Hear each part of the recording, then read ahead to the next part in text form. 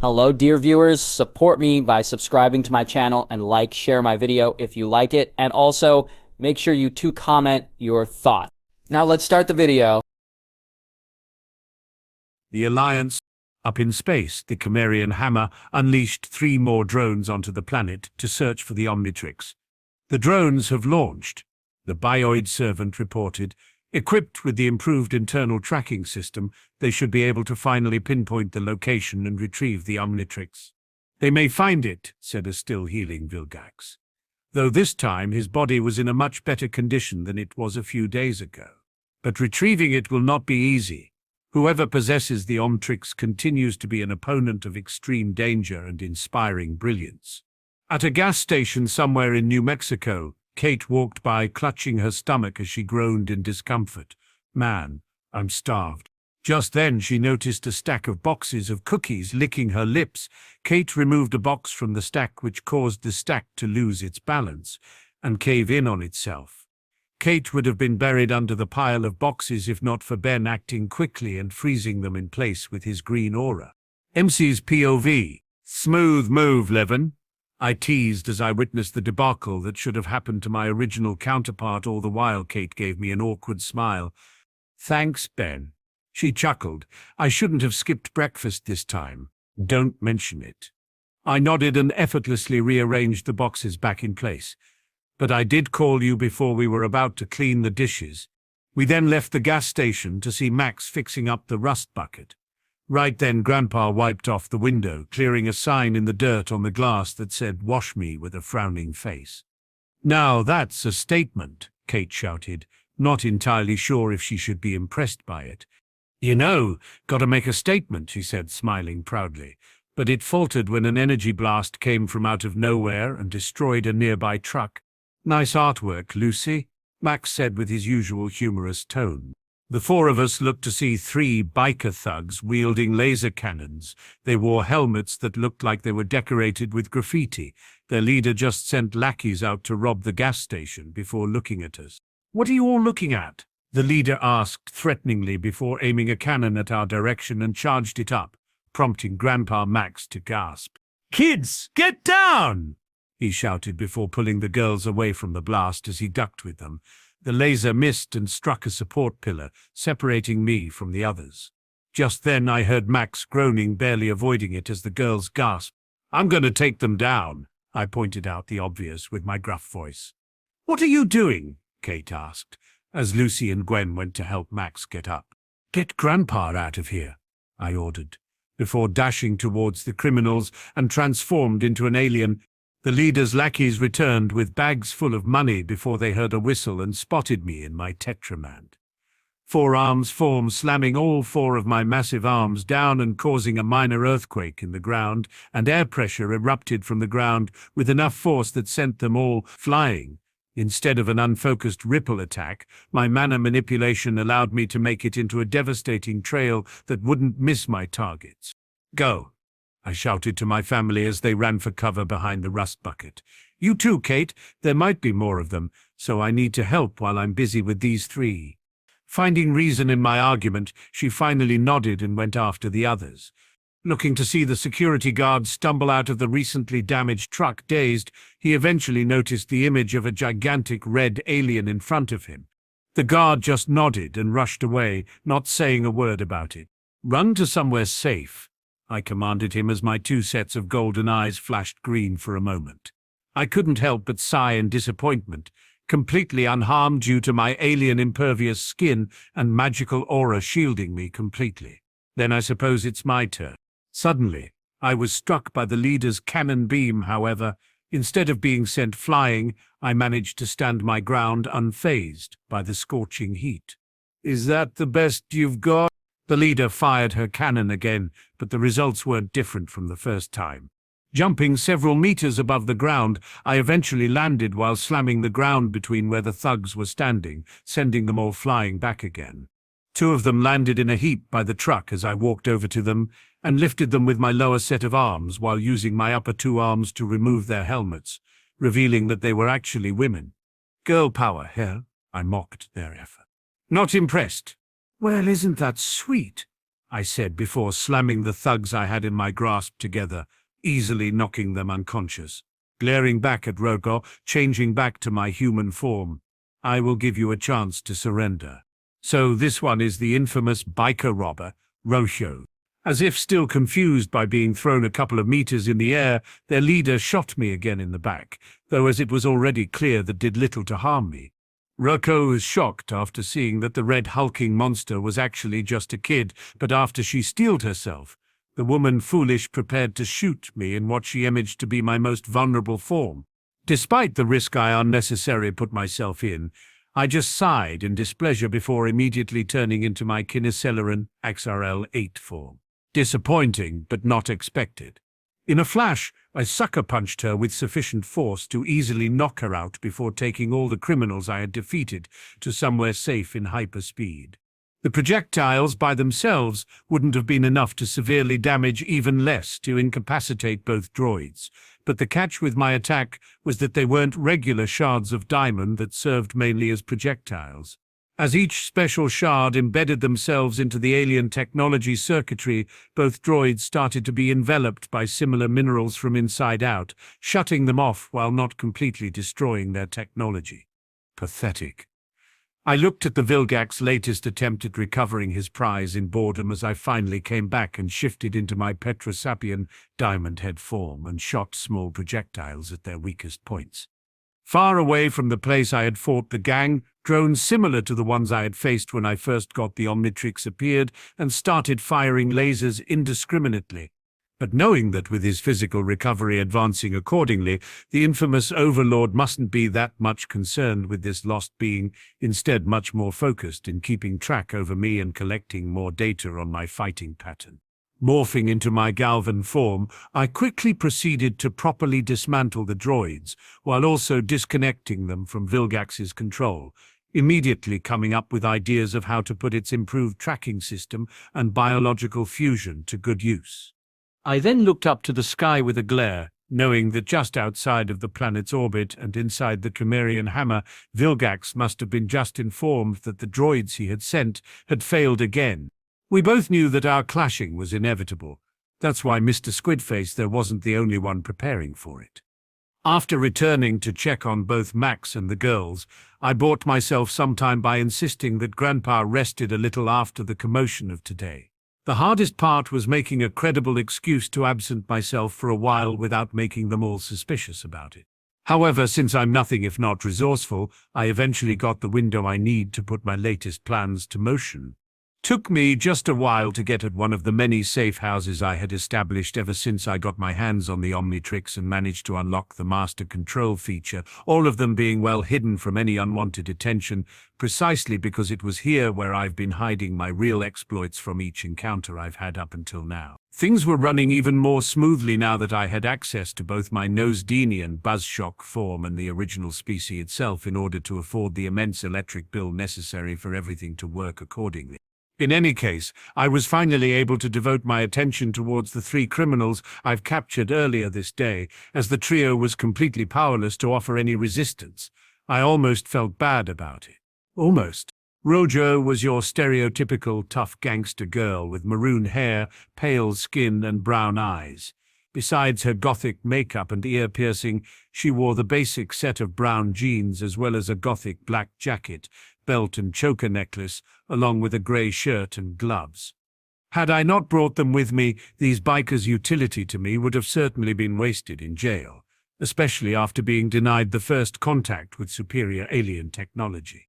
Wasting no more than a few seconds in analyzing Rutru's companions, I returned my focus on their leader. And from what I recalled, she was a selfish, greedy, violent and immoral tomboy who is not hesitant to attack innocent bystanders simply because they annoy her, even if they were children or elderly people. They sure made this so much easier for me, I thought while glaring at them. Roko definitely does not like being bossed around and originally only followed Vilgax's orders after he threatened to torture her. So if that's what will take to tame her, so be it. I concluded before activating the computer AI I've managed to build in my spare time as a Galvan grey matter using the spare parts of the drones Vilgax has so generously been sending me. commencing merging subject with acquired mechadroid. I heard it announcing. The process was just I had anticipated immensely painful, and probably more prolonged than it had to be just because I wanted to give her the Omniverse aesthetic, with paler skin and black markings under each eye. She also obtained enhanced strength, to the point where she could still effortlessly destroy valuable jewelry just by holding them tight enough in her palm, as well as enhanced durability, capable of shrugging off a tank shell with no visible scratches, just as her original counterpart did.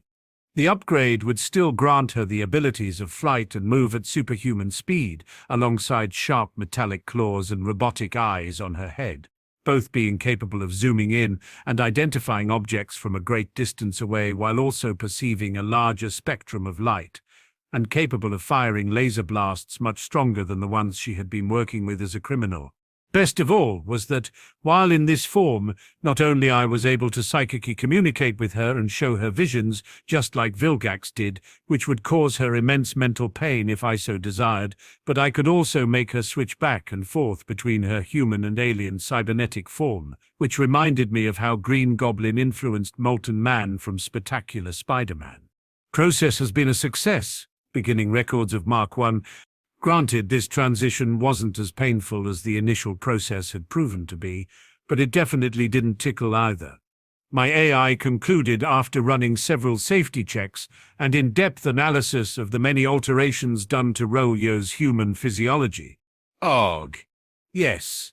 Master. Rocco struggled at first against my will, but eventually her self-preservation instincts got the best of her. Excellent.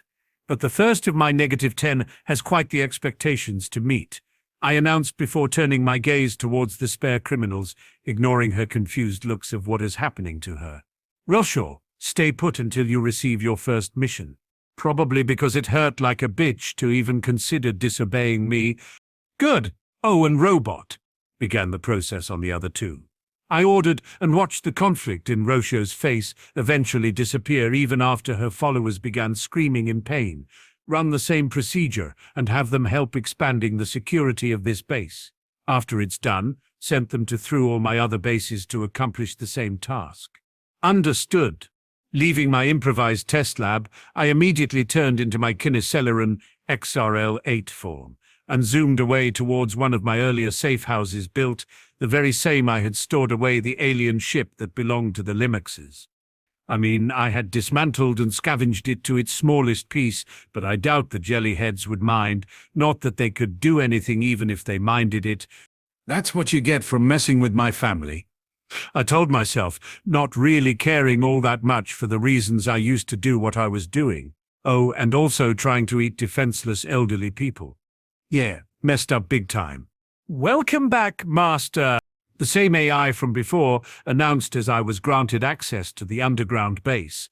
Had to admit, though, reworking their ship into one I could use for myself was proven to be quite the challenge. Not because I didn't do what I was doing, it's just that regardless of how fast I was, this process was demanding too much time out of me, time that currently I couldn't afford while still keeping the appearances back with Max and the girls. Regardless, I wasn't here for that project in specific. Going past the incomplete spaceship, I eventually reached a section inside my underground safe house that stored the sample of the Limakas I had recovered after our fight.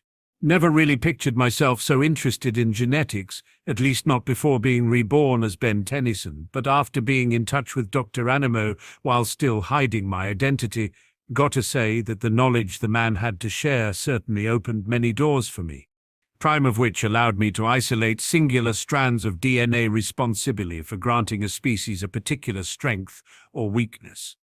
Right now, what I had in mind was transferring the Limax's natural ability to easily share its mind through many duplicates, that and its abnormal fire resistance. I certainly could just aim to remove its weakness against water, but the point was that it wouldn't make it that much more effective than Lucy's species was. That's why I strived to do something else. Yup, with all the hugs Lucy kept giving me, it was just a matter of time for me to have her interact with the watch without letting her noticing anything strange. That and the fact I wasn't in all that much of a rush to unlock her species before knowing I could somehow improve it were the reason why it took me this long to test it out before. Pulling the sleeve I had over my Omnitrix, I mentally commanded it to run through all the unlocked forms I had until it landed on one that resembled a amorphous blob. Fortunately, the prototype version of the watch proved not that against having its wielder messing with it. Took me a brief Sandman in Spider-Man 3 montage and a bit of my experience as a galvanic mechamorph upgrade to raise myself from that pitiful state and assume the natural shape most Lenipans took whenever they weren't trying to mimic anything or anyone. And so, after recapping all of that, I finally ordered the Omnitrix to turn me into my Lenipan transformation. Just then, the watch sunk down into my wrist, and I immediately felt all the bones in my body turn into jelly. Fortunately, it wasn't as painful as it might have sounded, just immensely weird. After my bones, I felt the tension in my muscles going loose all at once, followed by the melting of my skin in less than a second after activating the watch. I found myself as a purple puddle splattered over the ground. "Okay, that's cool," I said while swirling my sludge mass in order to assume my human form. I even managed to alter the badge all of my forms had in order to resemble the Omnitrix in my left wrist. Suddenly a question came to me as I raised my hands. Can I use my anodite abilities while in this form? As my palms glowed green, a big smirk appeared on my face. Running around, crawling on both wall and ceiling, and making certain parts of my body denser was almost enough to make me go on an inner debate if I should ever go back to my human form and just have this as my default form. Testing out my physical abilities, I was completely floored by how much stronger I was if compared to my human form. Wow, don't tell Lucy has been holding back all this time. No, knowing her, I think she just doesn't realize her potential. I mean, does any other Lenipan do? However, I was still not convinced that these benefits were enough to risk having Lucy exposing me to everyone. Which means that it's only a matter of time before I can properly introduce this new form of mine to her, which I'm sure she will have a blast with it. Hell, even the species' natural weakness, like electricity and freezing temperatures, was something I would also have to keep in mind in my human form. Especially now, after adding the individual strands of DNA that granted the Limex both fire invulnerability and independent body duplication. All thanks to how compatible their amorphous physiology was to one another. Leaving a piece of my sludge behind before I turned back to my human form, I was satisfied in learning that similar to my crystals from my Petrosapian diamond head form, the same applied to it. Not only that, but all of my mud clones were still standing even after my transformation. Oh yeah, from now on, call me Naruto Uzumaki, because now I can throw 1,000 clones at my enemies. Sure, it was substantially better than my electric clones from my Nosdenian Buzzshock form, but not on the exploitable potential that was the Sonorosian Echo clones, the same that could all individually turn back to human form and assume other transformations from there onwards. Or was that just one of the many bugs of the Ultimatrix? Meh, I will figure it out when I get there. Next, I began quickly reevaluating all the alien DNA samples I've managed to acquire up to that point. Though a few unique traits were at least interesting, Sotiragians, 6'6", had extra limbs on each shoulders, however, nowhere near strong enough to compete with Tetramans. Piscis Priman, Crab, was the crab equivalent to my Piscis Velan, Ripjaw's form. As for the Yelcha, well, it had my nostalgia going for it. The Krakens I named Gannic Legorge, which sadly was the only thing I could do for now, given its level of sapience prevented the watch from assimilating its DNA, so I save it instead for my Nemitrix project. After that, I had collected the DNAs of each alien mercenary that I fought against. Most of their strengths relied basically in the fact that they were better than humans. Last but definitely not least, the Yotcha had the most amazing toys. Wristblades were iconic, but not that hard to replicate, a self-destruct device which I managed to neutralize beforehand, a couple of smart discs it never had the chance to use against me, and the iconical plasma caster. Sadly, I found no trace of the unique whip some of them were known to wield, especially because, since it was made from a xenomorph tail, I was somewhat hopeful that I could extract a dormant DNA sample for my Omnitrix project. Now, on a more serious note, what interested me the most about these mercenaries was the tech I was capable of scavenging. Besides the improved weaponry, I got interested in 6-6's mechanical appendages and jetpack, Krebs' protoplasm freezing spray and rotating legs. But it's not like I could put it to immediate use anyway. Speaking of options, similar setup I had with Lucy. I eventually got lucky with Kate. Not in that way. I just let her touch the watch out of curiosity, and eventually the Omnitrix was capable of analyzing her special physiology. Those 3 forms were a good addition if I ever need to infiltrate amongst their kind, but for now I had much better options to play with. Not sure if the fact that I've unlocked something proves that Osmosian really are a thing, at least in this reality, or if the watch has suddenly proven able to make transformations out of mutants. Either case, I was happy with the results. Kate's DNA might be the key for partial transformations I had been working around in my mind, inspired by what I recalled Ultimate Ben was capable of achieving. Since my time was officially up, I locked everything up and once again broke the sound barrier while running in my Kineselerin XRL8 form, just so I wouldn't keep everyone else waiting any longer. Going on a weird tangent, this form was basically me with several wrinkles spread around my body, 2 pointy ears and 4 small horns in my head, which I guess sort of gives weight to the idea of existing someone named Aggreg somewhere out there in space. As I spend some time checking on Grandpa's health, while also making sure everyone heard the fake radio transmission about the gang of biker responsible for attacking a security truck being apprehended by the police, we all hit the road once again. This time I was looking forward to collect a minor paycheck on the way and also have a few laughs in a circus that was about to make its debut. Last laugh. On a boardwalk, 2 criminals walked down a ladder to a rowboat so that they could make their escape. One had on a white tank top, black pants, and a red beanie, while the other had on a black long-sleeved shirt, blue jeans, and a black beanie on.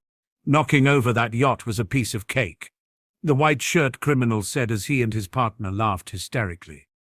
But as he looked over the side of the boat, he saw a pair of green eyes in the water suddenly flash open and stared straight at him. Suddenly, a clawed white hand with green webbing shot under the water and pulled him overboard. His partner then looked over the edge, seeing the water turn red before Ben suddenly shot his pause's villain head out of the water and advanced towards him. The criminal panicked at the nightmarish anglerfish humanoid as he ran up the ladder and tried to make a break for it, but Ben laughed menacingly as he caught the man with some water tentacles. He manipulated with his green aura. "Sucks to be you," Ben muttered as he dragged the last man down the water as he screamed in panic.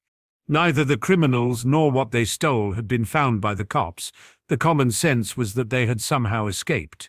Gwen looked out the window and noticed a billboard they passed by. Later, in the rust bucket, Ben and Lucy were watching a sci-fi movie on his laptop with a smile in contentment as Kate played on his game. Zombozo's traveling circus of laughs. "Cool," Gwen said with a smile. Both Lucy and Kate then shot up and looked indifferent at the mention of the circus. "I haven't been to a circus since I was a boy. Sounds like fun," Max joined in. "That's because you belong in one," Gwen chuckled. "I mean, come on, you are already running an entire freak show." "I love the circus," Ben admitted. "He's not a freak," Kate said in Ben's defense. "Besides, I'm good. I've gone many times to the circus back home." "Lucy?" Max asked. "I thought you of all people would be interested in having a good laugh." "No thanks. Circuses are kid stuff," Lucy said nonchalantly, pressing Ben to resume their movie. "Hello, what are we?" Gwen argued, as still awkward after Kate cut her off. "Especially you." Kate then shut the video game off and yawned. "Can I just skip it? I'm not that good with people laughing at others because of their appearance." "I guess you could stay," Max said with a confused look. "Lucy, will you join us?" "Sure," she eventually said, before whispering to Ben what was a circus all about. The rust bucket eventually parked by, and everyone but Kate walked towards the circus with carnival music playing in the background as Max took in the surroundings. "Ooh, looks like the entire town showed up for the show," Max said. "A pity that Kate will be missing it. Don't worry, Grandpa, I will be recording a bit of the experience in case she wants to watch it later." Ben reassured his grandfather while displaying his video camera. "Great idea," Lucy quickly said, only for Gwen to sigh in annoyance. "Let's hurry up before they are all sold out." Gwen alerted them after noticing how many people were there. "I would hate to waste our time." The four of them noticed the posters of clowns plastered on all of the walls of the tents, ignoring the piercing eyes of the clowns staring right into their souls. Just then, a spotlight shone down on the ringmaster, who announced the clowns with an air of excitement. "Step right up and see the incomparable freak of nature whose strength knows no bounds, Thumbskull." A hulking figure of a clown walked out from the darkness. He was a large, muscular clown whose head looked like a giant thumb, right down to the toenail figure on the crest. Carrying a rather large crowbar, he grunted as he bent the bar over his neck with seemingly no effort, causing the crowd to ooh and ah in wonder. Thumbskull then tossed the bent bar up into the air where it was caught by another clown. She had pale skin, a slender body, black circles on her cheeks, a black tight-fitting jumpsuit, and 5 orange tentacles for hair. She also wore flat shoes and used her hair to handle the bent bar with a smirk. "And presenting Frightwig," the ringmaster announced. "When this beauty lets down her hair, no telling what could happen." Frightwig then used her hair to bend the bar even further into circles before she placed it on an anvil. And last but not least, the freak whose unique skill is as vile as his attitude, Acid Breath. The third and final clown walked out from the dark, and he was easily the most freaky of them all. He had pale skin and red eyes with different-sized pupils, alongside little bits of straight black hair poking out of the top of his head. His outfit was black with bright yellow stripes on his arms, and he had a little bit of a hunchback, wearing a gas mask over his face that he soon removed to reveal green gums with most of his teeth missing. The girls felt like they were about to puke as Acid Breath breathed outwards, letting out an absolutely putrid breath that melted the beam and the anvil along with it, leaving the rest of the crowd impressed. "Gross," Gwen said while covering her mouth. "Yeah," Lucy joined it. "How about you show him who's the boss, Ben? Turn into that insect-looking alien and then, Ben?" Both Gwen and Lucy then noticed Ben's absence. "Well, would you look at that? Don't tell me someone's afraid of clowns," Gwen announced proudly with her arms crossed. "Grandpa, where's Ben?" Lucy asked Max while ignoring Gwen's provocation. "I guess he went to buy us food. I'm sure he will meet us inside," Max replied, slightly dazed for some reason. "Okay," Lucy accepted, still a bit unsure of it, as they all walked forward into the main tent. Meanwhile, Ben walked to a clearing and saw a sign that said, "Keep out. Reemse's POV." Looking through the slight gap in the curtains until I saw a rather large-looking clown in front of the mirror, I eventually heard him practicing his lines. He had red hair and pale skin. His jumpsuit was striped purple and grey, matching his bow tie, wearing big black shoes, fingerless gloves, and a top hat. "Howdy, folks. Are you ready to laugh?" Zombozo said to his reflection. He then licked his teeth with his rather long and freaky-looking tongue. "Perfect. You're gonna knock 'em dead." Stepping inside the tent, I immediately heard the clown acknowledging my presence. "Hey, buddy." Zombozo greeted me with a wicked smile. "Don't tell me you've gotten lost from your family." "Actually, I've been looking for you," I told him in a confident manner that clearly caught the clown by surprise. "After me? He. The wannabe Pennywise dismissed my confidence for ignorance. "And what for? How can good old Zombozo help you?" "I've come to ask you a few questions before your show is over," I told him, easily gaining his curiosity. "All right, big boy, make your questions. But after that you will have to hear one of my jokes," he replied with a grin. Ignoring his veiled threat, I suddenly asked, "What are you?" "What? You want to know what I am?" Right then the clown before me dropped his smile for a brief moment before smiling once again. "I'm a clown. Duh. He. Any more questions?" I finally lost my patience and went straight to the point. No, you misunderstood me. I meant, what are you exactly? Are you a zombie? A vampire? A mutant? Someone cursed? Or perhaps an alien? Zombozo went dead silent for a moment, my words probably shocking him. As he remained speechless before me, I eventually got tired and sighed. Don't tell me you don't know. That's disappointing, but I guess we will have to find it out later. I also have plenty of questions of how you built that machine of yours. The emotional vampire shook his head in order to better recover from his surprise. What do you mean by later, and how do you know about my machine? But instead of answering his questions, I had my appearance assume the muddy texture I've come to expect from my Lenipan form and tackled the clown. Being stronger than I had first anticipated, the clown almost shook me off immediately, however. I easily regained the advantage once other replicates of myself came rushing from multiple directions of the tent. We were inside, all working together to restrain him long enough before Zombozo had the opportunity to make use of his confetti teleportation or any sort of illusions. My real body permeated through the ceiling and descended upon him. This time, however, I was transformed as my ectoneurite ghost freak transformation. "Lights out, clown," I announced in my whispering voice that was followed by a gasp before I began the process of corrupting him into another ectoneurite. The hardest part was managing his screams. "Back with Gwen, Lucy and Max.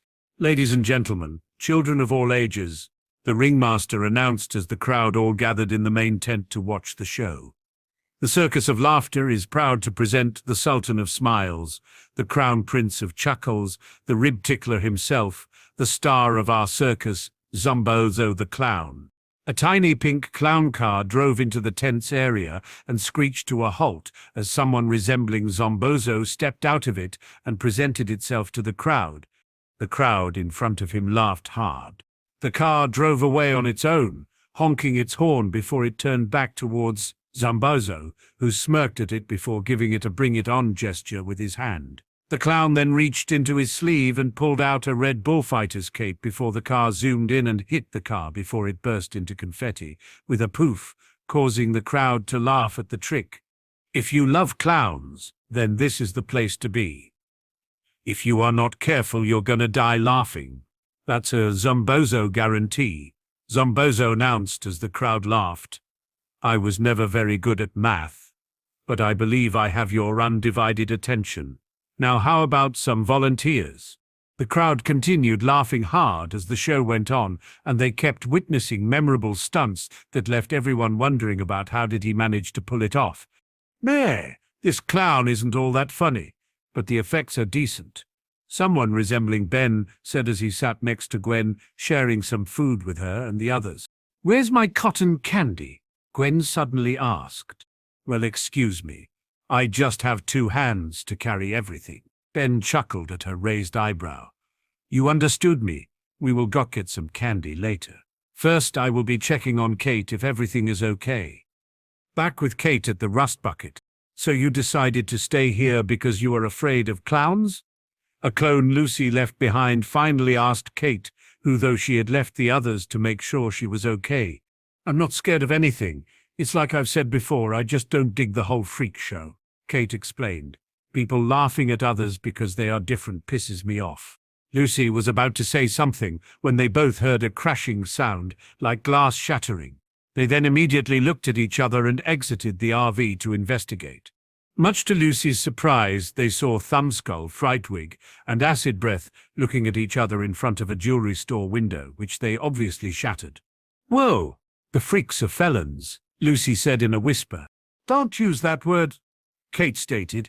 "They are just criminals." Thumbskull walked into the store, whose window he shattered, and gathered all of the jewels in his hands.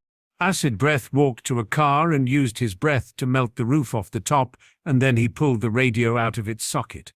Frightwig then walked in front of the bank's ATM and stabbed her powerful hair tendrils into the wall and pulled the ATM out of it, sending cash flying everywhere as she laughed maniacally. "It's payday." The girls looked at each other and nodded. "Time to play," Lucy said as her appearance shifted into her muddy form. "Really? You've got powers too?" Oh, I forgot Ben had mentioned something about it. Here. Kate questioned as she picked some coins from her pocket, slamming her fists with a clank as they became solid metal. Don't mind me then. That's cool, Kate. Lucy complimented her. Wanna bet who takes more bad guys? You are on, Kate grinned back. As Thumbskull walked across the street, carrying 2 televisions in his arms, he gasped in surprise when both Lucy and Kate landed on top of the car he walking towards. Hey look, more freaks, Thumbskull said to his colleagues while he backed up a few steps. Says the pot calling the kettle black. Kate then growled and sucker-punched the strongest freak of the bunch while Lucy ran towards the other 2. She shot a mass of mud at Acid Breath, trying to restrain him. Frightwig tried to retaliate by wrapping her hair around her, but to no avail as Lucy was too much of a slippery mud girl. Kate then jumped on top of the getaway car and tore the roof open, letting the cash and valuables loose as he topped it over. Hey, no fair, that's our stuff, Thumbskull shouted, sounding like a overgrown brat. No kid is going to steal our loot, Acid Breath said, struggling against Lucy. He then breathed out towards her before she rolled out of the way, and the breath melted the asphalt. Get them. The pair landed between the freaks, and Lucy swept Frightwig off of her feet with a similar hair tentacle before the woman looked back at the 2 girls, causing so much trouble, snarling wildly. Don't just stand there like a sore thumb, Acid Breath told Thumbskull. Go get the boss. Thumbskull nodded awkwardly and ran off as his partner ran to engage the girls. But as soon as he went far enough away from everyone's sight, Thumbskull was caught by a giant insect. Wait, what? Another freak? The man-baby shouted. What are you doing? Disposing of a spare, the Lepidopteran stinkfly revealed with a high-pitched voice. Being confused for a moment, Thumbskull began shouting in fear as he noticed the heights they had reached. If you survive, I might have some use for you. The giant insect said, What do you mean by if? Thumbskull asked before being dropped mercilessly. Kate and Lucy had the other 2 circus freaks pinned down as they smirked at them. Suddenly, with a loud shock, Ben landed in his Tetramen, 4 arms form. I was wondering if you hated the circus that much that you were eager to pick a fight, Ben said. And Lucy, though you were enjoying the show, care to explain? Ben? Lucy recognized him. We are fighting crime. As Ben raised a metaphorical eyebrow, Kate added, Tennyson, these guys were roaming around stealing stuff. If they are using the circus to steal stuff, then, he faked shock. Gwen and Max Kate understood as Ben offered to carry them away. Back with the circus, it had ended about an hour earlier than anticipated, and everybody working in it had left.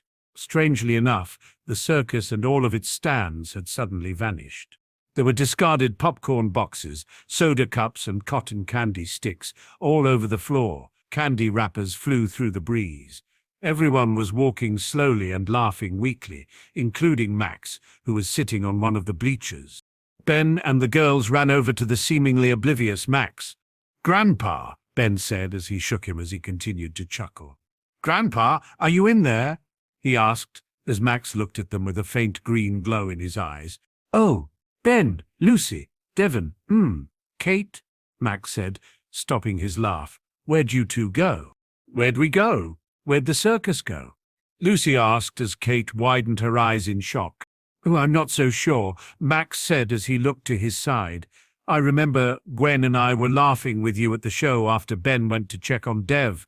Kate, it was so funny, wasn't it? He then briefly dozed off. Wait, Kate realized. Where's Gwen? Grandpa, Ben said, putting a hand on his shoulder. Are you okay? Do you know where Gwen is? I just feel kind of glum. That's all. He then started chuckling again. Gwen is... she is... Why are you smiling? Lucy asked as she approached him. That's it. Time to do things my way. How do you plan to do that? Ben asked. Did you forget, Ben? I've been practicing with my powers non-stop since the Kraken incident.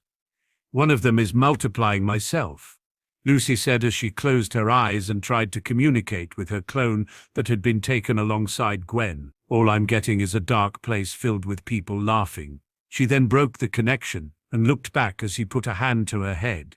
I know which direction to go. Right then they all went back to the rust bucket. Meanwhile, someone resembling Zombozo was driving a getaway truck away from the area with an annoyed expression. You just can't find good henchmen these days. Both Frightwig and Acid Breath were silent besides him. The clown gave a faint smile, recalling that he had grabbed a few still laughing hostages for a snack, with Gwen and Lucy's clone among them. Little did he know the rust bucket was hot on his trail as Ben, Lucy, and Kate followed him, with Max resting on his bed. Zombozo must have zonked out the entire town during the show while his freaks robbed everyone blind, Lucy said. I don't think it's that simple, Ben replied. Max was at the show the entire time, and he doesn't appear to have any kind of energy left. At least none that I'm able to pick up. But why kidnap Gwen? Kate asked before turning to Lucy. And her clone? I don't know, Ben lied as he drove the RV ahead. But don't worry, you two will catch that clown. Yeah. Lucy chuckled as she rubbed her hands together. Who would be afraid of a silly old clown? Kate just gritted her teeth as the air became more electrical around her. Kate, what's bothering you? Ben asked as the girls looked up at him. I just hate to be called a freak. And seeing people like that clown letting the crowd laugh at his underlings, it just makes me angry, she revealed, crossing her arms. Don't worry, he said while still watching the road. I won't let anyone call you a freak. So sad, Max suddenly said. So very, very sad. Grandpa, what happened inside the big top? Lucy asked, approaching him. I can't recall anything after Ben left. Max flashed back as he tried to remember what happened. The crowd was laughing hard inside the big top as they watched the show. Suddenly, green ghost-like creatures started floating out of their bodies and they went flying into the thick clown named Zombozo. Max grasped his head with a grunt. I remember the clown saying that he loved the sound of laughter, that it feeds his soul somehow. Guys, Ben suddenly spoke up. I think Zombozo robs people of more than just their possessions. I think he steals people's happiness. Until there's nothing left. Lucy gasped at the realization. He's a vampire. The rust bucket had just arrived at the abandoned fairgrounds, and the kids sneaked behind the large crates as Ben gestured to the others as he looked and saw Frightwig and Acid Breath carrying some crates. I think that those crates carry the stuff they robbed, he speculated. Let's go, Lucy announced a bit too loudly, catching the attention of the remaining circus freaks. Frightwig snarled as she looked to see the girls brace themselves for battle. Looks like we got some guys who want to see the show without buying a ticket, she said as she pulled off Acid Breath's mask and he let loose a cloud of toxic breath. Both Lucy and Kate ducked as Ben instantly transformed into his ectonurate ghost freak form. You never make this easy, do ya? Ben asked, with his voice being half whisper, half gasp before flying away. I'll leave the henchmen to you, girls. I will go after Gwen. Come on, Tennyson, leave a bit of the bad guy for us too. Kate argued to his retreating image. Don't worry, I'm sure Ben definitely has this, Lucy said. It's just a guy with a red rubber nose and big shoes. Nothing he can't handle. Actually, he has a blue nose, Kate remarked. But that's not my point. Yeah, whatever, let's show this guy's our first encounter wasn't mere luck, Lucy interrupted before rushing in. All right, let's do this, Kate said as her eyes flashed brightly and she shot an electrical discharge at their opponents. Ready for round two? Frightwig laughed and danced while using her powerful hair to launch several crates at the attack, and Acid Breath used his powerful breath on Lucy. I don't know what you are, but I'm gonna melt you apart, the ugly man threatened her. You want to play? Game on, she shouted as she morphed her clothes into a baseball uniform. She then fired several baseballs that battered Acid Breath right in the face and knocked him unconscious. Frightwig glared as she deflected the baseballs Lucy shot at her. That's all you got? She shouted as she saw a flash of light coming from behind before it hit her. We're just warming up, lady, Kate said as she cracked her metallic knuckles. Frightwig glared as they exchanged blows. She whipped Kate, who grabbed her hair with her metal hand and yanked her in, delivering a strong uppercut, which left her dazed before Kate tackled her, sending them crashing into a ton of crates. As Kate rose up victoriously, she and Lucy went after Ben. This way, Kate said as her fists turned back to normal and the girls walked up to the main tent. The two looked around, always vigilant for Zombozo, and Lucy walked and saw a mirror and was shocked as she stepped back and came to the realization. Oh, great. Haha. Now I'm the one afraid of my own reflection, she chuckled. Let's go, Kate said as she dragged her No to the House of Mirrors. You know he's leading us into a trap, right? Lucy asked. Counting on it, Kate said as they wandered inside. After breaking so many mirrors, their luck would take quite some time to recover completely. Soon after, they found Ben carrying a still recovering Gwen. Are you okay? Lucy asked, concerned. How did you defeat the emotional vampire? Kate questioned, a little annoyed she had lost the fight with the final boss. Just scared the shit out of him, Ben replied, more concerned with his unconscious cousin. He literally exploded in a puff of confetti. It seems I got the last laugh. Okay, that kind of freaks me a little, Lucy said with a faint smile. You are kidding, right? When? Gwen asked as she finally awoke. Oh, guys, hey, where's that cotton candy? The rust bucket quickly left the fairgrounds as they discovered that both Max and Gwen had recovered to their former selves. However, the circus freaks had somehow managed to escape. Are you feeling okay, Grandpa? Ben asked as Max smiled at them. Happy as a lark, Max said. Today sure hasn't been how I had planned it to be, but I'm glad you are all safe. Gwen immediately joined in. I still can't believe what you guys are saying. It's all a bit too unreal, Lucy guessed her next word. Just another days of work for your superhero team. Gwen clearly wasn't taking it well, the fact that she kept being the damsel in distress, but to her credit she never openly complained about it. Right then Ben was guessing that it was almost about time that he present her with some magic tricks in order to feel more useful. Grandpa, what will be our next stop? Gwen suddenly asked, trying her best to not dwell in the past. I was planning to show guys some of the Louisiana charm. They have great music, food, and history, Max revealed before they all continued their trip.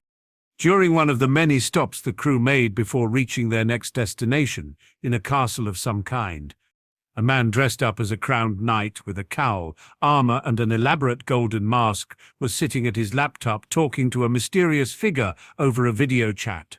The knight's name was Enoch, an influential leader of his faction of the Forever Knights, a faction that has gained quite the prestige amongst the Order after successfully gathering a myriad of alien technology. However, the past month had been exceptionally good for their ascension. We're more than pleased with your recent contributions to our organization, Enoch finally said to the figure responsible for that same improvement. I'm truly grateful for being capable of contributing to the Order. The figure replied with his usual modulated voice. Hope the good doctor is behaving well. More than that, his research is nothing short of brilliant, Enoch remarked with a nod. The mysterious figure then showed the knight a photo he had.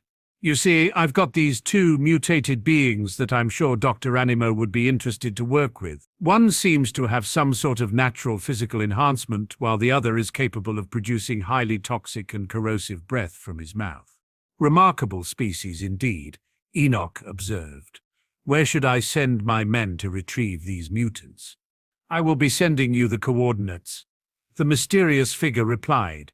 Very well, your payment has already been sent to the same account as before, the faction leader announced. After finishing the call, he immediately sent his men to recover the new test subjects. Later on, somewhere else in the same facility, two scientists in hazmat suits walked into Dr. Animo's lab, bringing what remained of Thumbskull and acid breath in gurneys, the second having to be heavily sedated in order to be kept in check. What curious being you've brought me today. I will immediately run some tests on it, Dr. Animo replied with a satisfied smile as he inspected acid breath. He then came across the remains of Thumbskull. What is this? Report says it's a sample of flesh from a mutant with enhanced strength and durability. One of the scientists informed him. The freak probably resisted capture. The other remarked, poor bastard. All right, Dr. Animo concluded before moving on to analyze the mutant material in his lab. MC's POV. After killing two birds with one stone, I was left with the other two freaks I managed to get under my control. Ah! Zombozo struggled against my control as the ectonurite ghost freak veil still encased him. I've done everything that you ordered me to do. I've told you everything I knew, everything about my machine. Why won't you set me free? Noticing that my watch had just finished glowing yellow and a new silhouette appeared to me, I turned to face the poor excuse of a Stephen King's character. Well, look at who just became redundant. Turning into my ectonurite ghost freak form, I pulled back my hood, clamped my jaw around my victim's mouth, and begin the maddening-inducing process that was consuming someone else's soul. My ghostly kiss, as I've nicknamed it since it reminded me of the one performed by the Dementors in the Harry Potter stories, could have been considered to be a punishment worse than death. My victims were left in what I could only describe as a persistent vegetative state, empty shells that were still alive but irretrievably gone.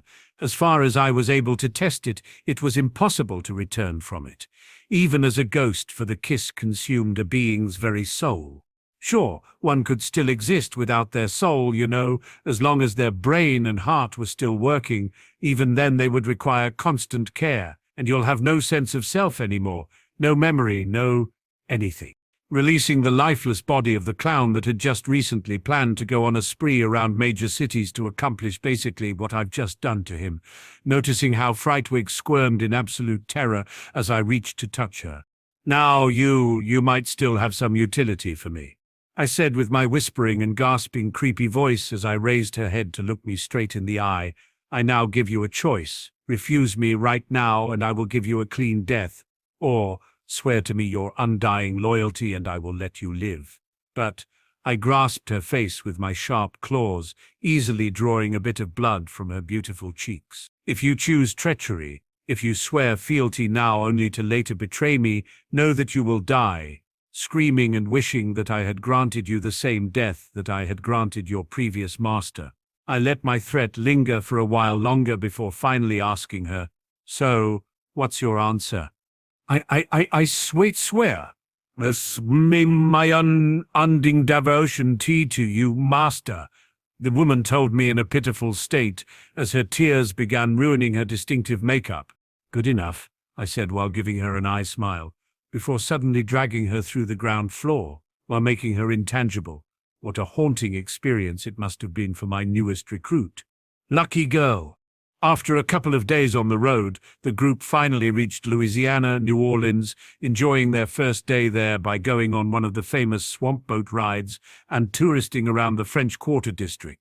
Finally, after a bit of convincing from Gwen, they all agreed to check out a museum that collected artifacts from history, while Kate recalled the time where she would take anything that caught her attention. Lucy was looking through a shaman's mask on a stand before she smirked back at Kate and dragged her back to the rest of the group, as Gwen and the boys were paying attention at an exhibit that was being described by the museum tour guide. And behind this impenetrable glass is the recently discovered and only known existing copy of the Arcamada Book of Spells, the guide announced, her voice displaying no excitement as she was presenting them. Unsurprisingly, at least for those that weren't Ben who knew a bit of her esoteric interests, Gwen started talking along with the tour guide on the book. It contains ancient witchcraft and rituals from the late 1600s. Seeing that Ben was looking at her, she shrugged and replied, "You are not the only one that knows some stuff." The tour guide, who noticed Gwen was mimicking her job and following her hand gestures, taunted a 10-year-old girl before moving on. "Maybe you should work here, dear." Noticing how sad Gwen became at that remark, Lucy rushed to her side and nudged her cousin. "Don't let Mummy's face get to you. She's probably older than that spellbook." "Indeed," Ben agreed while Kate and Max looked somewhere else. "Why is she mad that you know your history anyway?" Coming up with a way to lighten up the mood, Lucy then spat out her tongue and made a funny face that was supposed to resemble a mummy, prompting both Ben and Gwen to laugh together on a rare occasion. Suddenly there was a tremor that resonated through the museum, and right after it, everyone started levitating in the air, including Ben's group before they finally hit the ceiling. "Okay, something tells me this isn't on the tour," Kate remarked, struggling to resist the unnatural push while trying to reach her bag of materials. "Man, you guys really are a magnet for these kinds of encounters." Meanwhile, on the ground, a red mist suddenly came out from a blue gem that resonated into a man who stood in front of the spellbook. The shaman-looking guy had grey skin with black tattoos on his shoulders. His attire was like that of a tribal or a nomad, boasting a red and black dress with a hood matched by black pants that were torn beyond his knees. He also wore what appeared to be some talismans under his neck.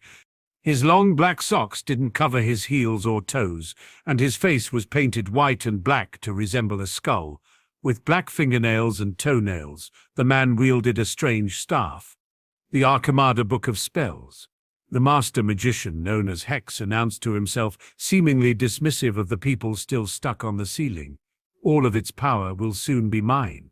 One of the talismans in his necklace started glowing orange, and he said an incantation that caused an explosion that destroyed the glass. He mentally levitated the spellbook into his hands.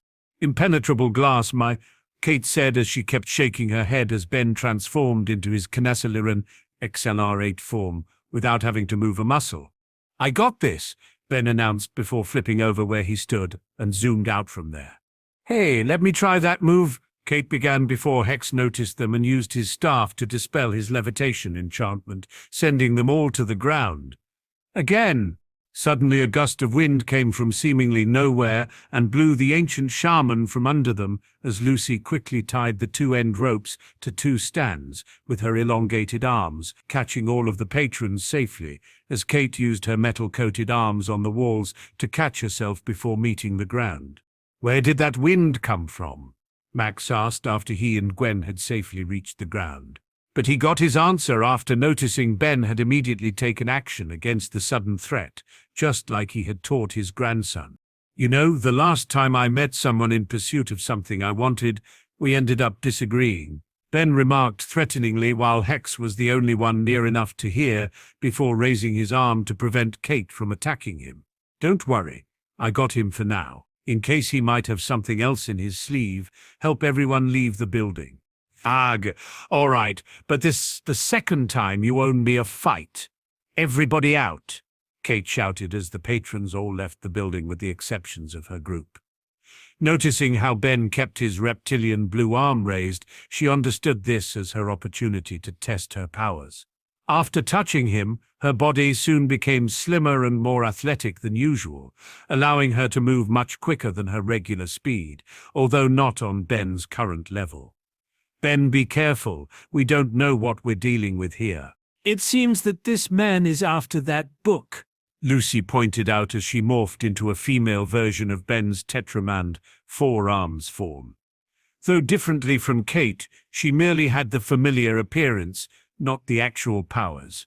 "Hey, Skullface, if you want a book, the library's right down the street."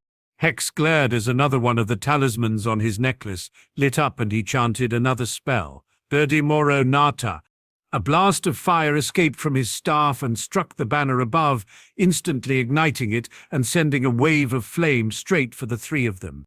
Lucy then crossed her arms and braced herself to rush forward, while Ben ran vertically up the wall and jumped off of it, changing to his Lepidopteran stinkfly form and using his momentum to fly up.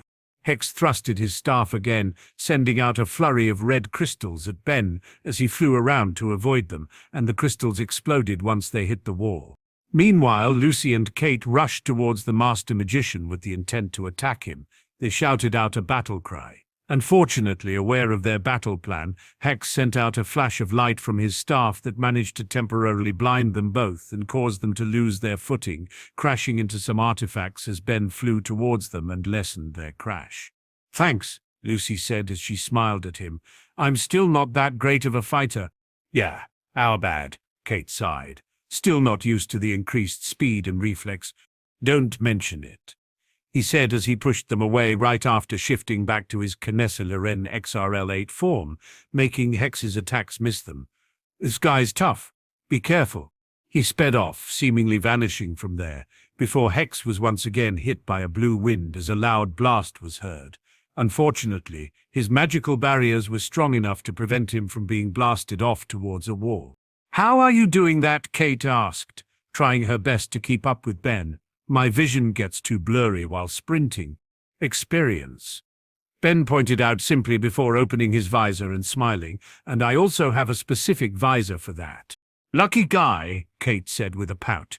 Hex turned around angrily as he saw Ben and the girls surrounding him. I guess we got his attention, Lucy said comically, cracking her 4 knuckles. Hex growled at them furiously before declaring, "You will wish you hadn't." He widened his eyes as he used his telekinesis and sent Lucy flying backwards and into the wall, thinking she was the one he should be more careful with. Unfortunately for him, while he was distracted, Ben ran around him rapidly and punched him without giving him time to react or reinforce his magical defenses, trapping him in a tornado of unmerciful strikes. Kate then saw her opportunity as her eyes started glowing, and she thrust her hands forward, letting loose a thin but condensed energy blast that struck him in the chest. Once it struck him, each one of the talismans was sent flying off of his necklace as he was sent clattering on the floor. Kate smiled and blew the smoke from her hands, proud of her work. Hex was left unconscious in a smoking crater as Ben lifted his visor and smiled, blurry over at hyperspeed, towards the talismans, and picked each and every one of them up with his claws. It was then that Max walked over, with Gwen clearly saddened at not being able to help again, and put a hand on the girl's shoulder. "Nice job, you 3. Just doing what we do best," Kate said proudly with her chest puffed. "Keeping it low-key, Grandpa." Lucy joined with a smile. Not long after, the cameras flashed at the entrance of the museum as Lucy and Kate smiled and waved at the cameras as the sludge puppy blew kisses to the paparazzi and the half-Asmosian flexed her muscles. Their real identities were hidden thanks to their mutated appearances. "Who are your heroes?" Lucy asked rhetorically. "We are," Kate announced as they continued to receive applause while the unconscious Hex was loaded on a stretcher into an ambulance. All the while, Gwen scoffed and looked away from inside the RV as the ambulance pulled away from their location, MC's POV. The rust bucket pulled away from the city as I smiled at my collection that I had amassed over the summer. The photos I have collected from Sparksville, our meeting with Aunt Vera, my special tour around New York, and even Captain Shaw's picture of the Kraken. That, other small gadgets, like Dr. Animo's transmodulator and many other small souvenirs, such as the clown mask we got on our last stop. Sure, the big ones like Rojo's original hand cannon, Tetrax's hologram and Vilgax's drones were guarded somewhere only I could reach. But now I have the entire collection of the charms of Bezel. Well, actually, most of them. I still need to get my hands on the keystone of Bezel at that souvenir stand in Las Vegas, which should increase all of my natural powers, abilities, and skills, while also amplifying the power of the other charms tenfold. Yup, not nearly at Omnitrix's level of hacks, but still not that bad either. Back to the charms I actually had with me, they were 5 magical talismans, each granting different unique powers and abilities depending on the charm. The first one, the Charm of Luck and Probability, which I've decided to dub as the Crown of Bezel, the one I have been wanting the most. I have many projects that, despite my certainty that they would be a resounding success, I wanted to be sure. For you see, the Charm of Luck quite literally reversed Murphy's Law, meaning it granted the wielder supernaturally good luck. This caused anything and everything to go their way, but only if there was a possibility of it going their way in the first place, which is perfectly fine by me. It made all of the possessor's endeavors succeed in a good way. However, any opponents that may happen to be nearby suffer from increased misfortune. The second, Charm of Resurrection, or better said, Heart of Bezel, which could return its host to life or recover from physical wounds, injuries, and even regain consciousness if the user was ever made unconscious after a short amount of time, that is. Its usefulness was obvious, and without it, Hex won't be troubling me anytime soon, especially after I switched the Archimada book of spells with a fake one I had prepared beforehand for this moment. Besides, leaving behind Hex's magical staff was a necessary risk if I ever wanted to meet his niece Charmcaster. But that was neither here nor there for now. Next, the third one, Charm of Pyrokinesis, or Orb of Bezel. It grants its host the ability to magically generate, blast, and even telekinetically manipulate fire. Nothing comparable to what I could achieve in my Pyronite Heat Blast form, but still somewhat useful if proven capable of boosting my power in that form. The fourth, Charm of Telekinesis, or Cloak of Bezel, allows the wielder to fly through the air at incredible speeds and also have great telekinetic control and manipulation over multiple objects or people all at once. That one was an excellent support for my Anodite powers, or Lepidoptera and Stinkfly, transformation. The fifth and final, Charm of Electrokinesis, or better called Eye of Bezel. Much like the Charm of Pyrokinesis, the Charm of Electrokinesis grants the wielder the ability to create, generate, control, and manipulate all forms of electrical energy at will, which makes me wonder if my Nosdenian Buzzshock transformation will be compatible with it. Luck, health, fire, flight, and electricity. I quickly recapped every one of the small talismans in my possession. With luck, they might have some extra features that have yet to be discovered. Taking out my hoodie jacket for a moment, I retrieved an arm leather strap from under the front seat of the RV and immediately wore it on my right arm, similar to how future Gwen would carry them. One on the back of my right hand, two over my forearm, and the other two on my arm. Fortunately, they were all light and small enough to not hinder my movement and be easily covered under my sleeve. Hearing a discussion coming from the girls, I got up after wearing my hoodie jacket and decided to join them.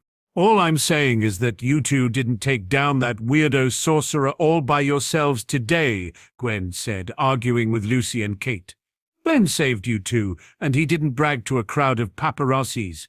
If it weren't for him, you two would be doomed. I help you two constantly. But does anybody notice me? No. Yeah, but this time you were there to help, Lucy pointed out, not really understanding why she was arguing with them. Of course, because I know better than putting myself at risk only to count on Ben to rescue me, Gwen said, her tone betraying a bit of her insecurities. And what about that sick hoverboard you got? Couldn't you use it? Kate replied with a raised eyebrow.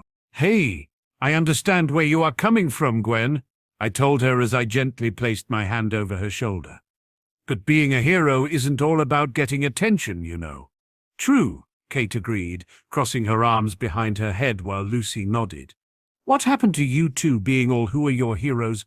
Gwen asked as she slumped in her seat. For what it's worth, I noticed you, Gwen. I tried my best to cheer her up, being slightly guilty with my greed for not sharing a single charm with her. We're related, so that doesn't count. Gwen dismissed my words, though I definitely see that she was trying to hide a blush on her face. No offense, Gwen, but you weren't there this time, Lucy said. I personally didn't do much, but still, hello, wake up. The only reason you two are big heroes is because of your powers, Lucy. If I had your powers, I'd be the one getting all the attention and all the cool souvenirs. She then looked out the window disappointingly. You're right, I told her, noticing that Grandpa was busy with something else. Want to discover if you also have powers? How so? Gwen asked, genuinely interested. Have you learned how to share that alien watch of yours? Not quite, I said while raising my hand and my deck of cards began floating around before everyone to see. Wow, Gwen and Lucy gasped in surprise. Dude, you haven't told them about it, Kate asked, confused for a moment. The opportunity never came. I shrugged my shoulders before releasing a reassuring aura. Besides, I like to keep my secrets. It's no biggie, Lucy said with a wink. You can trust us to keep it a secret. Gwen was still staring at the floating cards, mesmerized. You know magic? Really? Can you teach me? Before Lucy had the chance to ask as well, I said, it's not exactly something I learned, you see. I was born with an affinity for it. Yeah, I'm pretty sure you mentioned something like it before to me. Kate nodded, a bit smug for being the first one to learn about my secret. But, since we are cousins, perhaps I might also have the same affinity. Gwen slowly reasoned, clearly hopeful to finally be like me and the other girls. It's a possibility, I remarked with a nod, as if I didn't already know the answer. Are you up to meditate for an hour or more to find out? Absolutely, Gwen replied excitedly, as Lucy immediately seemed to have lost interest. Good, it's the foundation of the whole thing, I remarked before telling her about my first steps in mastering my Anodite powers. Since she was the one with the noticeable spark, I was expecting that she would evolve much quicker than I did. But boy, I wasn't expecting that she would get the hang of it so effortlessly. It wasn't even half an hour later, and I heard her saying, "I found it, Ben," Gwen declared both proudly and happily. "It's just like you said. It's a warm, misty aura flowing through my body." She almost immediately found the trace of energy that resided within her after a brief meditation session. The very same source of power we both got from our alien grandmother. It took me an entire year to do so, and I had plenty of free time since I was still a baby back then, and since I learned how to sense magic surrounding me, I could feel that her energy wasn't faint like mine was. While mine could be described as a drop of water back then when I first felt it, hers now appeared to be more like a large puddle that was finally expanding itself. It was just slightly smaller than my current reserves. Which makes sense after all the work I've been doing with it, but I knew for sure that my advantage wouldn't last much longer, especially if I was seriously considering teaching her magic. Thankfully, the saving grace of this situation for me was that Gwen's aura wasn't nearly as dense as mine was. While I could distinguish that mine had a greenish color back then, hers didn't show any sort of coloring. Which leaves me guessing that it's also some momentary setback. Soon enough, I expect it will turn either blue or go straight to her pink phase. "Very well, Gwen. I knew you could do it," I told her in an encouraging manner, doing my best to establish the mentor and disciple relationship. "Honestly, you did much better than I did in my first try." "Really? That's awesome," she asked incredulously before cheering. Her behavior towards me was almost a complete 80 from what it once was. I mean, of course I was the lucky one to learn it from you after you've learned so much. "Perhaps. Now, since technically you always had that energy flowing through your body, not much should change now that you've become aware of its existence," I told her while thinking very carefully about what I was teaching her. "The next step will be for you to find a way to exert some influence over it." To me, it initially felt as if I was trying to grab the air, but eventually I managed to affect its course as if blowing it around with a hand fan. The metaphor doesn't need to be the same, merely something that works for you. "Okay, hand fan, got it," Gwen quickly replied, still in her meditation posture. Thankfully for my pride, it was precisely here where her growth didn't completely overshadow mine. However, having her stuck in this part would do me no favors, so I decided to go all the way with the whole master and apprentice arc we were about to embark on. Especially now that I already got her to be more friendly towards me. Long gone was the annoying tsundere, that her best quality was not physically abusing me. However, instead of the shameless fangirl that was Lucy, or the cool and tomboyish girl that was Kate, Gwen quickly began showing signs of wanting to be my immediate confidant. At least when it came to arcane and eldritch arts. Regardless, by using my own mana, I aided her to better understand how the flow of her mana behaved, and how she could manipulate it without wasting anything. The awkward part was that I had to touch her body more frequently than I had ever done before. It almost felt like I was taking advantage of the circumstance, but since Gwen could immediately feel the results, I was spared the suspicion. Not that she didn't feel awkward by the uncommon intimacy. Given how red her face frequently got, she clearly did.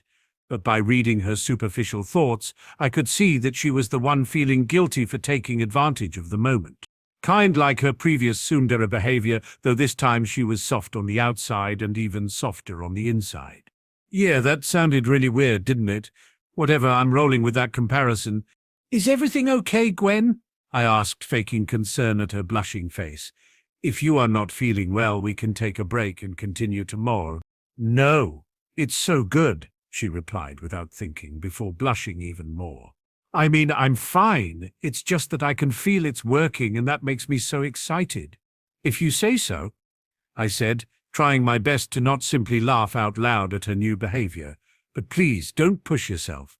Just like physical exercise, this is a delicate process that might hinder your future growth if done sloppily or too excessively." "Okay," she stuttered for a moment.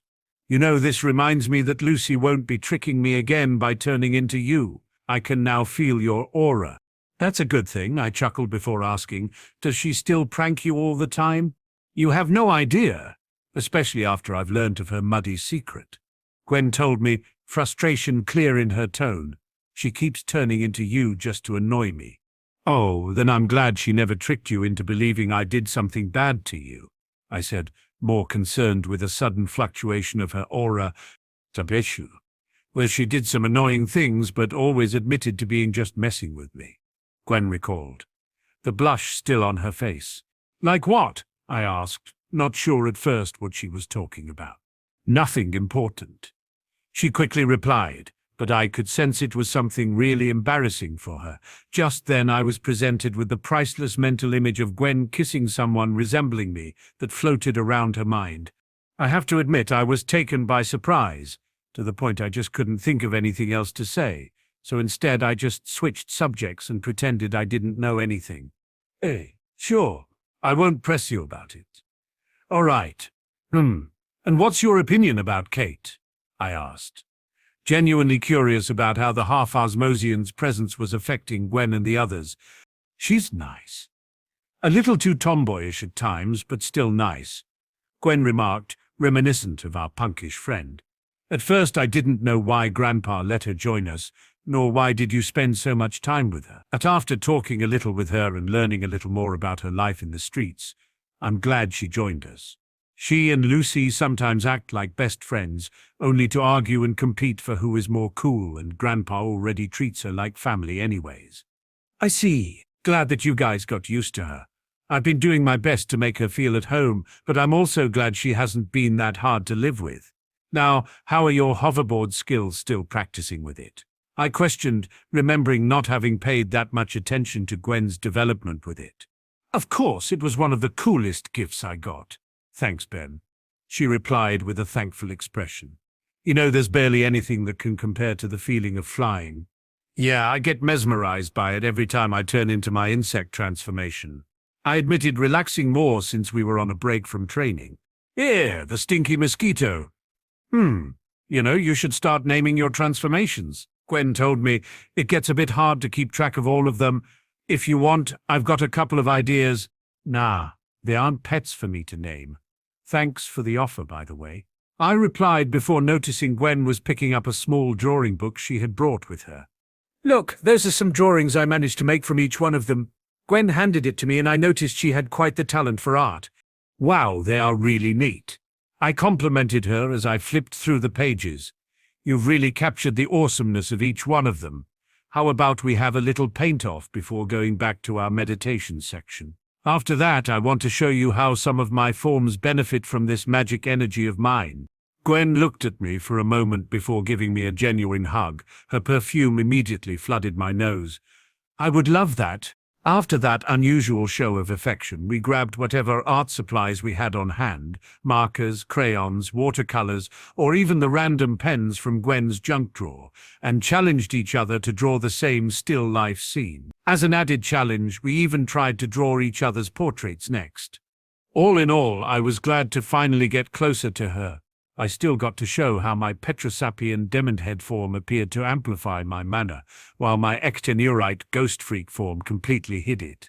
However, it didn't take long for me to notice that after spending some good amount of time with both Kate and Gwen, I might have neglected the girl that had presented herself as my #1 fan from day one. What's up, Lucy? Why the gloomy face? I asked her after finishing the magical lesson I gave Gwen. Oh, it's nothing, Lucy replied while resting her head over the table on the rust bucket. Come on, Lucy. I thought we were pals. I insisted while sitting next to her. If there's something wrong, you know you can always come tell me. She looked at me for a moment. Her silence made it a bit uncomfortable that I might have forgotten something very important. Thankfully, it was merely a bad feeling, given by how quickly her mood came back, and she immediately hugged my arm. Oh, Ben, that's why I adore you, she announced while looking me in the eyes. It's just that with all the time you've been dedicating towards helping the other girls, I kind of felt left out for a moment. I know, silly me. Left out? Lucy, I'm sorry if I made you feel this way, I told her, showing genuine care for her.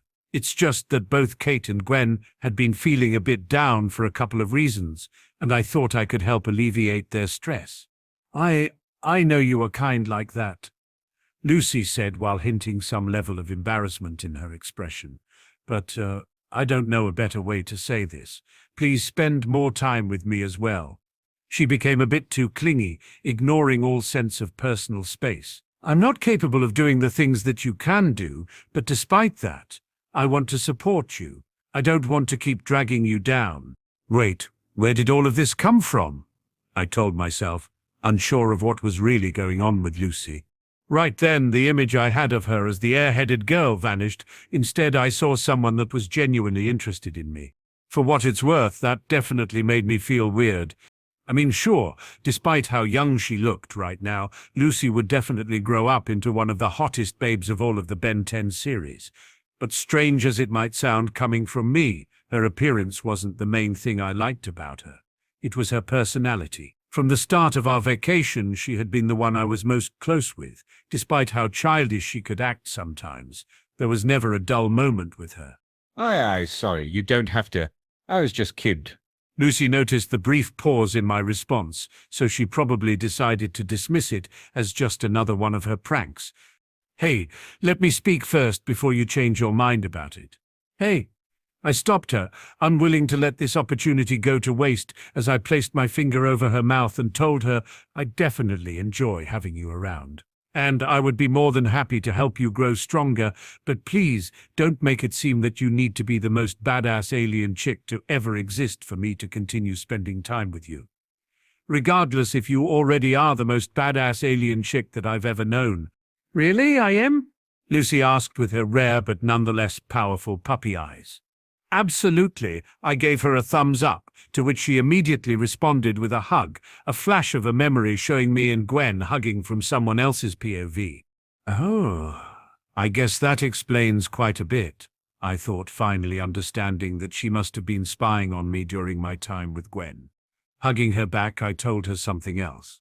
Hey, Lucy, do you want to know something I discovered the Omnitrix was capable of? You will be the first to learn about it. Her face immediately lightened up. Of course, I'm great at keeping secrets. Well, at least your secrets. Glad to hear it. Then come with me, I said before leading her out of the RV. Once I made sure we weren't being spied on by anyone, I activated the watch and turned myself into my Lenipan transformation. Fortunately, this time I didn't have to waste any time stuck as a melted mud puddle. Wow, Lucy exclaimed with an open mouth. That's so cool. You are breathtaking. Oh, you still haven't seen anything? I told her before showing some moves I've learned after testing this transformation a few more times. After that, I indulged her wish to have us train together, my main objective being to show her that trying to mimic the appearance of my other transformations was an inferior strategy compared to the rubber density technique I was beginning to master as a Lenipan. Truth be told, I was just trying to do my best impression of Luffy from One Piece, though I still had hopes of one day reaching something like Plastic Man's level. Lucy? I suddenly called her name while she was distracted practicing one of my moves. Yes?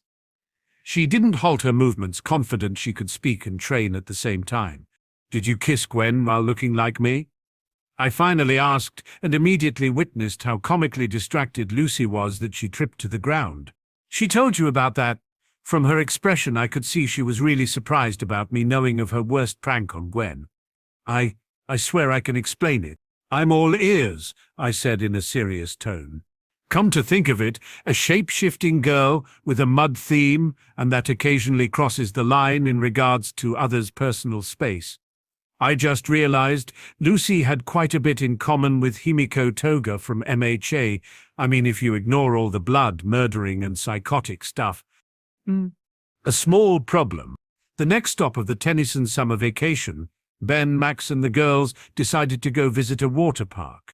They all gazed in awe and admiration of the sight of the super-high waterslide known as Riptide Rapids that the park was known for, all wearing their swimsuits for a day of fun at the park.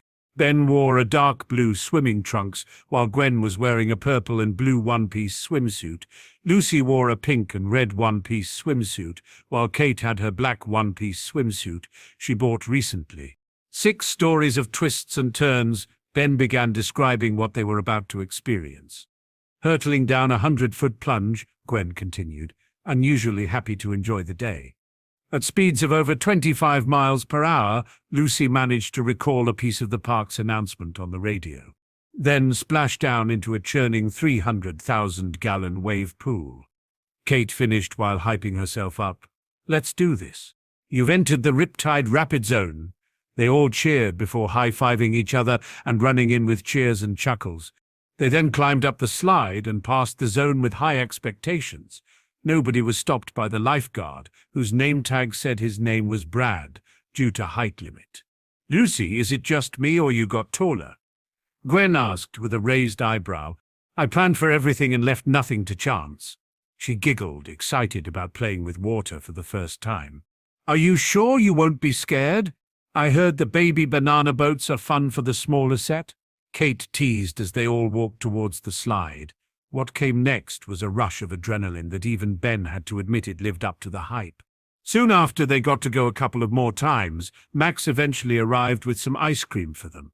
They spent the rest of that sunny day at the water park, enjoying each other's company and their free time, which was somewhat rare since every once in a while they had to stop what they were doing in order to fight bad guys. Later on, they all visited areas such as swimming pools, water slides, splash pads, water playgrounds, and lazy rivers, as well as areas for floating, bathing, swimming, and other barefoot environments. While they were there meeting other kids around their age having fun, Ben got some unexpected attention from other girls since he was taller and more muscular than his original counterpart.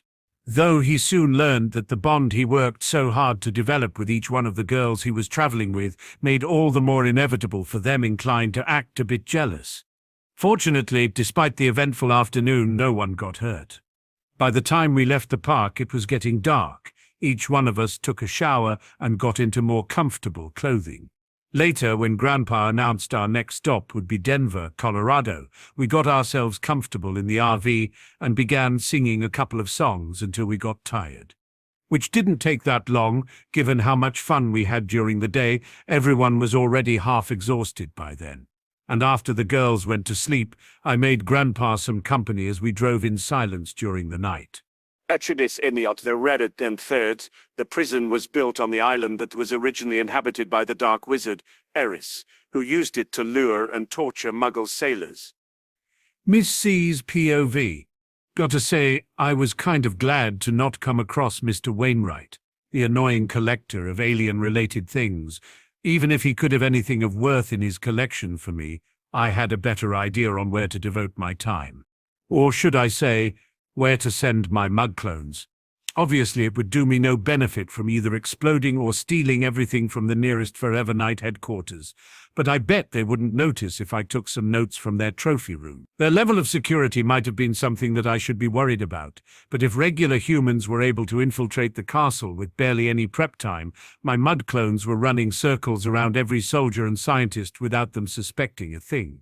Sure enough, after sneaking through the castle and dodging guard patrols, my mud clones eventually found their way to a storage room. Within it, they found much of the alien technology that the organization has collected from all their history. Everything was arranged in a circle around a large device in the center, and just as original Ben has assessed while in his Galvan grey matter form, everything was either incredibly valuable, powerful, or simply just both. Wow, the Knights really have no idea of what they've been dealing with. All right, I've changed my mind. Instead of just taking notes so that I could build it myself later, I decided to immediately start building fake copies of everything and switch it with the originals as soon as possible. Now, leaving that task for my AI and mud clones to take care, I shifted my focus on my other projects. Roko, Azul, and Amarillo were my heavily armed alien cybernetic enhanced female biker gang. And after putting both my Galvan grey matter and galvanic macamorph upgrade transformations to work together, I was able to refine the fusion process of Vilgax's mechadroid, succeeding in enhancing their physique through regular injections of those reworked nanites. After personally crafting for each of them a suit of armor comparable to the boost they've got from my Mark I version, and with the same fail-safe control, it was merely a matter of finding the necessary spell on the Arcamada Book of Magic to have them as my personal slaves in both mind, body and soul. The trio were officially labeled as my Forever Rangers, the first members of my Black Operation Squad, directly inspired by the Forever Ninja concept, just with the more Western European theme. Next, after I've successfully eaten the soul of a creature more powerful than an animal in my ectonurite ghost freak form, just to get rid of such loose cannon that was Zombozo, now I had the perfect opportunity to test out the new transformation I've unlocked from him. Activating the watch and mentally selecting the clownish silhouette, I felt the Omnitrix merging down into my wrist as immediately I felt my skin inflate like a balloon, although, unlike other transformations where my body would grow alongside it, the tension on my skin grew to the point that it actually exploded. Painful or not, I certainly wouldn't describe it as a comfortable sensation. After the skin was instantly ripped from me, it swirled around me before reattaching itself back, this time forming a full-body baggy silk suit. What remained of me was a slender white body that elongated itself after spinning its limbs until I was left resembling a cross between a mime and a clown, or better yet, a strange rag doll with porcelain mask, stitches throughout my bodysuit and straitjacket-like sleeves. Wow, when I referred to this guy as a Pennywise knockoff, I was merely joking, I said, and immediately noticed how my voice remained the same, although my height slightly edged out Grandpa's. And this suit is a bit too ridiculous for my taste. As I've said that, the fabric immediately swirled around my body until it resembled a similar copy of Mr. Knight white suit, save for the moon logo. Now that's much better, I declared while adjusting my tie and ditching the jacket. What else can I do? I know this form fed itself on the happiness of others, but it also must have something related to the souls, though probably not on the same level of what I could accomplish as an ectonurite ghost freak. At least not without that cyclone machine I stole from Zombozo. Perhaps I could also go all the way with the Stephen King reference and feed on others' fears. Perhaps I could even manipulate those emotions on others naturally better than I've been doing with just my magical aura. I like that possibility. Instinctively holding my breath while forcing what felt to be my diaphragma, I managed to pop myself like a balloon, releasing a rain of white confetti before reappearing more than a mile away. I immediately theorized it was possible because I've already visited that place. My following attempts at doing that again showed a similar result, though I wasn't able to teleport from one of my safe houses to another since I've spread them throughout the country. Not exactly omnipresence, but teleportation is always a useful tool, I thought, before trying to make it less noisy and quicker, with some moderate amount of success. Raising my porcelain mask, I noticed I had a massive mouth filled with rows upon rows of needle-like teeth. That got to be something good old Zombozo could have used against me had he known what he really was. What else? Let's see. I could twist and contort my body around at will, turn smaller and even larger, as well as place some illusion over me to make it appear I was my regular human self. Cherry on top were the solid illusions. Going past the boring stuff such as whips, gas balloons, explosive bowling pins, acid seltzer, oversized mallets, sharp caltrops, electric joy buzzer, and steel streamers that Zombozo had demonstrated throughout his appearances on the series. I could also alter the environment. This explains how Zombozo was capable of manifesting and vanishing the whole circus so quickly, and also what he did to original Ben in the beginning of their last showdown. With this ability, I could make natural terrain in a 50-foot cube in range look, sound, and smell like some other sort of natural terrain. Thus, open fields or a road could be made to resemble a swamp, hill, crevasse, or some other difficult or impassable terrain. A pond could be made to seem like a grassy meadow, a precipice like a gentle slope, or a rock-strewn gully like a wide and smooth road.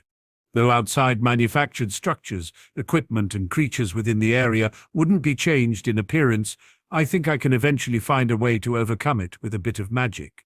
Before moving on, I had to come up with a name for this species, and after thinking about many possibilities, I ended up deciding to pay homage to the original IT creature and came up with the name Glamourian. Not the one mentioned in the MIB franchise, but just a variant of what the species IT was believed to hail from, glamour.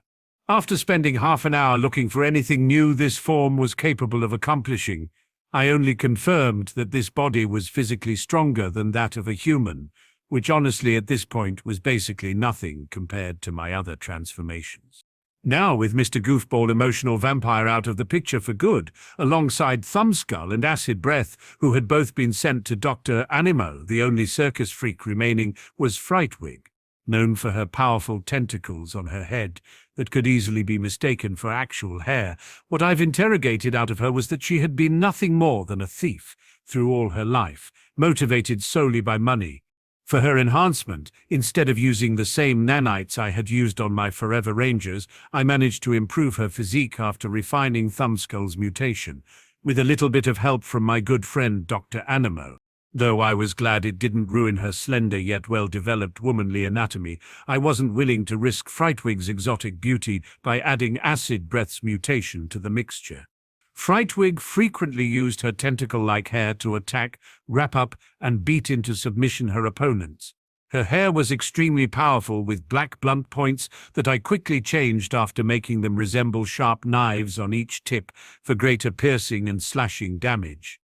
Her fighting styles didn't typically consist of hand-to-hand, but since her body had just recently become much stronger, I had decided to cover that weakness for her by introducing her to a multitude of martial arts that could complement her style. Other than that, she was naturally cunning and highly flexible, as she constantly exhibited possession of extensive training in acrobatics and gymnastics. With Rosho and her accomplices being known as my Forever Rangers, I had Frightwig assuming the title of my Forever Heloquin.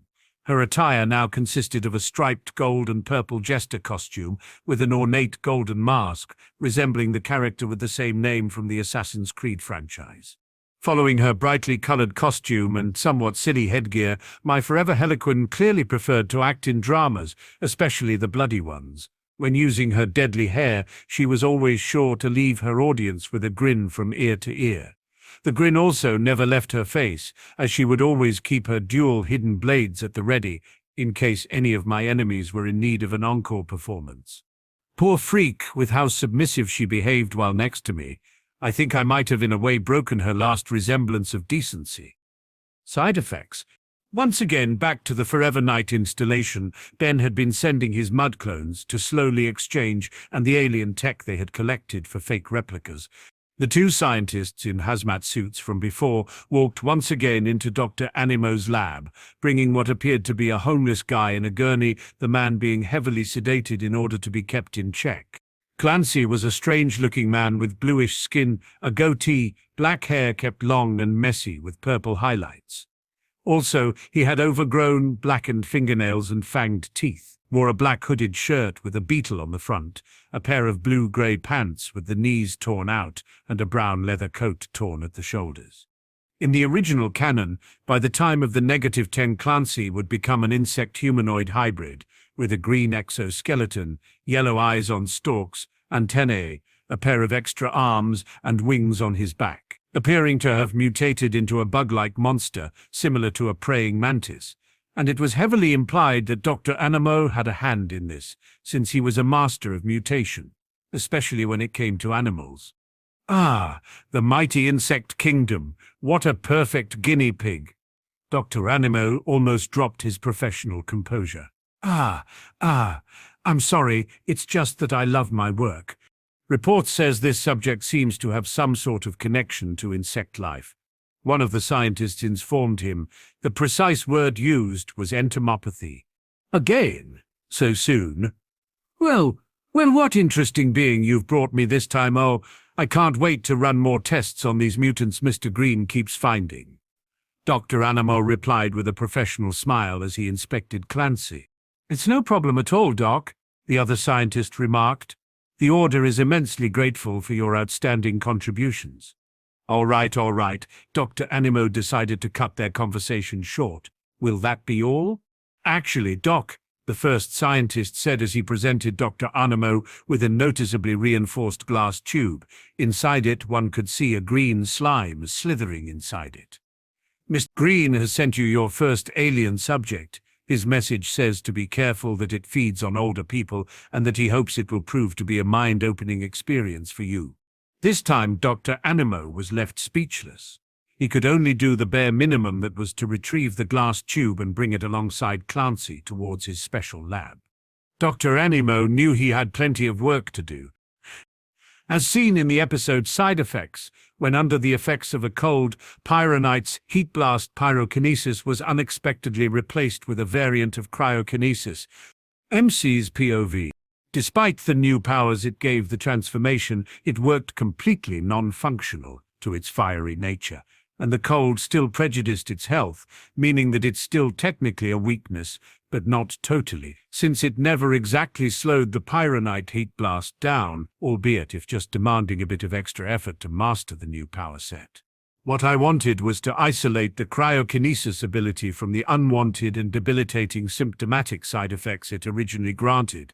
Originally, at least until I got my hands on the other very intelligent alien species, I wasn't confident of blindly messing around with the Omnitrix, but since I had already run so many calculations for this precise project, and now with the charm of Lucky aiding me, the chances of failure were finally at acceptable levels. In my Galvan grey matter form, while boosting my own neural system through my anodite powers, I studied and planned things down to the smallest detail. And in my galvanic mechamorph upgrade form, I would not only boost my own cutting-edge technology equipment, but I also made sure that the entire process would go exactly as planned. Soon enough, I had unlocked a new power for my Pyronite heat blast transformation. It took me merely a thought to switch from my yellowish infernal flames to my paler blue ones, making me even more viable underwater than before. Which wasn't all that much impressive, given I could easily switch to my Piscis Valan Ripjaws form with a single thought, but was still better than nothing, I guess. With luck on my side, that also hinted that hydrokinesis was now a possibility, though none of my tests confirmed it yet. I still felt it was easier for me to just use my mana to manipulate the water. Interesting enough, I was now capable of absorbing ice, just like I originally could with flames. However, my smoke dash was inhibited by my colder and more dense physiology. Most of my other transformations didn't show any signs of being benefited by the cold virus. Tetraman's 4 arms and Piscis Valan Ripjaws got weaker. Vulpimancer's Wild Mott lost their sightless senses. Galvan's grey matter didn't show signs of becoming smarter. Galvanic mechamorph upgrade didn't show any signs at all to anything different than their usual condition, probably due to them not being organic. Strangely enough, even Petrosapiens' Diamond Head were also debilitated by it. Originally, most of these species shouldn't be susceptible to catching a cold, but the Omnitrix system made it possible through the sliver of DNA all these transformations share with me. Go figure. Azimuth and his goal of making all the beings in the universe grow closer together sure have its weird moments. I didn't even waste my time testing with my ectoneurite ghost freak form, since I was still expecting it to betray me eventually. As for the Lepidopteran stinkfly transformation, the high-pressured streams of liquid it excreted from the pollen ducts located inside of their eye stalks and mouth became more abundant. That and its adherence grew to the point of now resembling an actual web fluid, even if its color remained green. Campfire should be child's play for me now.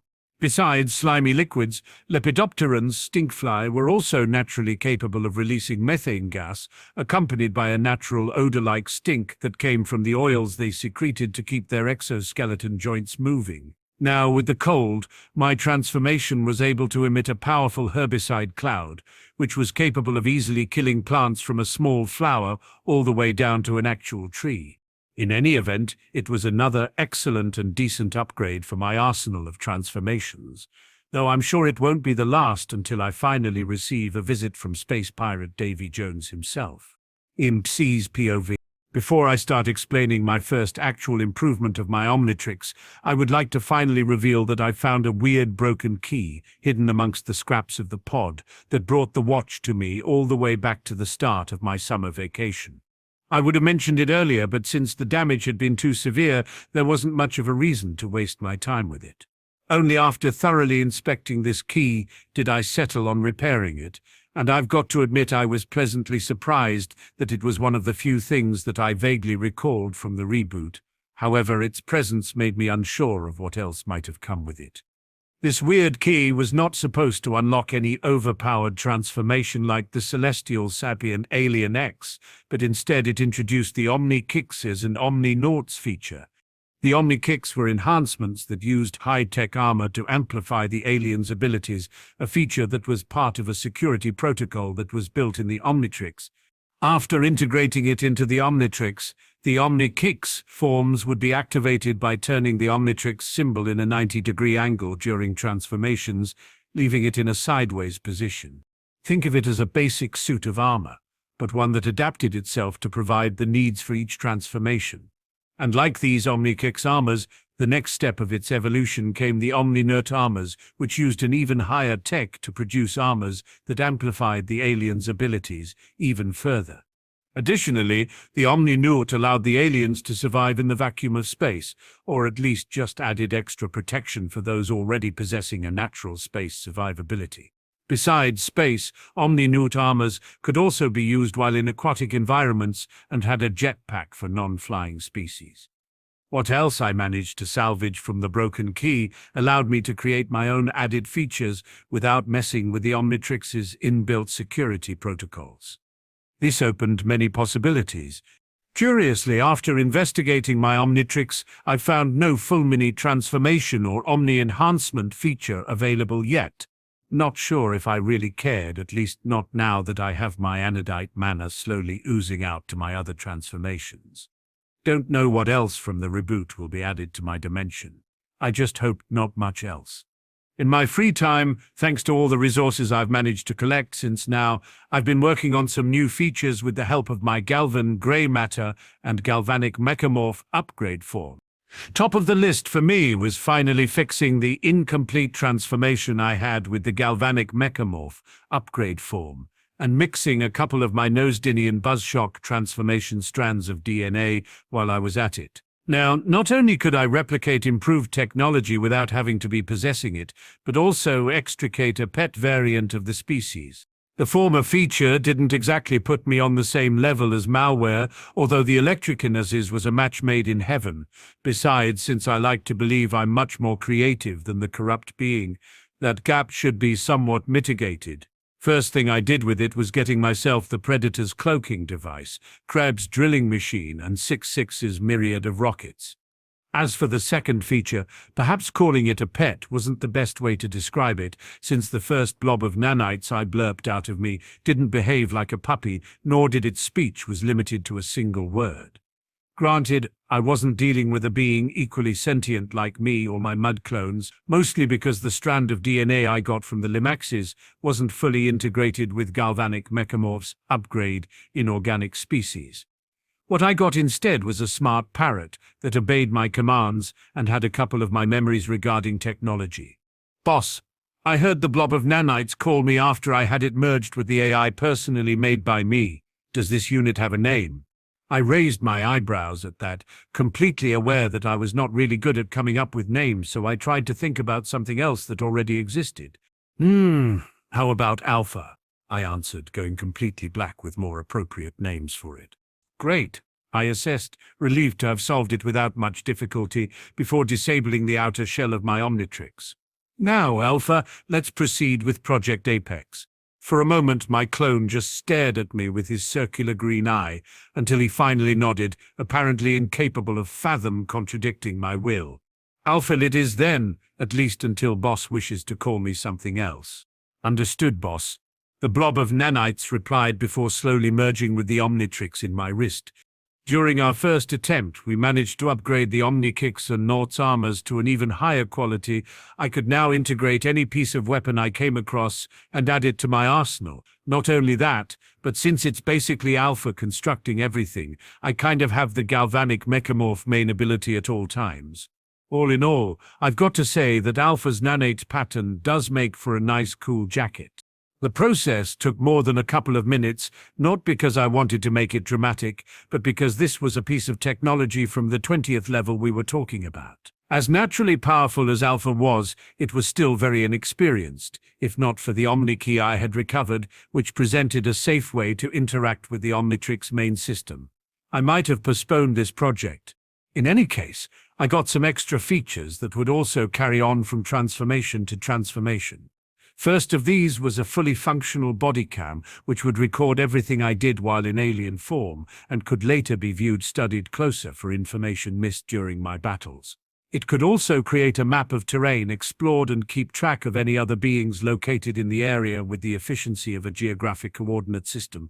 The bodycam's frame rate was high enough to keep flashes of light invisible to the naked eye. These captures could even be projected holographically if I ever needed to. But the feature with the best potential, although still in its testing phase, were the new modes I've managed to add to my Omnitrix, currently being only 3. Next one being stealth mode, which initially would merely turn my Omnitrix invisible and help me avoid having to talk about it when the summer vacation ended. But now I could use the Predator's cloaking device to make it capable of turning my entire body invisible, though unfortunately not yet intangible, so my Iconorite Ghost Freak form still had that going for it. First one being factory mode, which was the mode I previously used to disable the outer shell and cosmetics for easier operation and modification. This was the foundation of everything, all thanks to the Omni key. Finally, last but not least, uniform mode, which gives my human form a transformation-like uniform while storing my previous attire. Some of its features included some foot and handwear that gave me flight ability via channeling my mana into propulsion thrusters, plus a visor with an interface that gave me real-time access to my private database, along with a portable system which would eventually become a mode in itself that made use of my innate anodite energy to power some automatic defenses and armbands for my charms, and the Arcamada Book of Magic, mostly because I didn't really wanted to rely on the Omnitrix's energy feedback to save me from a really dire situation. The next mode I was still working on with Alpha would be a system that could zoom into my targets microscopically and break down their DNA to reveal its biology. I mean, the watch could technically already analyze samples if it came into contact, but it really wasn't all that practical. Sure, I could have the yellow scanned in no time with just a bit of effort from my smartest transformations. However, I was really busy with 2 massive projects that I couldn't wait to finish. First of which was my take on the Biometrix, or as I've personally nicknamed it, Project Aggreg. Why did I choose that name? Funny thing for you to ask. You see, originally, fusions in Ben 10 were nothing but a glitch in the Omnitrix, once Ben mistakenly forced the watch's dial protection out of it. It resulted in unwanted combinations between the original 10 aliens like Stink Arms, Diamond Matter, and Heat Jaws. As for me, I had seen a better concept of mixing 2 or more species together in Aggreg. However, despite being a combination of DNA much more controlled than the accident that happened in the classic series, it still seemed to nerf certain beings if combined with others, like it did with Atomic X. Later on, besides the occasional experiment, Dr. Animo created after getting a few samples from the Omnitrix. The next appearance of fusion came with Multiverse's Ben 10K and his Biometrix. Official data claims that after having lost his childhood happiness of being a hero at the age of 20, Ben had an enlightenment. At some point after his change in attitude, he would develop a secondary functioning Omnitrix with the help of his smarter aliens. Sure, the guy had a machine specifically built to let him assimilate 5 species into his Osmosian physiology, but even young Kevin was used to kickstart the Router's hit squad, so Osmosian DNA clearly was the key to achieve my goal here. Since I took a sample from Kate and the Omnitrix had already done its magic in order to produce a pure Osmosian transformation for me, I was already halfway there. As for the machine, building it was not the hardest part. What had been taking me nights of sleep was how in the hell was I going to integrate it with my Omnitrix. That is, until now. Now that I had gained a better understanding of the watch's inner workings and had the help of my loyal Alpha, it was only a matter of time. Lucky me, I got a prototype ready for testing days before the end of Season 1. Manually, I could activate the fusion by selecting the Osmosian transformation, and the Omnitrix would carry on to that form, unlocking the DNA pool of genes for me to absorb, with the added hardware of Project Aggreg helping me with getting 100% of each species, while also protecting my mental state. Out of the original 10, through trial and error, I confirmed that, for now, I could only handle 2 extra transformations at a single time. although once I finished my next project, I hoped that limitation would be completely solved. Now on to my favorite fusions this far. First being an amalgamation of Petrosapian and Pyronite DNA, or Diamond Blast for the uninitiated. Appearance-wise, I had a skeleton body made of crystal-like minerals with molting plasma running over it like a volcano which could instantly be turned into a frozen river if I so wished. Power-wise, I literally had the combination of both forms. The advantage I had was having a larger spectrum of energy for me to manipulate at the same time, and a sturdier yet easily malleable body. Sadly, affirming anything more than that would require further research and field experience, the second being a limiting factor for now. Next, the mixture of both Lepidopteran and Piscis Velan samples, or Stinky Jaws if you still haven't caught on. Not gonna lie, I had some fun with this one. It was sort of a loser's club for the two least used transformations. Only missing a bit of Vulpimancer, Wild Mutt here. Sadly, neither fish nor fly meshed all that well with the dog. But I digress.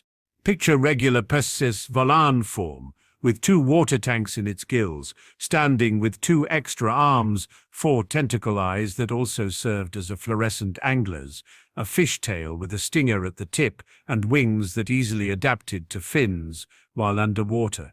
Third being a cross between Exinurite and Galvanic Mechamorph, or how could I put it?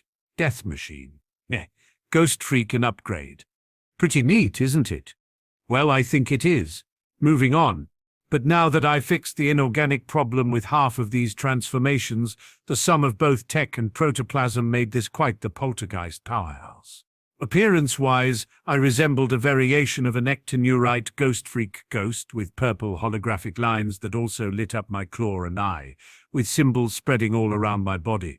Yeah, despite ghostly powers being very useful with all the other transformations, I must say none combined so well with these 2 problematic transformations.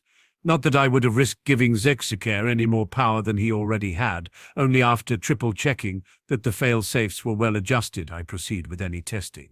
Fourth, I got quite the result with mixing both Galvan and Kinesiliran form, which I dubbed Grey Speed, or I don't know, Grey Matter, and XRL8. The names were getting harder and harder for me to come up with.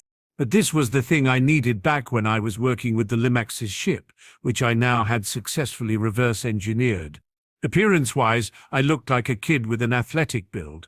My legs were more straight for me to make great leaps. My feet could adjust its grasp over the spherical wheels for me to better stick to a surface. Had a motorcycle helmet that protected my more rounded head, and a tail that also aided me with swimming. But it all came down to the fast reflexes and superior intellect remaining intact. Fifth, I got Wild Punch from mixing Vulpimancer Wild Mutt and Tetramand. Forearms genes. Tall, muscular, sharp quills, thick skin with fur, 4 strong arms with powerful claws. The best part was that my sharp sense wasn't hindered at all by the fact that I now had 4 eyes. Sixth, Fast Fly, merging both Kinesiliran XRL8 and Lepidopteran Stinkfly form. Basically your typical Lepidopteran Stinkfly form with green glowing spherical wheels at the tip of my 2 sets of limbs from top to bottom, leaving my upper set of arms still free. As for my wings, which aided me even while I was running over any surface, they now moved so fast that even I couldn't see them, and that's saying a lot with both superior insect sight and speedster reflexes. Seventh, Red Flash, both Tetramand, Forearms, and Kinesiliran XRL8. Boy, does this blue speedster blend well with just about anyone. This time I could quite easily shower my enemies with my Pegasus Meteor fists. Better yet, I could take quite the beating back if my opponent was quick enough to give me some trouble. The appearance of this fusion wasn't all that creative. If you Google the mix between these two, you would most likely get something very similar. A red, larger dinosaur with 4 arms that was just as fast and bulky as you would expect from each species individually. As for the spherical wheels on my feet, they could easily be stored away if I wanted some grip with my feet.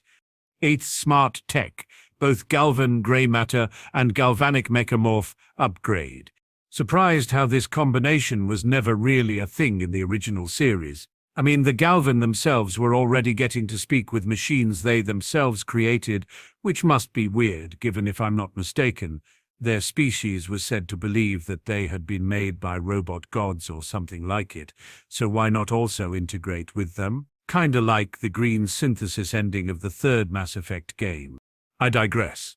Once again, this fusion was literally a conglomeration of nanites, with the ability to mimic Galvan physiology down to their hyper-intellectual ability. I don't know if it sounds lame. I just care that it will help lessen my workload, and I like it a lot for that. Now going past the original 10 and testing a bit with the new toys I got, 9th Buzz Tech, a natural bonding with Nostinian Buzz Shock and Galvanic Mechamorph Upgrade DNA. Electric powers with Technopathy? Yup, sign me up.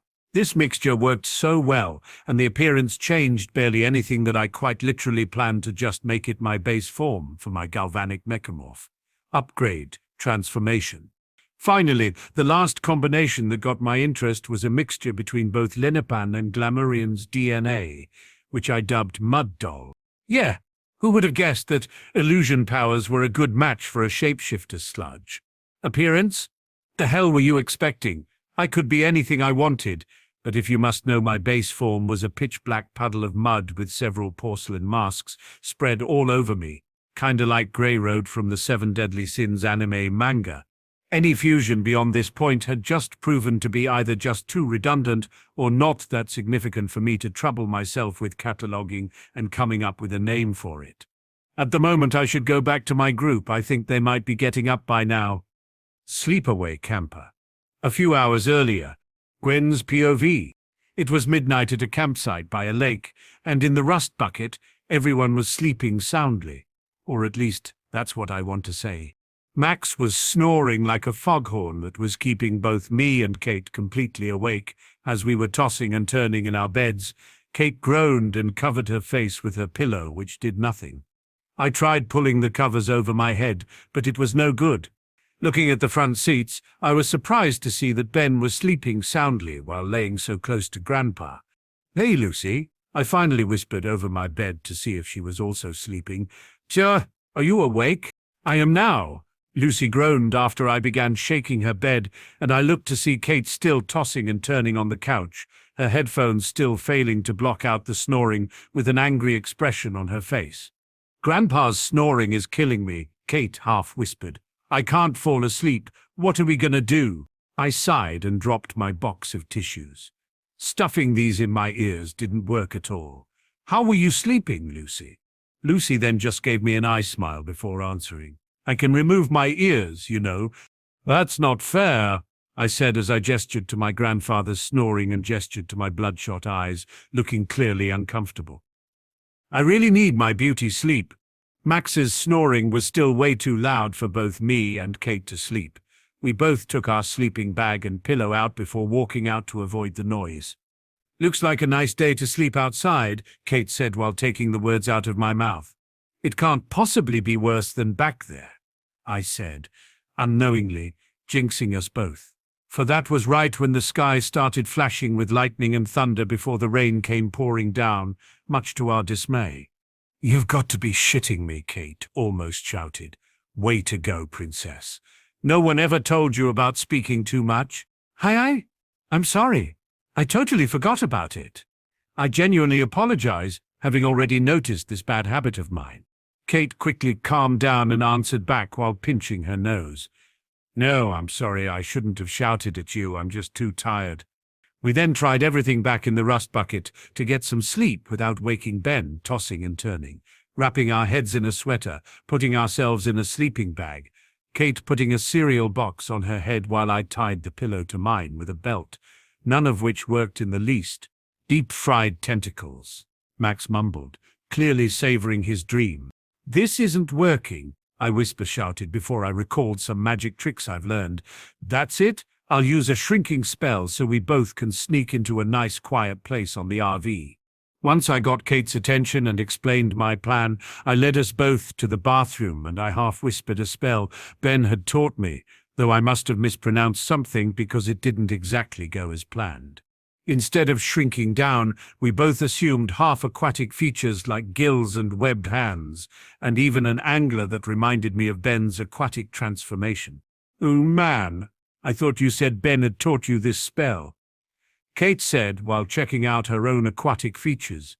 "He did," I tried to explain whilst keeping my voice down. "It's just that I don't have his photographic memory. I must have mispronounced something. I bet he knows some sort of sound-cancelling spell or something like that," she argued before asking me, "Now what are we going to do?" As soon as she said that, her gills started flexing and his angler started glowing as she got an idea, and we both snuck out again.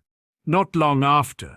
"Ah, peace and quiet," I said as we both started to go to sleep underneath the lake with a contented sigh. Survival skills. Max got out of the RV to see Ben and Kate sitting around a campfire, as Lucy was trying her best at learning how to draw properly on the table. "Hey, Grandpa, check it out," Ben said as Kate helped him finish the fire. "Whoa, look at that," Max said as Kate's stomach grumbled. "I've been starting campfires since I was 6 years old. My father used to take me camping from time to time," Kate said melancholically before the fire was suddenly completely doused by a gush of water. "Seriously?" Lucy shouted as she stood up and saw Gwen standing over the pit with her water gun in hand. "That's supposed to be my kind of prank." "Gwen, we needed that fire for dinner," Max scolded her, not really understanding where all this childish behavior came from. "No problemo. If Kate here can start a fire without any powers, it should be a piece of cake for a sorceress supreme here," Gwen said while preparing a small handbook she had been writing after her classes with Ben. "No magic, Gwen. I want a fire built by Gwendolyn," Max ordered with his arms crossed. "And don't think of asking me for help either," Ben said as Kate glared. "I already had to save you from drowning in the lake when you two went mermaid to get some sleep." "How do you know we were in trouble again?" Kate asked, still finding it a bit weird. "Twin cousin telepathy. It's just an ability we have for sharing the same birthday," Ben replied in a jokingly kind of way, but didn't elaborate any further about the real reason. "I'm going to mess you up if you mess this up, Princess," Kate said half-threateningly as she entered the RV. Gwen rolled her eyes before she set the logs back up and then started banging a rock against the flint, only to get no results. She started banging them together even faster, only to knock the logs over. Gwen then tried to rub Ben's bow against a stick to generate heat, only to break the stick, and she threw the bow away. After getting some smoke from the wood, Gwen quickly decided to blow on it, only to send a cloud of smoke to get her into a coughing fit. Gwen then tried slamming the rocks against each other even faster, only to accidentally slam her thumb with a rock, sending her leaping up in pain before she threw the rocks down in frustration and shouted out in anger, only to send the rocks bouncing onto her leg, causing her to shout out in pain. "That is it," Gwen shouted as she flipped through the pages of her handbook. "What Grandpa doesn't know won't hurt him." She then found the perfect spell, which lit up her hand in fire before she shot a firebolt into the pit. "Perfect," Gwen cheered, proud of finally getting the spell right. "Took her long enough," Ben said as the others got up from their seats inside the RV. "Uh-oh," I said while trying to dismiss the incantation. "Time to blow this candle." I don't recall Ben teaching me this part. I kept shaking my hand as if the speed and wind would be enough to extinguish the flames in my hand, only for that heat to travel all the way to my hair, lifting up strands of my red hair without burning them. Oh man, this would be so cool if I wasn't in a hurry to turn it off.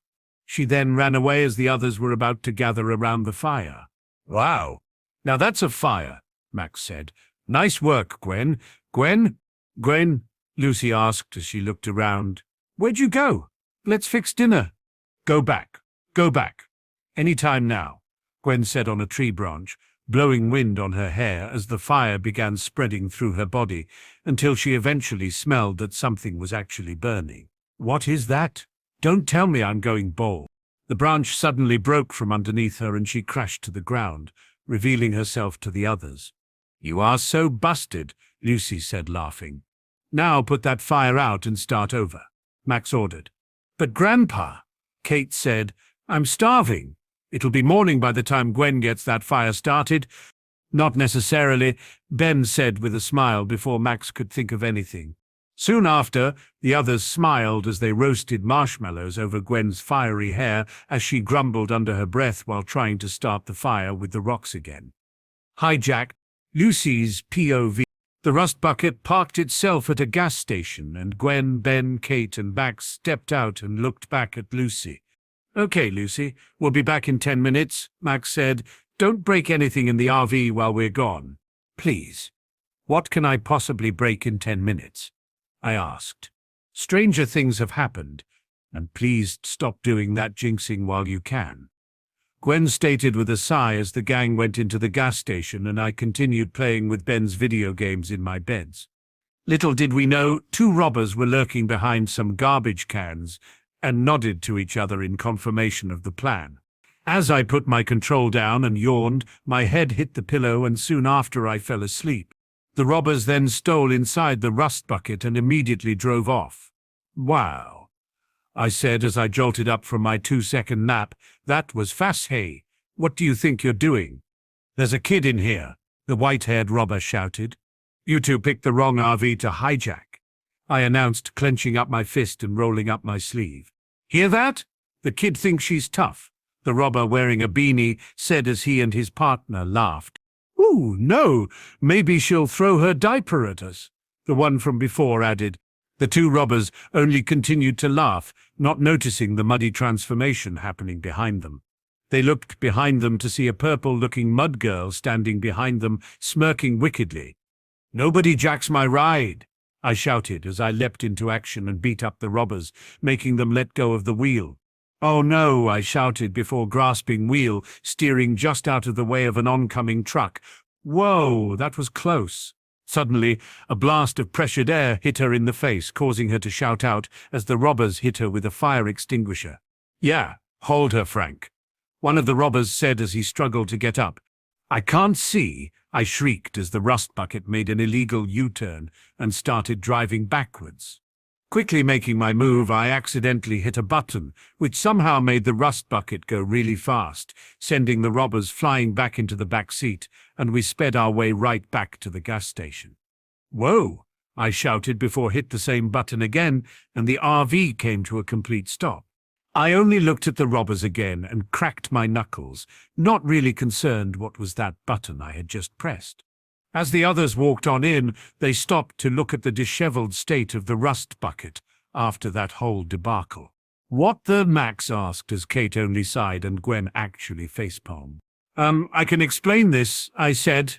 "I don't want to hear it, Lucy," Max said, taking the driver's seat. "I can't leave you alone for 2 minutes, can I?" "But Grandpa," I started before Max cut me off. "No buts, Lucy," Max said as the rust bucket drove off, leaving behind 2 tied-up robbers by the garbage cans with a sign that said "Arrest us" attached to Frank. "We'll steal an RV. It'll be easy," one of them mocked. "Oh, shut up," the other said before groaning in defeat. Later on, Ben helped me explain what had really happened, and he fixed the RV with his technological liquid guy. At Skeban, the prison was built on the island that was originally inhabited by the Dark Wizard. Handle with care. Kate's POV. The family were in a very famous art museum in Chicago as most were examining the pieces of art around them. I, however, looked unbelievably bored out of my wits. "Ah," Gwen said, looking at a set of bejeweled eggs. "The world-famous Fabergé egg collection." "I've actually heard of these," Ben said, admiring the eggs. "They're imported from the St. Petersburg Gallery in Russia." "I see. Originated in the late 19th century when a Russian Tsar gifted one to his wife. The subsequent eggs were made with precious metals and stones with a surprise in the center of each one. Precisely, each one of them is engraved by hand, so no 2 eggs are the same," Gwen added as she now really enjoyed Ben's knowledge. Me, however, snored at the explanation as Gwen groaned. "You know, Kate, it wouldn't kill you to learn a little this summer," she told me. "We already got one airhead in Lucy." "Hey," Lucy faking concern. "Girlses, that's what museums are all about," Ben said. "Learning." That was the point where an explosion occurred by the wall, sending smoke and dust everywhere as the patrons ran for the hills. 2 thieves emerged from the smoke and started loading all of the bejeweled eggs into bags. as the team stood by and nodded as the girls all activated their respective powers. The thieves looked to see Lucy in her Lenipan form and me as I pulled up my hoodie in the corner with Gwen floating on her hoverboard with a domino mask and a book in hand. "You know," Gwen smirked, "I love my eggs Benedict as much as the next gal, but maybe that's not what you had in mind with these things." One of the thieves simply growled and tossed an egg at them, which the group ducked under, and Lucy leaped forwards and caught the egg in her hands. "Hey guys, how about we save the eggs by not breaking them?" Lucy shouted. "I don't want to be blamed for breaking stuff again." "Touchy, touchy," I said as I absorbed the metal and bejeweled materials, placing the egg back on its pedestal. "There. Satisfied?" As they all ran forwards, the thieves ran ahead and tossed the eggs at our heroines, as Gwen shouted out and swiftly caught them in her arms and then carefully wrapped her jacket around her body as a makeshift pouch to catch them. The thieves suddenly tackled her hovered, forcing her to send the bejeweled eggs flying once again, and the team shouted out as Lucy ran forwards and caught the eggs in a basket made of her muddy sludge with a sigh of relief. The team shouted out as the thieves attempted to tackle Lucy, but Gwen summoned a magical spear just in time and brawled the thieves and swatted them back into each other as I ran in and slammed them with my metal fists, knocking them out. As everyone gave out a sigh, the girls and I then carefully placed the precious eggs on their pedestals, and everyone sighed in relief as we changed back, before both Ben and Max congratulated us for our excellent performance. "Okay, I wanted to go to the water park," I said while trying to make my case. "This stuff happens to us whenever we go to a museum. Yeah, our track record is sort of intact for thieves breaking in anywhere we go." Lucy smiled as everyone chuckled. "We should consider ourselves lucky for this time being just regular criminals." MC's POV. Back to my nearest safe house. Once my mud clones brought me the improved transmodulator I've acquired from my first foe-turned-ally, and which I had spent so much effort into upgrading, I couldn't help a maniacal smirk from creeping out through my face. Since it was my favorite gimmick with the Omnitrix, I will test you out first. Through the output of the transmodulator, the machine would affect any species targeted, profoundly changing the DNA of the target. The way in which the tissue is changed would depend on whichever phase the machine was set on. It essentially had two modes it could switch to.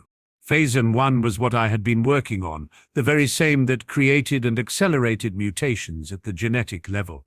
The catch was making sure I would remain sentient and not simply go berserk once I used the machine on the transformations I had currently unlocked.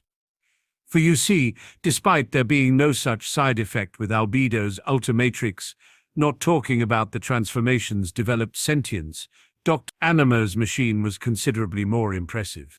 I mean, sure, Ultimate Humongosaur could defeat at least 100 of his own regular species and face his own natural predator, but Dr. Animo's creatures were just on a whole different level. Just think about his bullfrog. The animal went from being prey to birds and snakes all the way around, to become capable of facing a prime example of a tetramand. 4 arms. The safe house I found myself working in this time was well equipped with plenty of security barriers in case something went off really badly, but one specific place inside it was specifically built to withstand me going all out with my most powerful forms. Not that I couldn't easily escape it through less direct means, but alongside the extra failsafes I've programmed with Alpha, it more than fulfilled its purpose. "Now," I said after I finished installing the new feature onto my watch, "who should I try first? Brains or tech?" Took me a moment to ponder about which would benefit me from being the first. Either were capable of going through all the security I've prepared to keep me here, so in either cases I would be running against time. After setting the timeout function to forcefully turn me back to human after a single minute, I selected my recently fixed galvanic mechamorph upgrade form and initiated the process. What came next was a strange feeling. It kind of resembled how it was for me to turn into the base form, with all the black and green pattern covering my skin, before I separated myself into what felt like a billion pieces, though this time it was much more intense. In less than a second I assumed my new form, with the Omnitrix symbol unsheathing 4 spikes in a diagonal directional formation. I was sort of similar in shape to my regular transformation, if not almost twice as big. However, this time instead of pitch black, I was colored like silver, with the green lines now being projected over me as if they were a hologram. Oh, besides how durable my nanites were, I could also feel that my energy level was really off the charts, mostly likely a result of evolving the Nosdenian buzzshock pieces of DNA I've added to the mixture. Spending half a second to appreciate that my personality was preserved, I immediately noticed something starkly different from before.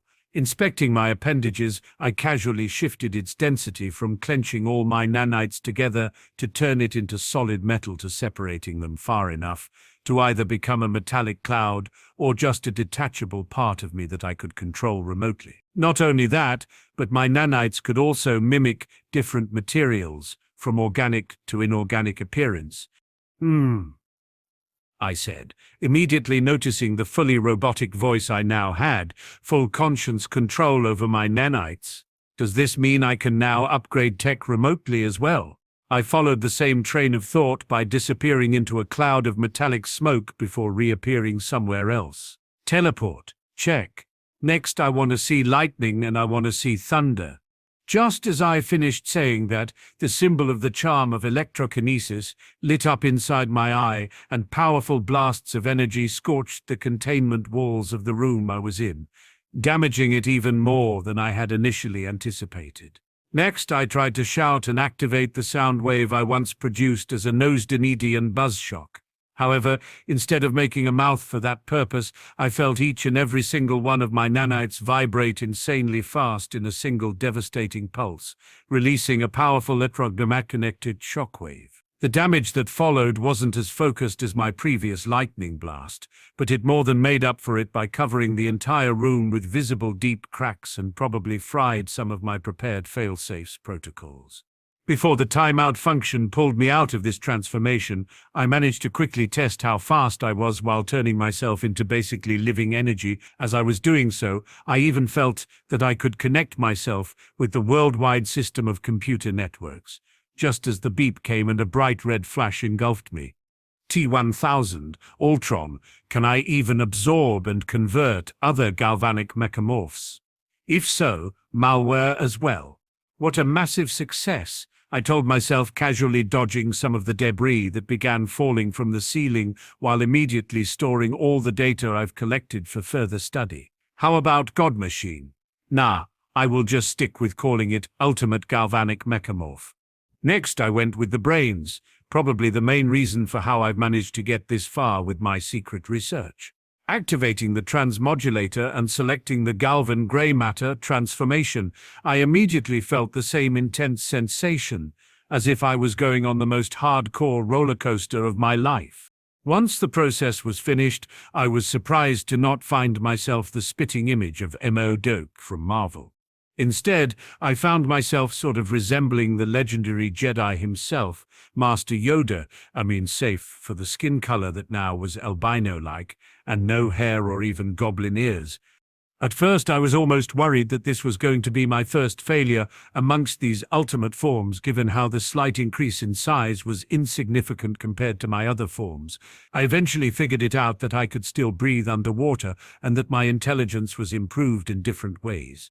First of all, I could finally understand how luck probability really worked, and how I was up until that point really abusing it, having failed to notice earlier that several of my calculations were slightly off.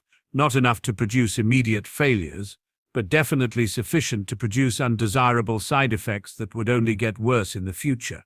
I could finally make precise deductions that would lead me to understand how the Omnitrix really worked, and why so many people who tried to copy it like Albedo got it wrong. Not only that, but I could also logically deduce how my other ultimate transformation would evolve. Next was that I could finally recall more detail of my previous life, but since I found myself no longer caring about it, for now I decided to ignore that really personal subject. Finally, the final difference I noticed in my enhanced intellect was how fast I was thinking. Just now I was watching one final debris detach itself from the ceiling before super slowly making its way down to the floor. Unfortunately, I couldn't move as fast as my Kinect seller in XRL8 form, with my body noticeably dragging a bit as if I was submerged in water, but it still was sufficient to catch the piece of rock while immediately balancing it with a single finger. The last surprise of this ultimate transformation came when I tried to use my anodite energy. With the symbol of the charm of telekinesis glowing on my forehead as if it was a third eye, I finally realized one of my previous dreams. More specifically, the one of being like a master Jedi, using the Force to levitate pebbles. I know it doesn't sound all that epic after everything I've been through in this second life, but I just knew telekinesis was the tip of the iceberg with this transformation. After going through the minute that almost felt like a day, I managed to discover more abilities like Force athleticism, which almost made up for my slower body, psychometry, which revealed me plenty of information about objects and people like their ultimate weakness, or what I call shatterpoint. I also had some success with mind projection, and most likely expected the same level of accomplishments from mind probe. Worst part of this experience was realizing how stupid I was to think that this room could hold my ultimate transformations for even a minute. It felt like growing up and being shown your drawings and writings from the time you were just a kid. Despite feeling proud of it back then, I could barely understand what I was thinking. Since I had the time to spare, I recorded a couple of instructions to improve all of my projects, including this one with the ultimate forms. After I was finished and the minute was still not over, I decided to meditate until my time was up. Going back to human form felt like a dream. So many details of my environment were no longer noticed by me, but I understood that this was a mistake on my part, not accounting for how extreme the difference between my ultimate transformations and my Homo sapien physiology was bound to produce unwanted side effects such as this strange feeling. Fortunately, I got the plans of how to improve it right away, and with Alpha's help I didn't have to leave the containment room I was currently in, nor did it take it all that long to complete it. After it was finished, with all other alterations triple-checked, I resumed my research. Unfortunately, not all species were ready to be experienced with. Anything outside of the original 10 was still not exactly well studied for such a leap in capabilities, and my ectomurite ghost freak form was still a massive liability for now. But that still left me plenty of options to choose from, so from there I decided to pay homage to my first transformation after getting the watch. Selecting the sample of pyronite heat blast DNA, I activated the process and was satisfied to notice that the process was much smoother than before. All thanks to my recent improvements. As usual, my appearance was the first difference I noticed. This time, besides the obvious increase in size, it appears my fiery red and icy blue modes had fully merged together, granting me a purplish lilac color to my plasma energy, which circulated around my stone body. On top of that change, by default, I also formed what appeared to be a natural jetpack from behind my back, and my rock-like skull now had a crest that looked like a crowned helmet, similar to one Sauron from Lao Tia used in his physical form. The rocks of my body were grey in color, and their disposition through my chest, shoulders, forearms, and shins really made it resemble some adorned armor. Nice. I could be the king of these candleheads. I wondered while raising my hand, and I noticed that the energy it produced behaved very weirdly. Sometimes it felt like the original blazing energy from before. Others it appeared as if made of actual light. Casting a casual fireball against the furthest wall, I witnessed how my destructive power had been increased, to the point where I saw solid stone either melt instantly or just atomized it to dust. Scratch that. I should be their god. After quickly running through the basics, I figured I could more easily shapeshift to my body, giving me extra glowing limbs, or also produce weapons like a stone cannon and a plasma sword. Not only that, but if I clenched my stony segments together, I assumed what I could describe as a natural stealth mode, where all the glowing plasma was hidden from sight. Pushing that concept even further, and I quite literally became a meteor. Although this spherical form was optimal to bounce around, I could still fly at incredible speeds and explode on impact just before reassembling back to my humanoid shape in a smoky tornado of ash and cinders. With the pyrokinesis charm glowing on my chest, I could also use my energy to either freeze or burn, mentally control solid and liquid rocks, which I used to repair all the damage I've made to the room I was currently inside, as well as manipulate and produce ice, with considerably more ease. Another trick I've been dying to test it out on was producing automated golems like the ones made by Charmcaster. By using the spells I've learned from the Arcamada book, and a bit of the power from the charm of resurrection, I've managed to raise a small army of those beings from different types of material and energy.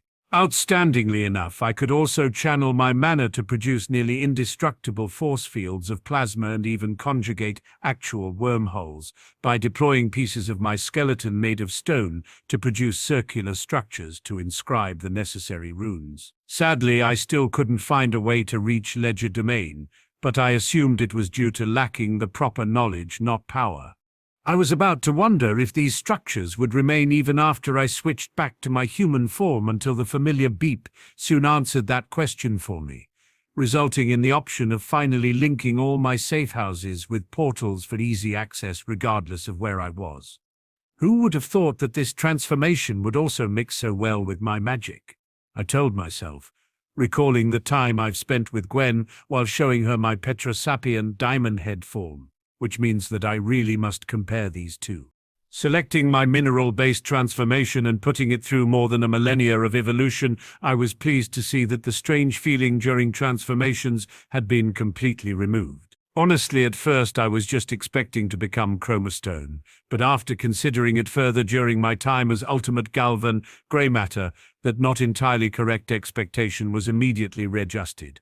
Standing twice as big as my regular Petrosapian diamond head form, I noticed that my proportions were also slightly different, mainly with bigger arms that almost touched the ground, and my body color now appeared to be like light refracting through transparent substances. Despite the increase in size, I felt much lighter than before. Not sure if that was because I was considerably stronger now, or because I was actually hovering over the ground. Sweet! At this point, flying is just a quality of life thing for me, and it combines quite nicely with my charm of telekinesis, I remarked while noticing I still had the ability to shapeshift the stone in my body soon after I willingly brought pillars of crystal from the floor, walls, and ceiling without having to touch any surface.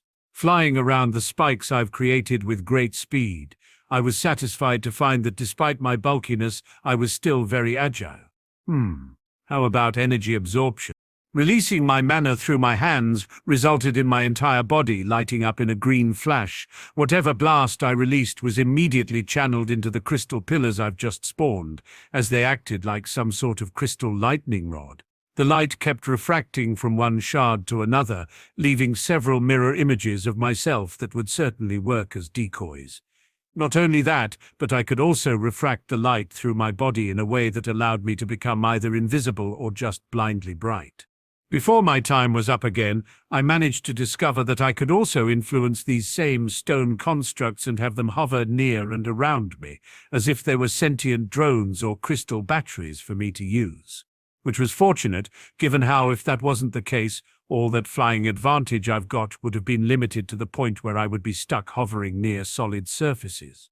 Icing on the cake was that I discovered that this form could now easily burrow, or more specifically phase, through solid rock, as if it was a liquid substance. As I heard the beep announcing the timeout function, I made a couple of reminders for me to analyze later, like spawning living Petrosapians, Diamond Head, and even terraforming a planet before moving on with the next transformation. 4 down, 5 more to go, I said before turning my attention to one of my transformations which could very easily have to interact with its own kind. Going with classic Ben's favorite alien, the Red Hulk himself. As the regular Tetraman, 4 arms form underwent a drastic change, I couldn't possibly stress it enough how surprised I was with the changes my body went through. First thing, besides standing nearly twice as tall as before, this ultimate transformation of the Scarlet Giant, 4 arms, was blue and no longer had 4 arms. Yup, not kidding. Granted, the 2 remaining arms I had were at least twice as big as my previous set, but other than the extra 2 fingers in the back of my feet, there was nothing as noticeable as these 2 changes. At least not at first, for you see, it didn't take me long to find some extra abilities of this transformation besides the massive boost in strength and durability. If I ever was to suffer sufficient damage to harm this body, I could now rely on my super regeneration, which supposedly made so there were no fatal injuries that could put me down for good without completely destroying all my cells. Which should be easier said than done once my charm of resurrection kicked in. Not only that, soon I also noticed another peculiarity with my physiology was that I could now overstack muscles not that much different from the muscular villain from MHA, with the awesome possibility of manifesting extra limbs all across my body, which coming from a couple of specific places wasn't a nice sight to witness, but certainly could prove to be useful if my main set of arms was ever restrained or busy with something else. Such was my might in this form that I felt the thick walls surrounding posing near to little resistance to my touch. You can bet I was ready to test it against any opponent tough enough to withstand one of my punches. But other than my other ultimate forms, I wasn't sure there was anything as durable. Even the mighty Vilgax had found his match against the original four arms. Hell, original Ben even defeated a much stronger version of him with base Diamond Head after getting enough experience with it. But that was besides my point here. Trying to speed things up as soon as I turned back to my human form, I immediately selected my Kinesellaran XR8 form as the next DNA to be experimented upon. At first, everyone seemed to agree that the base form resembled a blue-armored velociraptor with an advanced visor and balls on each foot. But now it leaned even more heavily on the recent scientific studies about it, which meant I now had long black and white quill-like feathers spread all around my body. Not only that, but similar to how my Petrosapian diamond head transformation stored energy, I could feel my feathers charged with kinetic energy. With such force, I could either fire off these feathers like powerful projectiles or actually propel myself into the air with stupid amounts of speed. Survival skills. Max got out of the RV to see Ben and Kate sitting around a campfire as Lucy was trying her best at learning how to draw properly on the table. "Hey, Grandpa, check it out," Ben said as Kate helped him finish the fire. "Whoa, look at that," Max said as Kate's stomach grumbled. "I've been starting campfires since I was 6 years old. My father used to take me camping from time to time," Kate said melancholically before the fire was suddenly completely doused by a gush of water. "Seriously?" Lucy shouted as she stood up and saw Gwen standing over the pit with her water gun in hand. "That's supposed to be my kind of prank." "Gwen, we needed that fire for dinner," Max scolded her, not really understanding where all this childish behavior came from. "No problemo, if Kate here can start a fire without any powers, it should be a piece of cake for a sorceress supreme here," Gwen said, while preparing a small handbook she had been writing after her classes with Ben. "No magic, Gwen. I want a fire built by Gwendolyn," Max ordered with his arms crossed. "And don't think of asking me for help either," Ben said as Kate glared. "I already had to save you from drowning in the lake when you two went mermaid to get some sleep." "How'd you know we were in trouble again?" Kate asked, still finding it a bit weird. "Twin cousin telepathy. It's just an ability we have for sharing the same birthday," Ben replied in a jokingly kind of way, but didn't elaborate any further about the real reason. "I'm going to mess you up if you mess this up, princess," Kate said half-threateningly as she entered the RV. Gwen rolled her eyes before she set the logs back up and then started banging a rock against the flint, only to get no results. She started banging them together even faster, only to knock the logs over. Gwen then tried to rub Ben's bow against a stick to generate heat, only to break the stick and she threw the bow away. After getting some smoke from the wood, Gwen quickly decided to blow on it, only to send a cloud of smoke to get her into a coughing fit. Gwen then tried slamming the rocks against each other even faster, only to accidentally slam her thumb with a rock, sending her leaping up in pain before she threw the rocks down in frustration and shouted out in anger, only to send the rocks bouncing onto her leg, causing her to shout out in pain. "That is it," Gwen shouted as she flipped through the pages of her handbook. "What Grandpa doesn't know won't hurt him." She then found the perfect spell which lit up her hand in fire before she shot a firebolt into the pit. "Perfect," Gwen cheered, proud of finally getting the spell right. "Took her long enough," Ben said as the others got up from their seats inside the RV. "Uh-oh," I said while trying to dismiss the incantation. "Time to blow this candle. I don't recall Ben teaching me this part." I kept shaking my hand as if the speed and wind would be enough to extinguish the flames in my hand, only for that heat to travel all the way to my hair, lifting up strands of my red hair without burning them. Oh man, this would be so cool if I wasn't in a hurry to turn it off. She then ran away as the others were about to gather around the fire. Wow, now that's a fire, Max said. Nice work, Gwen. Gwen, Lucy asked as she looked around.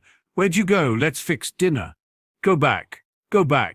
Any time now, Gwen said on a tree branch, blowing wind on her hair as the fire began spreading through her body, until she eventually smelled that something was actually burning.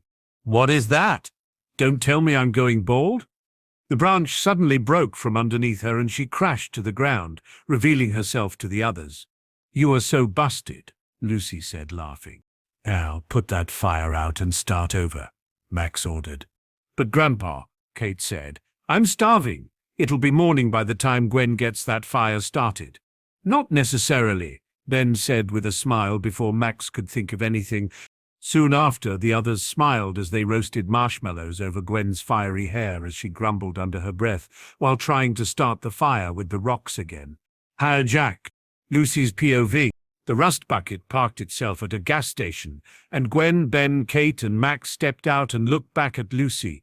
Okay, Lucy, we'll be back in 10 minutes. Max said, Don't break anything in the RV while we're gone. Please, what can I possibly break in 10 minutes? I asked. Stranger things have happened, and please stop doing that jinxing while you can. Gwen stated with a sigh as the gang went into the gas station and I continued playing with Ben's video games in my beds. Little did we know 2 robbers were lurking behind some garbage cans and nodded to each other in confirmation of the plan. As I put my control down and yawned, my head hit the pillow and soon after I fell asleep. The robbers then stole inside the rust bucket and immediately drove off. Whoa, I said as I jolted up from my 2-second nap. That was fast. Hey, what do you think you're doing? There's a kid in here. The white-haired robber shouted. You 2 picked the wrong RV to hijack, I announced, clenching up my fist and rolling up my sleeve. Hear that? The kid thinks she's tough. The robber, wearing a beanie, said as he and his partner laughed. Ooh, no. Maybe she'll throw her diaper at us. The one from before added. The 2 robbers only continued to laugh, not noticing the muddy transformation happening behind them. They looked behind them to see a purple-looking mud girl standing behind them, smirking wickedly. Nobody jacks my ride, I shouted as I leapt into action and beat up the robbers, making them let go of the wheel. Oh no, I shouted before grasping wheel, steering just out of the way of an oncoming truck. Whoa, that was close.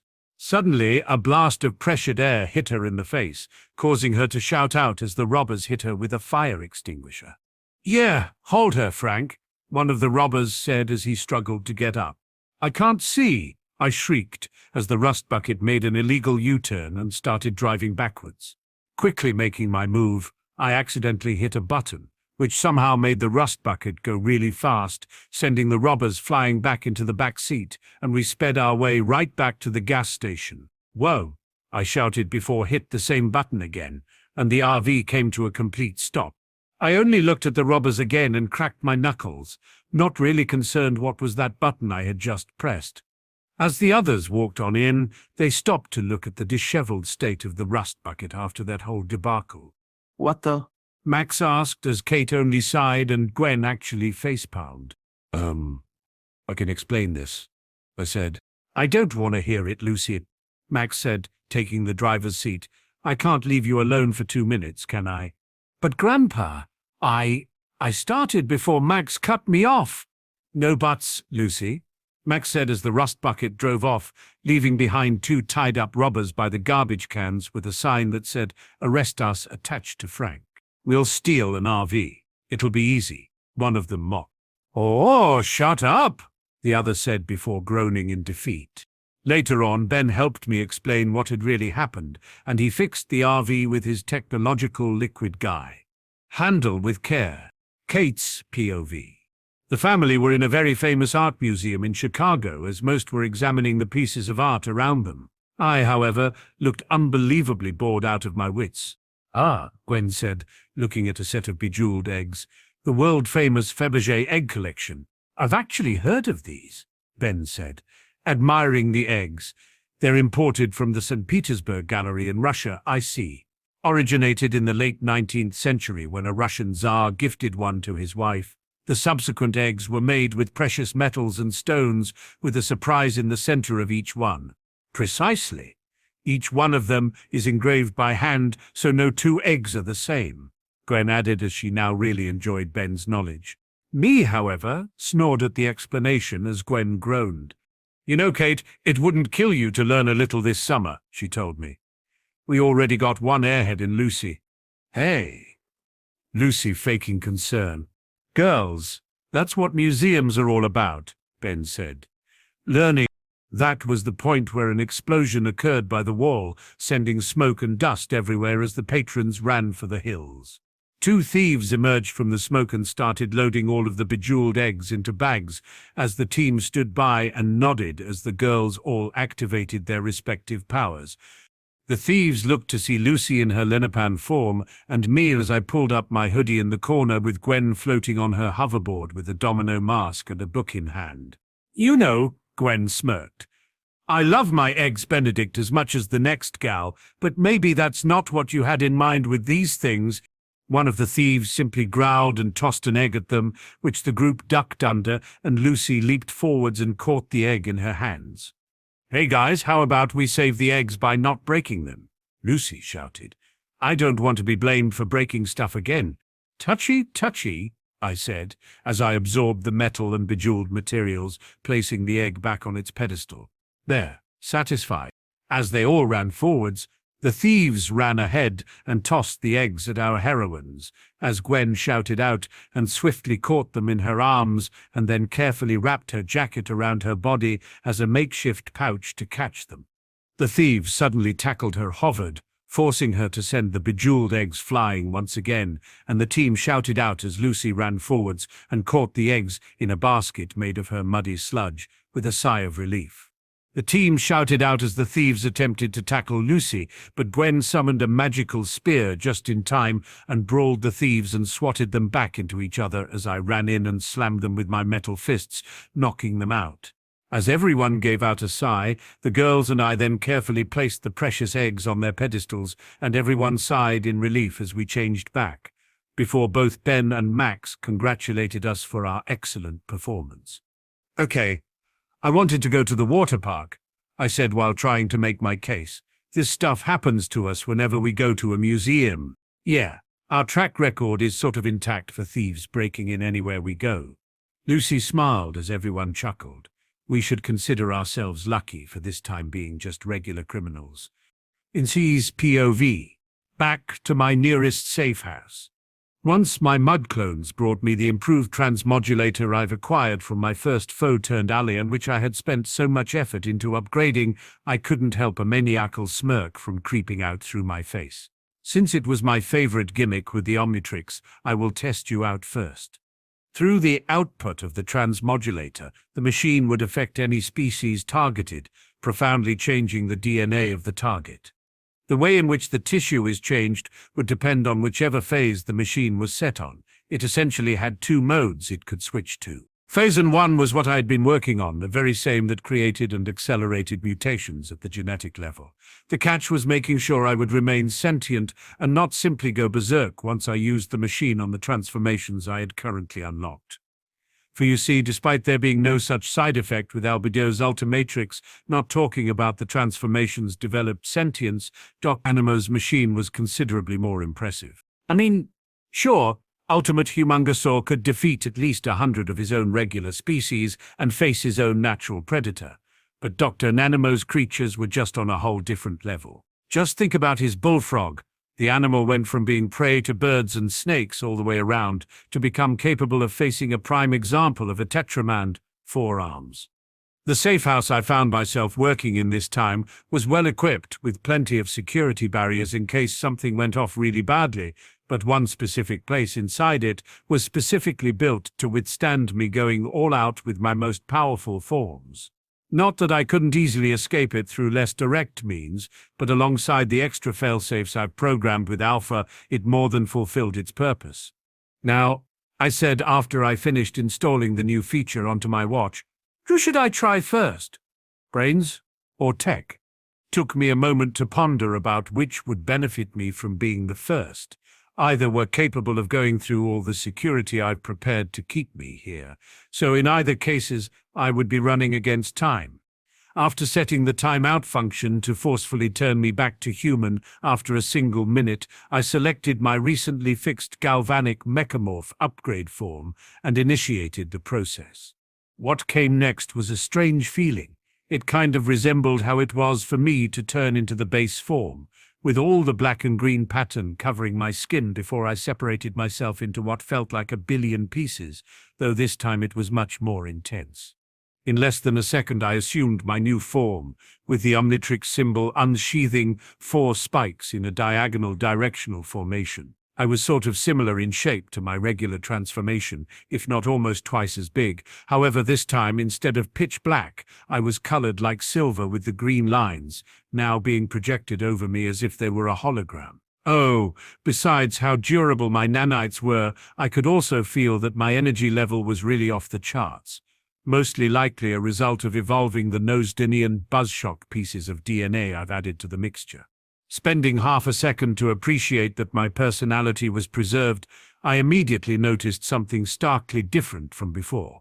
Inspecting my appendages, I casually shifted its density from clenching all my nanites together to turn it into solid metal, to separating them far enough to either become a metallic cloud or just a detachable part of me that I could control remotely. Not only that, but my nanites could also mimic different materials, from organic to inorganic appearance.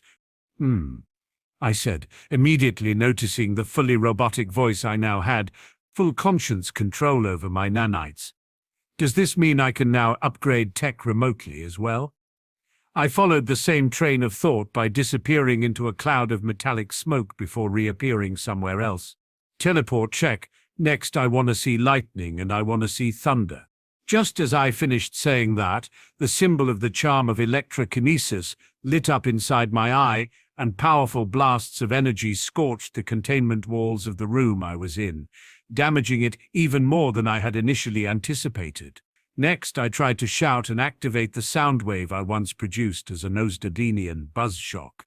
However, instead of making a mouth for that purpose, I felt each and every single one of my nanites vibrate insanely fast in a single devastating pulse, releasing a powerful electromagnetic shockwave. The damage that followed wasn't as focused as my previous lightning blast, but it more than made up for it by covering the entire room with visible deep cracks and probably fried some of my prepared fail-safe protocols. Before the timeout function pulled me out of this transformation, I managed to quickly test how fast I was while turning myself into basically living energy. As I was doing so, I even felt that I could connect myself with the worldwide system of computer networks, just as the beep came, and a bright red flash engulfed me. T-1000, Ultron, can I even absorb and convert other galvanic mechamorphs?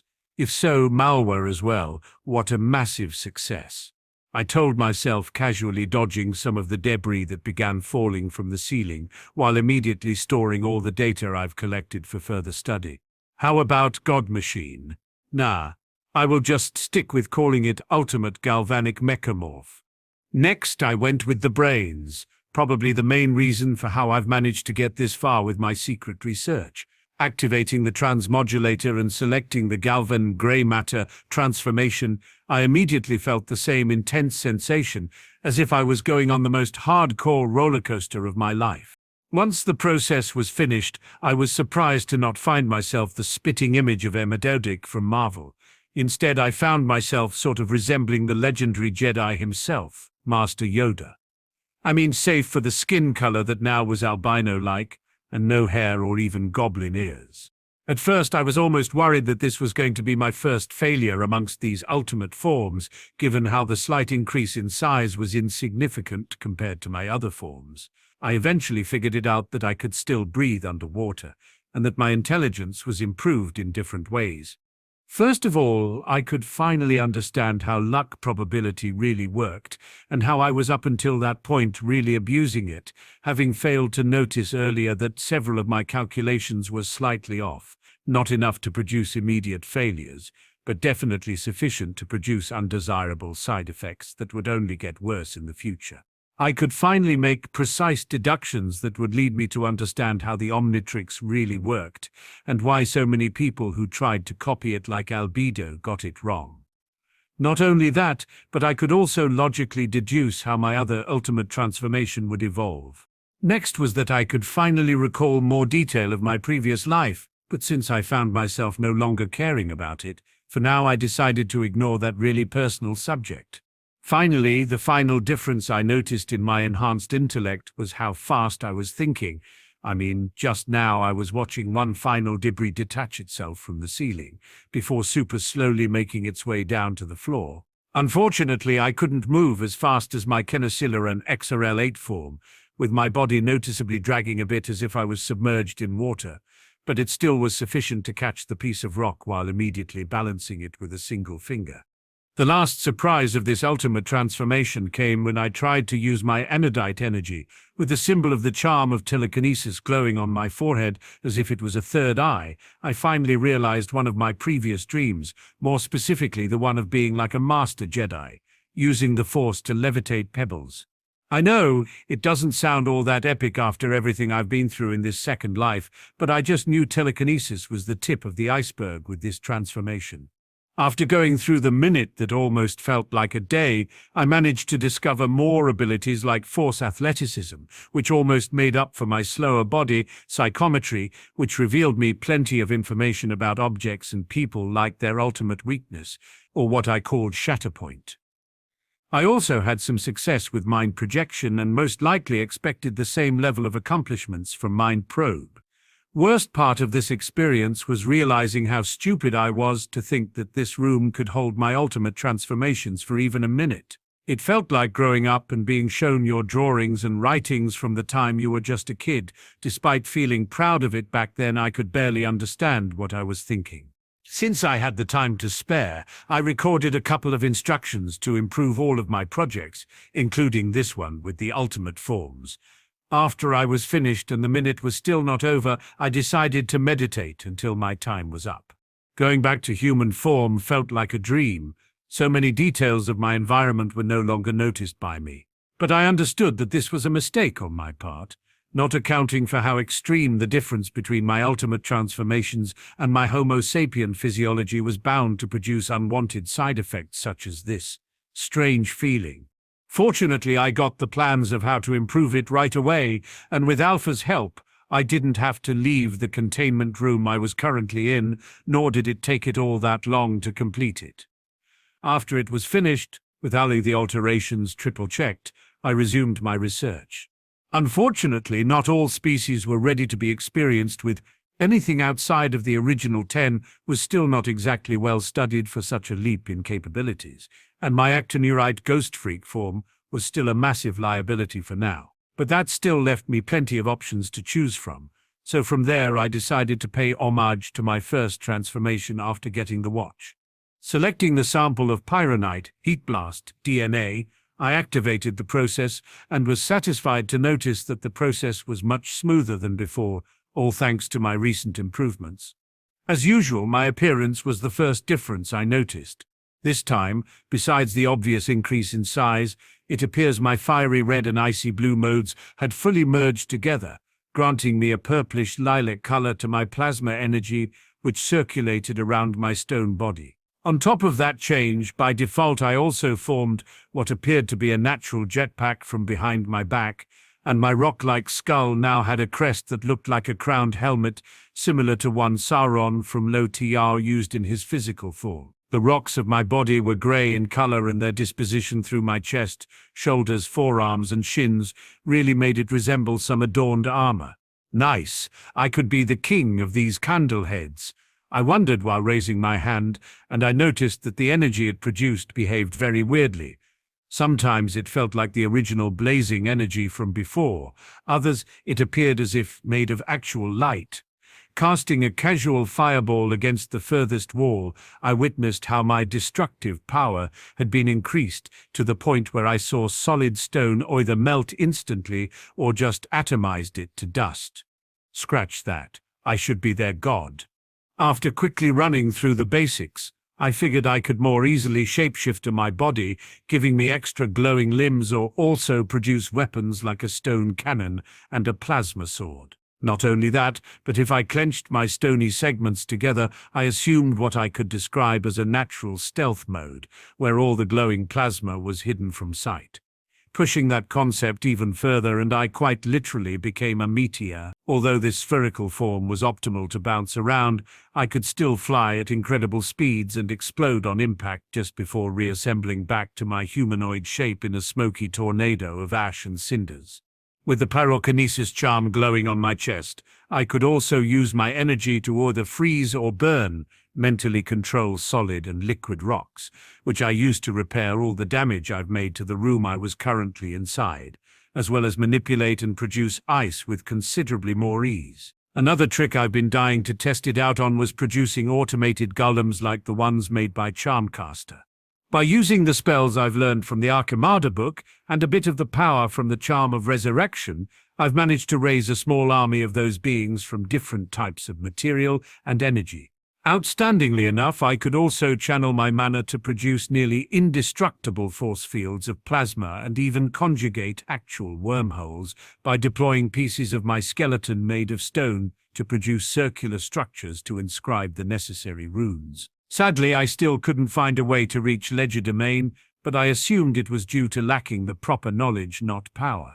I was about to wonder if these structures would remain even after I switched back to my human form, until the familiar beep soon answered that question for me, resulting in the option of finally linking all my safe houses with portals for easy access regardless of where I was.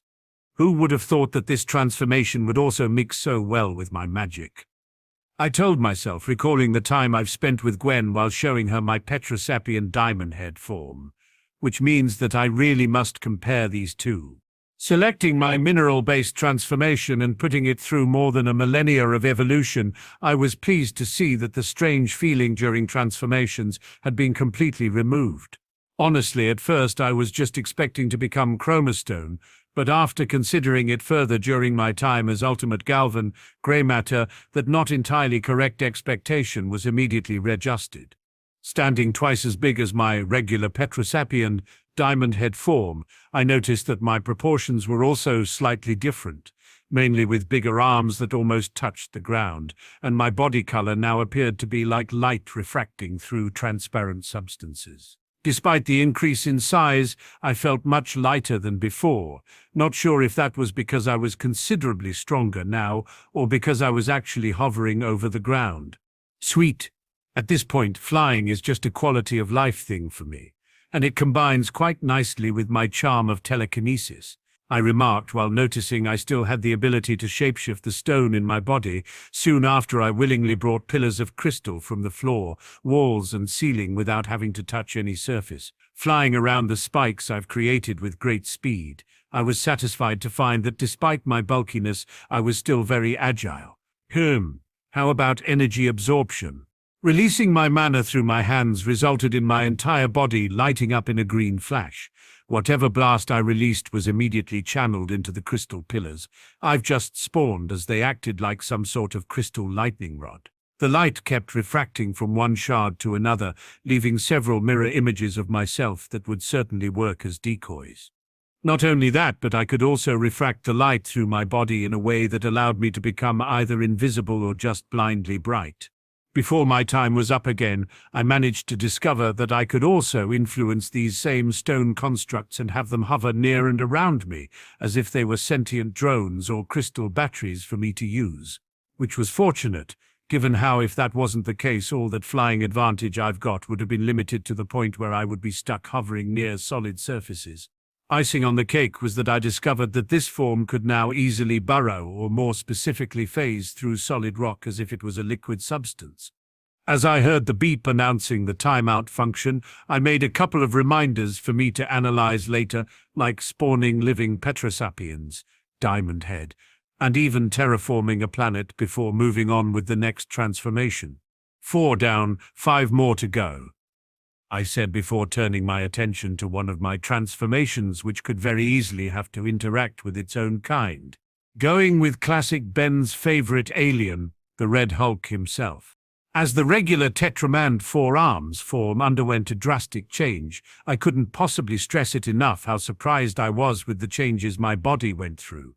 First thing, besides standing nearly twice as tall as before, this ultimate transformation of the Scarlet Giant, four arms, was blue and no longer had four arms. Yup, not kidding. Granted, the two remaining arms I had were at least twice as big as my previous set, but other than the extra two fingers in the back of my feet, there was nothing as noticeable as these two changes. At least not at first, for you see, it didn't take me long to find some extra abilities of this transformation besides the massive boost in strength and durability. If I ever was to suffer sufficient damage to harm this body, I could now rely on my super regeneration, which supposedly made so there were no fatal injuries that could put me down for good, without completely destroying all my cells, which should be easier said than done once my charm of resurrection kicked in. Not only that, soon I also noticed another peculiarity with my physiology was that I could now overstack muscles not that much different from the muscular villain from MHA, with the awesome possibility of manifesting extra limbs all across my body, which coming from a couple of specific places wasn't a nice sight to witness, but certainly could prove to be useful if my main set of arms was ever restrained or busy with something else.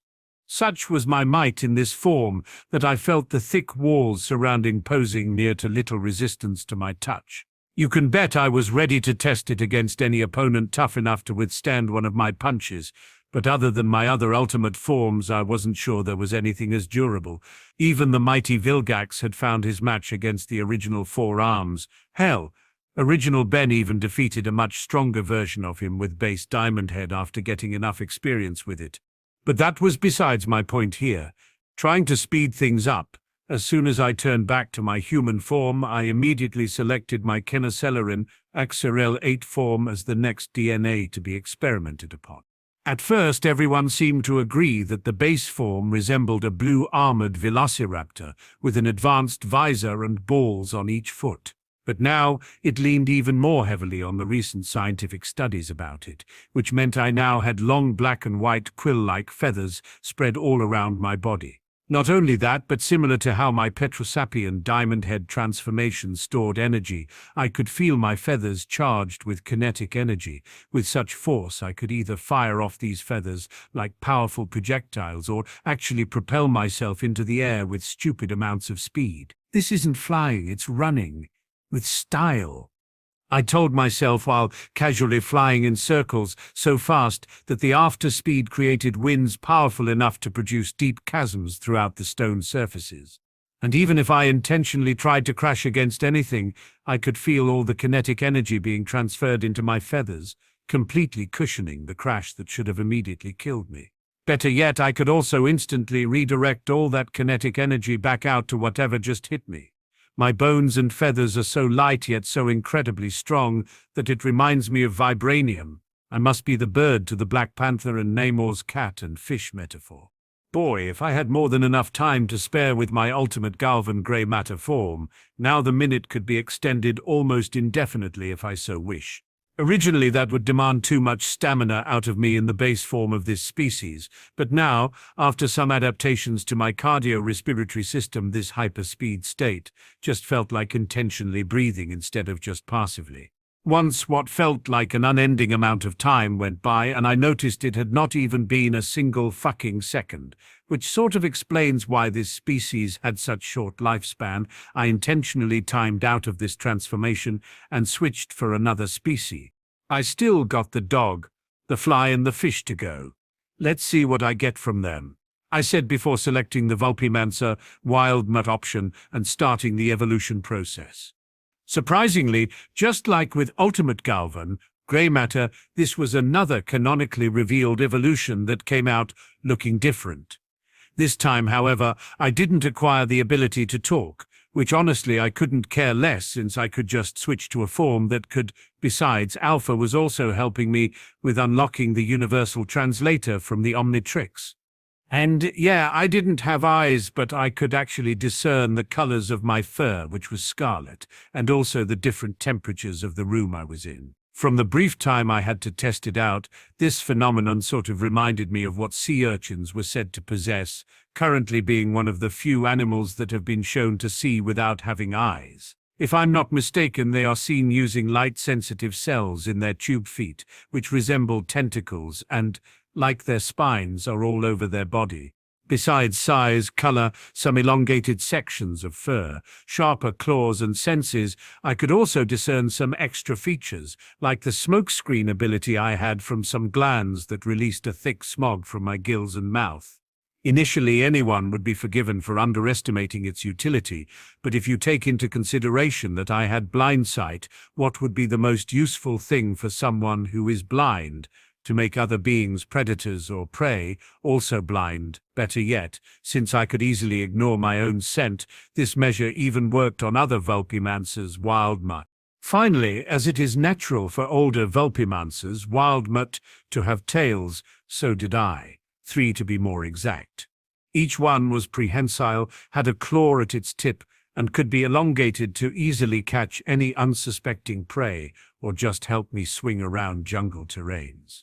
As for my tracking skill, I could easily sniff the ruck bucket's oil from all the way down here, though I still need to experiment with it further. I wouldn't put it beyond what the Shurshas from Avatar was capable of. Speaking of the fictional animal that was a hybrid between an anteater and a star-nosed mole, I also felt that I could shoot my tongue like a whip, if it could also produce any paralyzing effect that still remains to be seen.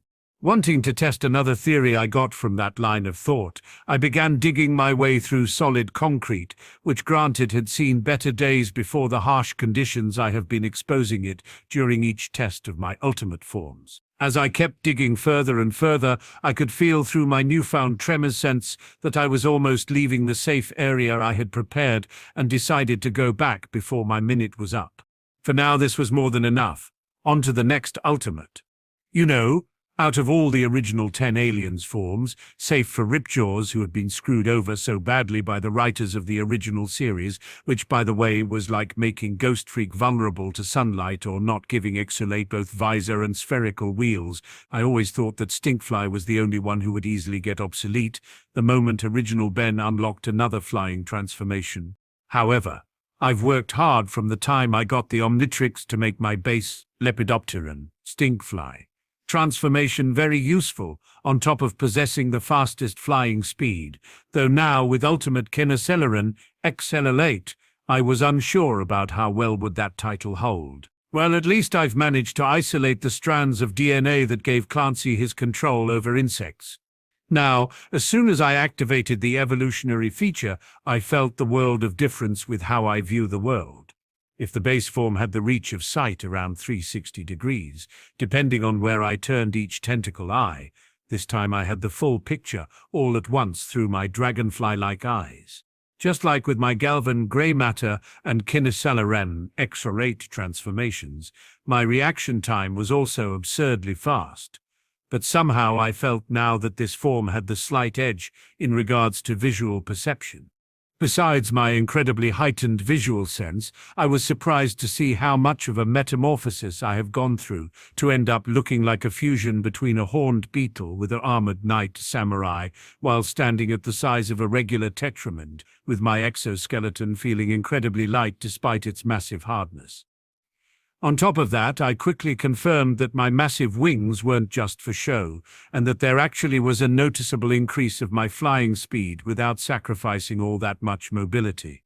Also, not only did my body now produce slime much faster to the point where I think I could actually fill this massive room I found myself in, but also that I could control its production to the point where I could make it either so sticky that it solidified itself into stone-like formations, or make it so inflammable that it became explosive, with the latter being something I could threaten any foe with my syringe-like stinger that reminded me of a scorpion's tail, or through some slime-dispensing stocks I had next to my abdomen that could be picked off and thrown like grenades.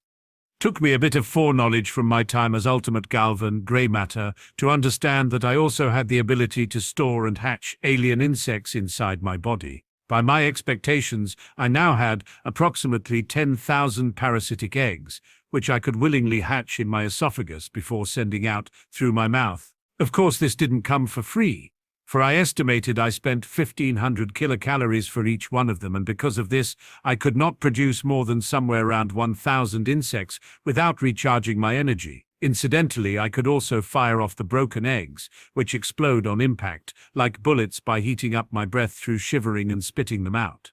When fired in clusters, they could easily obliterate thick walls of concrete. Not gonna lie, all of this was pretty cool, if not a bit sickening of an upgrade for the stinky bug guy. Makes me feel like an insect manipulator powerhouse like Tommy Rod from Toriko. I admitted while talking through my raspy cricket-like mandible, testing out the abilities I've learned in my base form. I was also glad to see that not only could I produce acidic poisonous gas to keep anything dangerous away, but also that my slime could now be more easily turned into silk-like threads of thick and strong webs, despite spiders not being actual insects. It is as if the rhino had access to Spider-Man's web shooters and had the necessary dexterity to not be caught in them. I was about to think that would be all I got from this transformation until something happened. As I was contemplating how this form sort of compromised in between tankiness with speed, I noticed how my exoskeleton fell off and my body quickly went through real-time metamorphosis, switching between growing even bigger to resemble a version of the big tick the size of a truck, or shrinking down to resemble a humanoid ninja-like dragonfly. Both variations turned either endurance and insect production, or flying speed and stinging damage up to 11. The possibilities of this super-fast metamorphosis were dawning on me, with flashbacks of my time reading Terraformers bringing in even more ideas, and I was about to test it even further until I got the beeping sound of the timeout function kicking in. As unnecessary as it was by now, especially with Lucy already knowing about my Lenipan transformation, it still suited my best interests to not linger too much here, since my family would soon miss my absence again. Now, to finish things up, since I know Grandpa wanted to train me tomorrow morning, I assumed my base Piscis Villan transformation. As I was immediately glad to see that I now had 2 water tanks covering my gills, I raised my hand and adjusted the Omnitrix's symbol and pressed it again. The following evolution was just as impressive as the others had been thus far, with an overall glow-up that made me wonder if I had by mistake added massive amounts of protein powder into my breathing apparatus. "Check this out," I said while flexing my massive muscles body that would leave even base Tetraman's forearms green with envy. My limbs were proportionately shorter despite my increase in size, but my tail was definitely larger than it used to be while in my merman form, which told me that it could now also be used for some mean tail whip attacks. It then dawned on me, as I no longer had my water tanks around my neck, that this species had finally evolved out of needing water, or at least it still did, without requiring me to constantly be submerged underneath it. My skin now resembled a mixture between a shark's rough skin and the barbed skin of a pufferfish, with a thick hide that had several protrusion-like spikes spread across my body, all the way down to my tail, which I could bet were very toxic to the touch. More than that, I also noticed several lines of modified epithelial cells, which not only served as an extension to my angler, but also upgraded my water sonar to work even while outside of water.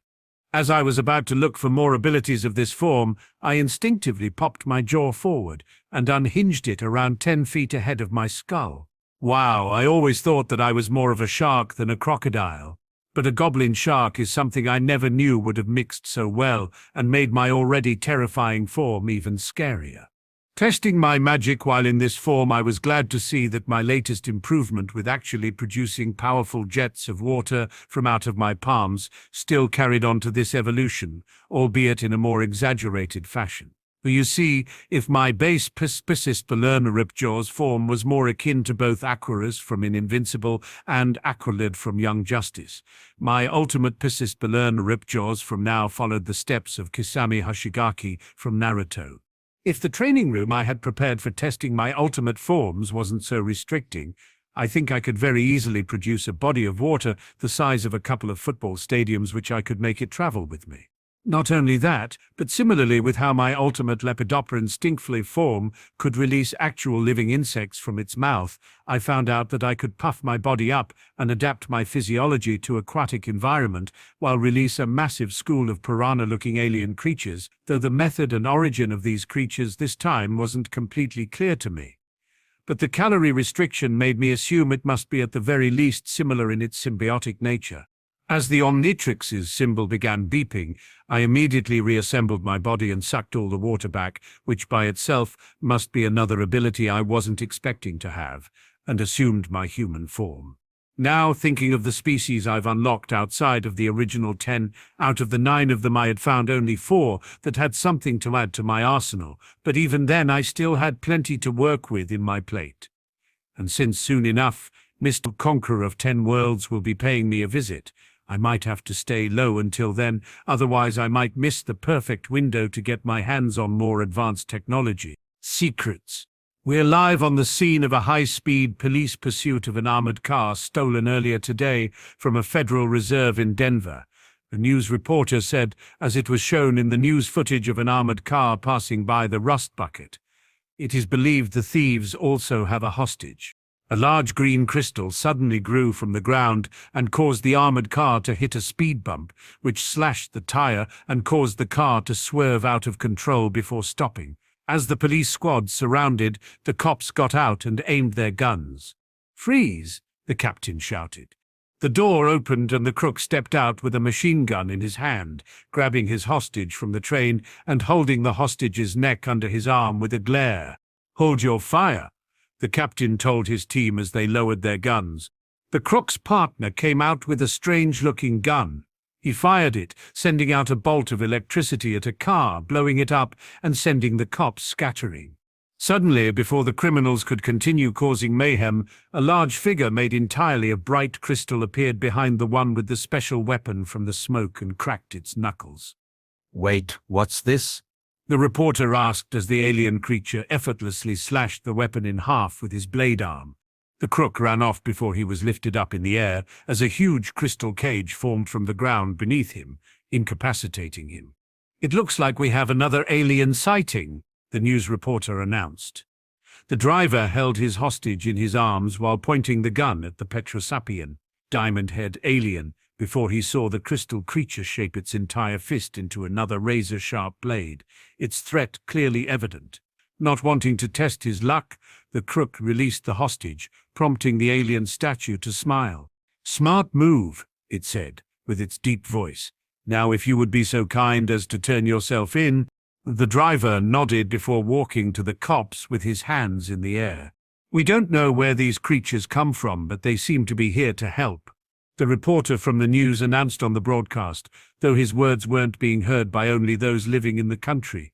Little did they know, the news report was being broadcast on the Cimmerian hammer in Earth's orbit, being shown to Vilgax. "The Omnitrix, wasted on pointless heroics," Vilgax said, annoyed. "Shall I dispatch more drones to retrieve it?" the bioid asked. "No," the warlord immediately replied. The healing chamber suddenly opened, releasing tons of steam everywhere as Vilgax emerged from the chamber, now completely healed of his injuries from when the Omnitrix was sent to Earth. He then stepped on a medical drone, destroying it completely. "I will see to this task myself," he finally announced. "Nix's P. Okay, so now that the highway heist has finally happened, and I made sure the news got a good look at my alien form alongside my Omnitrix's emblem, I'm sure I had Vilgax's attention. Come to think about it, knowing his history with Tetrax, turning into a Petrosapian diamond head must have been quite the blow to his pride. "Come on, Ben, you could have waited for us." Gwen told me, slightly annoyed that by the time she got dressed with the hero costume she had prepared for herself, I had already solved the incident. "Yeah, Tennyson, not cool, dude." Kate backed her up while still wearing her pajamas. "Sorry, girls, but lately I've been leaving almost everything for you three. I guess I was just a bit eager to put to the test what Grandpa has been teaching me." I casually argued, and from their reaction I was glad to see that I had come off as reasonable. "I know I'm the one who always says this, but he's right. Ben barely lifted a finger last time we stopped those thieves in that museum." Lucy quickly took my side, although I could see she was a bit disappointed for not reacting as quickly as I did. As for your performance, as effective as you were, I think you could have been more subtle. Max finally stepped into our discussion. Though I must say, I'm glad the cameras didn't make you lose focus. Never, Grandpa. I nodded in acknowledgement. And thanks for the feedback. I'm sure I will improve on what I can until the next emergency. Good to hear it, champ. Max smiled and patted me on the shoulder. I can't say how glad I am to see that you're taking this seriously. He then must have lost himself in some old memories, because after an awkward silence he cleared his throat and said, I think this should be enough now. I believe it's time for you four to go back to sleep. As the girls began groaning their way back to bed, I took the opportunity to have the Omnitrix make itself heard by making some beeping noises. Is everything okay with the watch? Max asked, genuinely interested in what just happened. Beats me, I said while trying my best to appear concerned about it. I've unlocked the master control that allows me to change in between my transformations, but lately it's been acting weird, as if trying to warn me of something. My grandpa contemplated something for a moment before telling me. I guess we can look into it tomorrow morning. Until then, I recommend that you take a nap. Sure thing, Grandpa, I nodded before preparing to sleep, or at least fake sleeping, since I've been making up for my lack of rest with constant meditation sessions. As for the signal my watch emits even while not in active mode, I've managed to completely disable it for quite a while now, save for the moments when I want others like Grandpa, Max and Vilgax to know. Helps to throw off any suspicion that I might be leaving during the times I'm absent, and even works as quite the bait for anyone searching for the Omnitrix. Finally, after a couple of hours had passed and the sun was still a bit far from rising on the horizon, I suddenly shot up from the passenger's seat with a noise, prompting everyone to walk up to me worriedly. What's happened, Ben? Max asked, while the other girls had concerned expressions. Believe it or not, I just had a nightmare, I replied with an awkward smile, seeing how Kate immediately sympathized with me.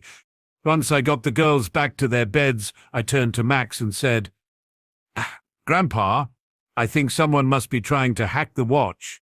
What do you mean, son? He asked me in his usual affectionate tone while trying his best to not fall asleep.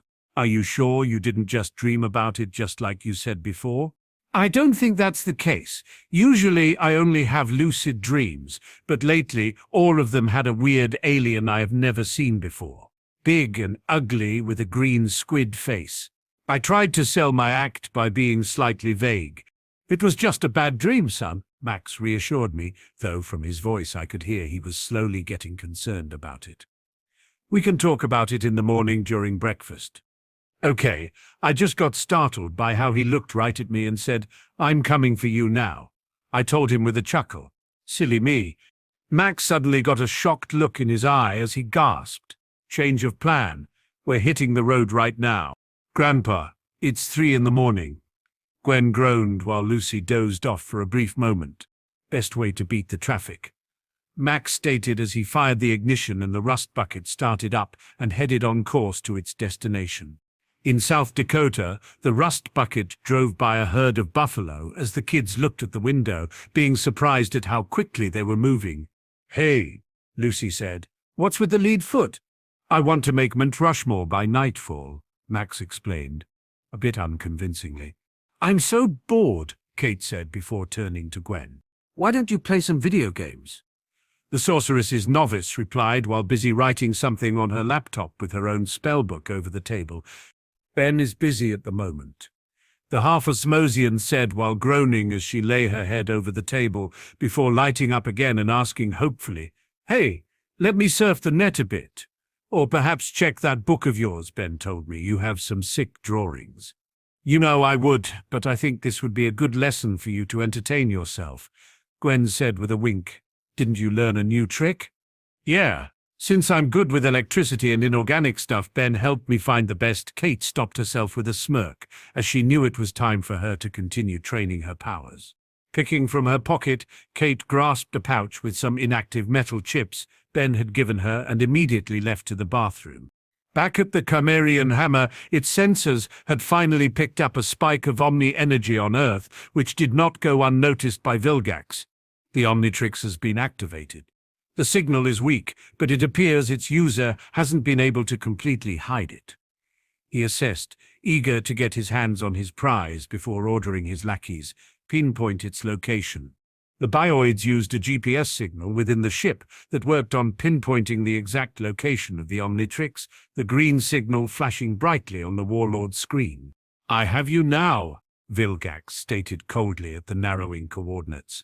Back to the RV, Gwen just finished typing something into her laptop before the entire system shut down to her surprise. "Hey, what gives?" she asked.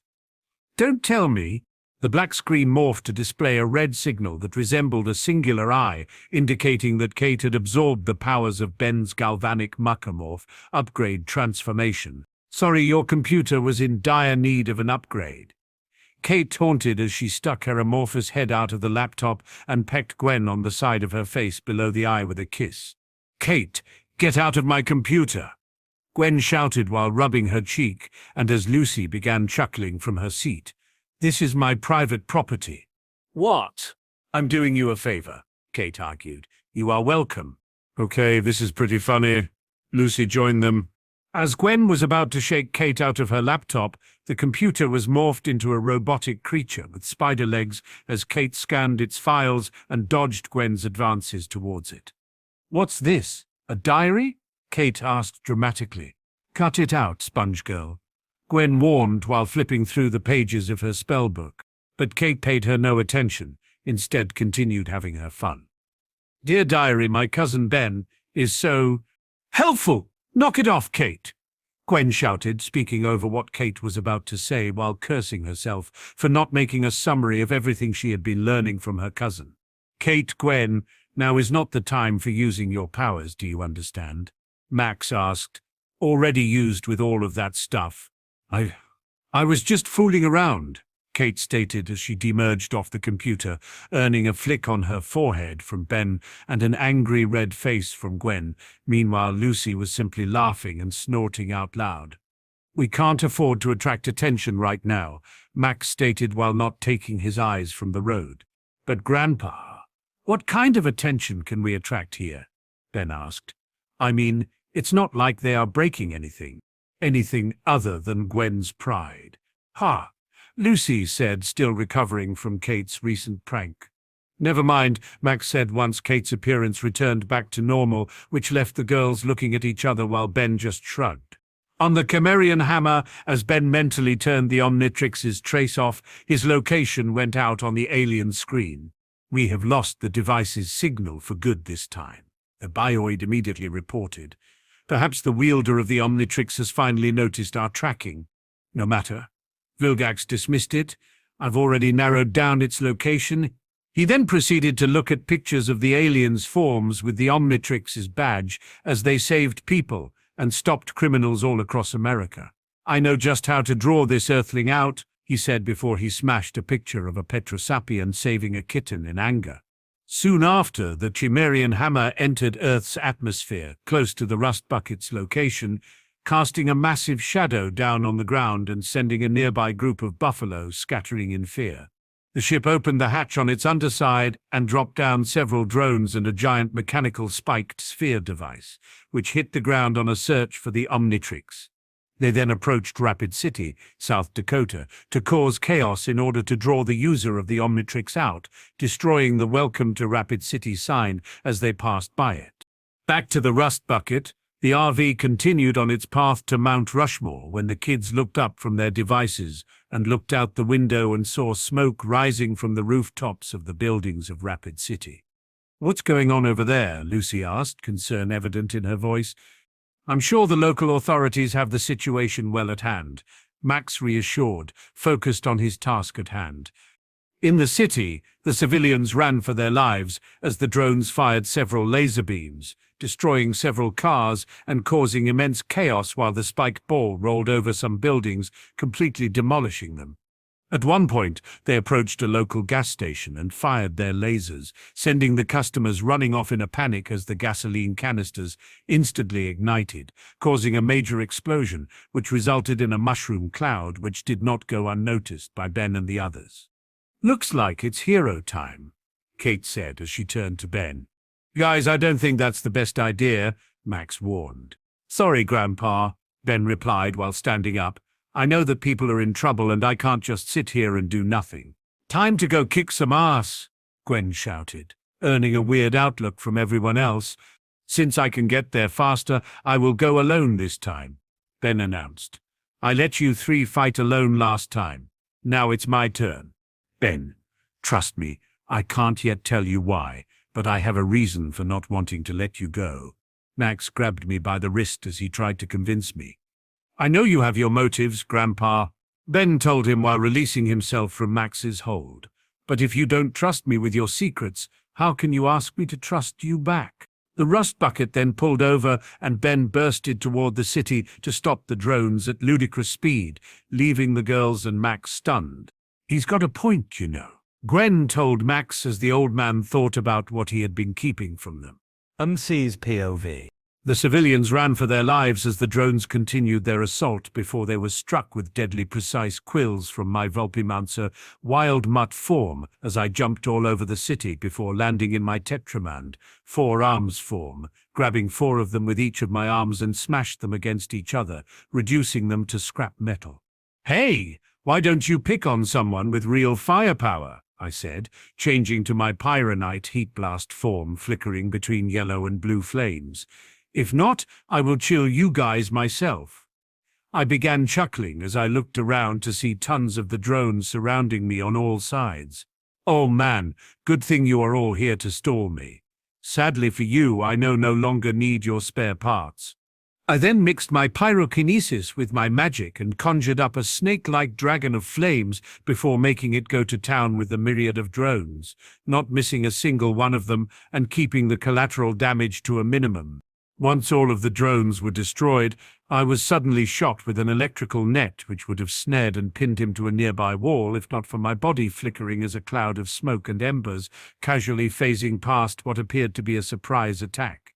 Simply shrugging and standing there, awaiting the giant spiked ball rolling towards my direction to come to a complete halt right before me, not flinching at all. The giant spiked alien hamster ball suddenly opened up, revealing some kind of pod bay, which opened the doors and revealed a very familiar squid-like alien. Someone certainly enjoys making an entrance. I thought to myself, while giving him the decency of doing his drama and theatricality. At last we met, the being that has caused me so much trouble. A pity I can't say the same about you, Squidward. Your drones have been quite the shooting practice.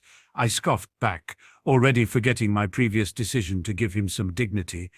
But shouldn't you introduce yourself?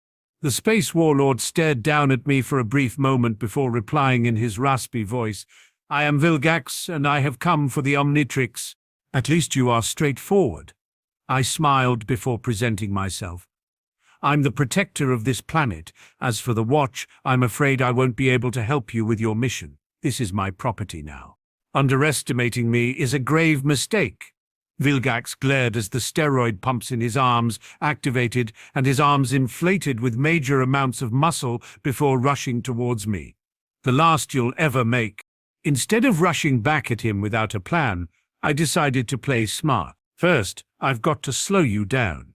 I thought, while unleashing a massive heat ray, which melted the blacktop in front of him into blazing hot tar, immediately flooding the streets and consequently slowing Vilgax down before he collapsed. Seeing the one being feared throughout the galaxy slowly outmuscle his way out of the trap, my flames flickered into the color blue and I fired this time my icy beams at Vilgax, instantly causing the temperature to drop significantly and the street to fill up with steam due to the combination of the hot tar with ice. When I was done, the image of the intergalactic warlord frozen in the spot was restrained by the solidified pavement, and thick layer of ice signaled the end of our first battle. Come on, don't tell me you are already done. I didn't even have the chance to cast a single spell. I smugly thought before changing to my human form and summoned the Arcamada tome, as the pages flipped themselves before stopping on the spell I had in mind and chanted, Stature. My eyes and hands shone green as I placed an immobilization charm over the iceberg prison. Just to be sure. But to my actual surprise, even after the extra measure, the ice began to shake ever so slightly before I noticed a small crack appearing. "Geez, what happened to you, dude?" I asked with a chuckle while leaning against it. "Look at you, an unstoppable force of nature that doesn't think twice before facing the wielder of the Omnitrix. It's a real shame of how you will turn out in the future, from the main antagonist of the show to misunderstood champion of his own people." The rust bucket suddenly screeched to a halt and Gwen opened the door hard. "Ben, Grandpa said to get in. Now," she said, ushering me to come in. Noticing that it would take some time before he freed himself completely from my trap, I replied with a nod and joined her inside. "Okay then." As I got in the rust bucket and sat down at the passenger's seat, both Lucy and Kate questioned me about the big alien I had just turned into a popsicle. The rust bucket sped down the road as Vilgax finally broke half of his torso free and glared from afar at the retreating vehicle. "Believe me when I say you do not want to pick a fight with Vilgax," Max sternly said. "Yeah, well," I trailed off, pretending to be surprised by what my grandfather had just let slip. "How did you know his name is Vilgax? He told me before you guys arrived." "Yeah, what's up with that?" Lucy asked, raising an eyebrow. "What aren't you telling us, Kate?" almost demanded. It's nothing," Max said, a bit hesitant. "You're lying," I finally declared. "You knew that the forms the Omnitrix turned me into were aliens and not monsters. And ever since this morning, you've been acting like you know something. I'm not an idiot. Tell me the truth, or at least put some effort into your lies." Suddenly, a sudden explosion from behind pushed the rust bucket forward, and the girls were pushed against the walls of the vehicle, noticeably dazed from the sudden move. Kate opened the curtains and saw two of Vilgax's drones closing in on us, two robot goons closing in fast.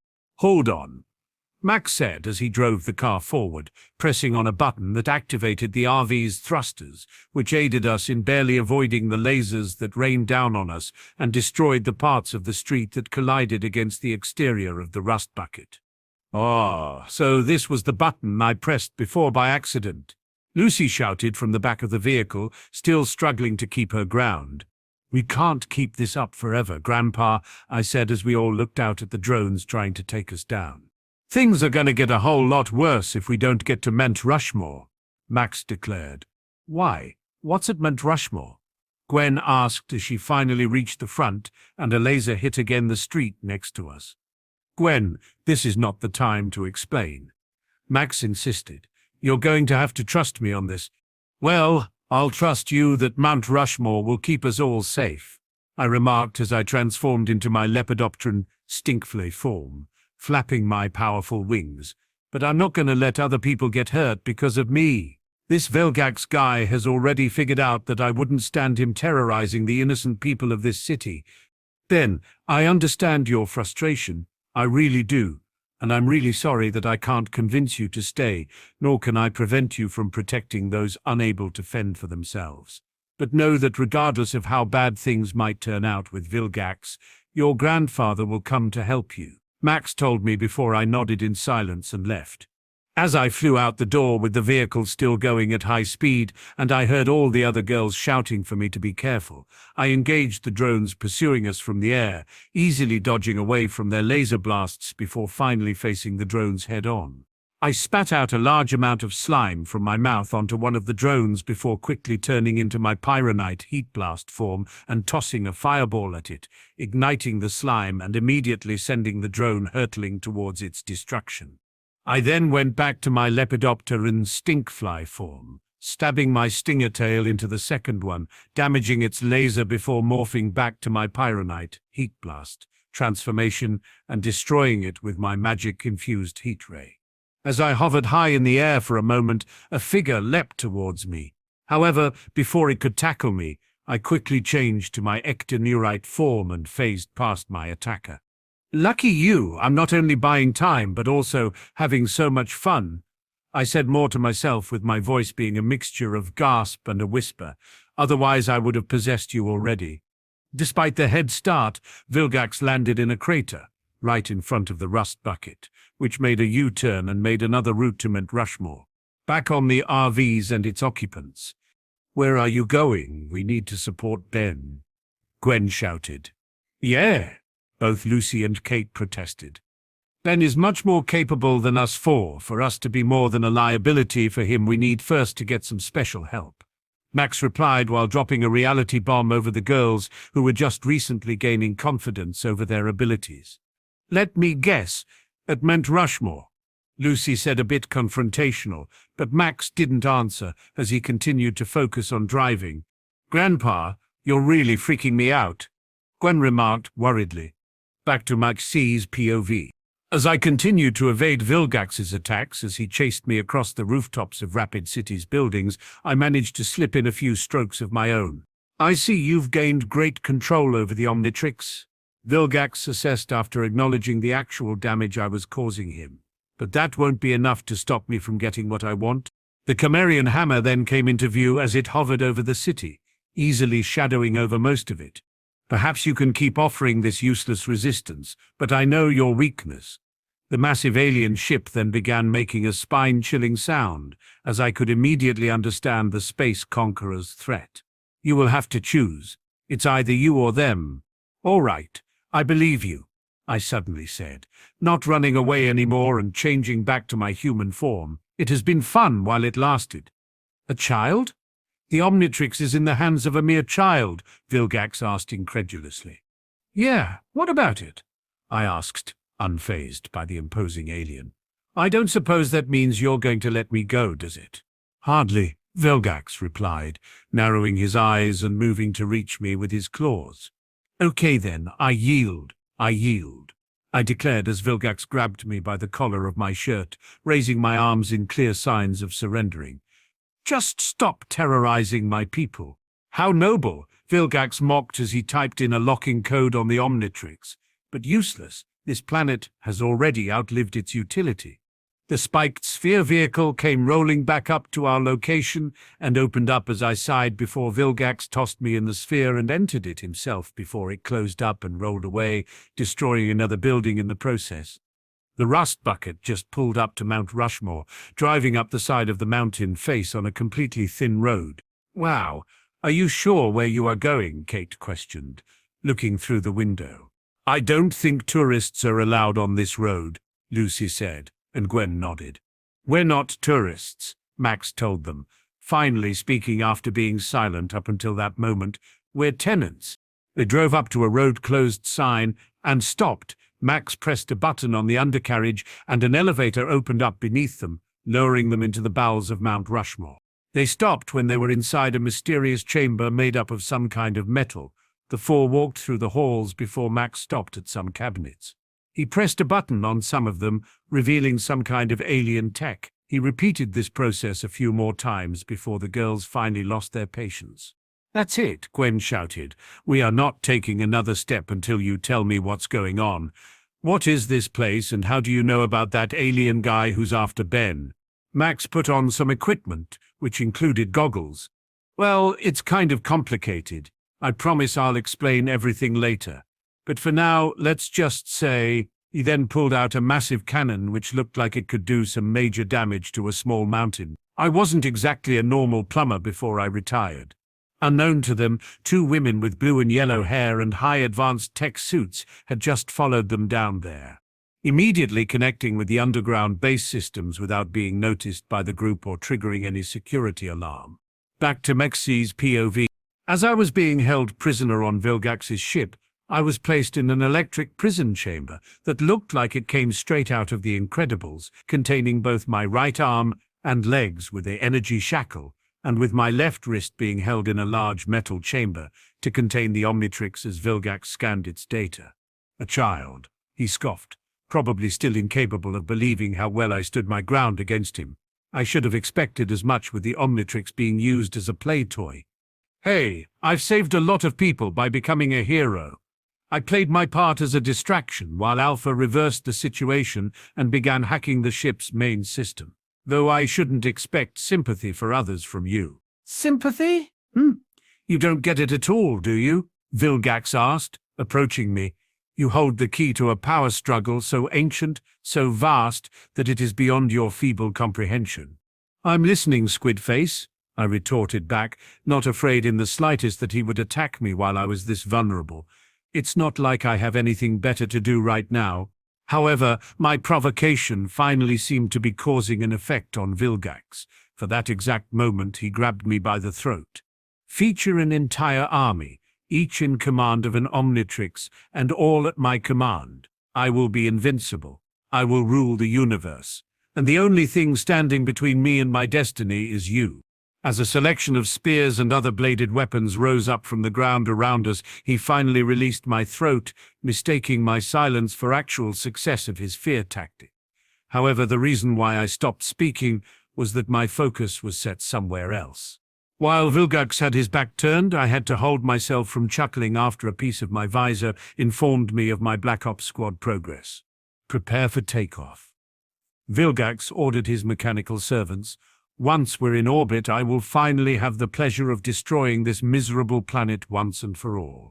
Little did Vilgax know that as the ship was about to gain altitude over the Cimmerian Hammer, an invisible yet smaller spaceship was currently hovering over it. From underneath the smaller ship, an opening appeared and two figures dropped out of it, making their way inside the larger vehicle through a portal that opened up just as quickly as it vanished. As the two mysterious figures finally landed inside the warlord's property without being noticed by anyone or anything, it was revealed that they were both Ben's Heloquin and the leader of his Forever Rangers. They nodded to one another as their cloaking devices were activated. "Let's go! Master is counting on us to accomplish the mission he gave us, but we need to do it stealthily." Scarlet Ranger, who once went by the name of Rojo, said, "Understood." Heloquin, who once went by the name of Frightwig, agreed as she followed her down the alien ship's corridor. "Back with Grandpa and the girls. This weapon is keyed into Vilgax's biosignature," Max explained as they left the secret chamber. "It'll take him down for good this time." "This time?" Gwen asked with a raised eyebrow. "Kate, there's a small red button under that cabinet. Press it," Max ordered while ignoring Gwen's previous question. Kate complied, immediately opening up the cabinet and pressing the said button. When she did so, a blue map with a red blinking dot was projected in front of them. "Wow!" Lucy exclaimed. "I never knew we had a home theater projector on the Rust Bucket. It's a GPS-assisted tracking system, Lucy. It's locked on the watch's signal," Max explained before heading to the bathroom, where he would equip his protective vest. "One of you, navigate." Later on, over the mountain, the Rust Bucket zoomed up just in time to see the Cimmerian Hammer finally taking off. "There's the spaceship," Gwen pointed out. "Wow, not gonna lie, that's so cool." Kate added, "We have to get aboard, otherwise we will miss it," Max declared in a serious manner. "Get aboard? How?" Lucy questioned, genuinely curious if the RV could actually fly. Max smiled as the radio shifted into the dashboard and a control panel appeared in its place. He pressed a button and the Rust Bucket suddenly shifted its appearance. The sides of the bumper shifted outwards and the grille glowed green as it started picking up speed before shooting off of the mountaintop, with the girls screaming in actual horror as they closed in on the spaceship. On the opposite side of the ship, Scarlet Ranger used her laser swords to cut a hole in the most secure area of the ship, and Heloquin used her hair to widen the hole even more. With a quick check for their surroundings, they continued sneaking through the halls as Scarlet glared.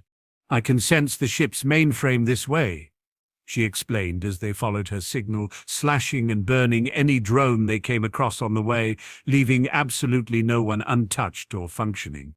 Eventually, they reached their destination and immediately began downloading everything they could. Security protocols overruled. They heard Alpha's familiar voice announcing they were free to proceed, and Scarlet finally integrated herself with the ship's mainframe. Through her advanced suit and technopathy abilities, she glimpsed past many blueprints and schematics for Vilgax's personal projects and stolen treasures. Special weapons like swords, spaceships, and even a ray gun powerful enough to destroy a planet. And even some information regarding the location of some artifacts Vilgax had either hid somewhere safe or just postponed acquisition after he got his hands on the Omnitrix. Most notable amongst them were the Ruby Ray of Rouleau, Shield of Seagull, and Chronosapien Time Bomb. But to her delight, the thing her master had specifically mentioned to be their top priority was also found, alongside two strange pieces of technology labeled Vox Peniculus and Bioids.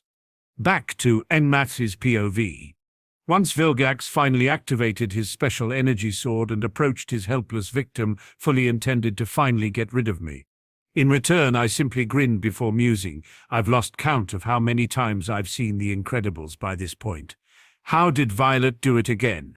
In an instant, I gathered my magical energy and summoned a force field around me. My energy shackles started rotating one direction to another, building up momentum to break free of the electric bonds faster than Vilgax could react. What? Don't tell me you thought this was a trap. I laughed at his startled expression. This is a face-off, buddy. Warning, hull breach, power surge. The bioid reported amidst my escape. As I finally landed on my feet, safe and free, the conquering warlord finally decided to slash at me with his weapon. The rust bucket bursted through the wall before quickly rolling over some bioids and slamming straight into Vilgax, who was caught completely by surprise. It seems this is no longer a private party, I joked, activating my uniform, though keeping my charms and spellbook stored away. Max stepped out of the rust bucket and charged up the cannon, glaring at Vilgax and shouted, "Claws off, my grandson, Vilgax." Tennyson? Vilgax glared back, visibly unharmed by the previous clash. Just then Max fired the cannon, sending Vilgax barreling through several walls and doors, before dropping it and rushing to my direction. "So you do know each other," I pointed out with my arms crossed. "It's a long story," Max said while scratching his nape. Impressive suit. Ben sighed at Max's quick change of subject. "Thanks. It's a new feature I've unlocked. Yours is not half bad either." The girls stepped out and saw tons of drones swarming the group and shouted, "Look out!" Battle formation. I announced as they all nodded and reacted accordingly, letting out their own individual battle cries as we hacked and slashed through the drones as they showed up around us in swarms. Gwen swept her hands out and fired magic energy waves at the drones, destroying them. Lucy threw an enlarged punch at the drones while allowing their lasers to go through her without doing any harm. Kate tried to throw her own powerful punch after absorbing the metal floor, but one drone managed to sneak on her from behind. But before it managed to land an effective hit on her, it got destroyed by Max. "Thanks," Kate told him before picking up the destroyed drone and throwing it at another one behind Max. "You're welcome, kiddo," Max said nostalgically from his time with his favorite plumber partner.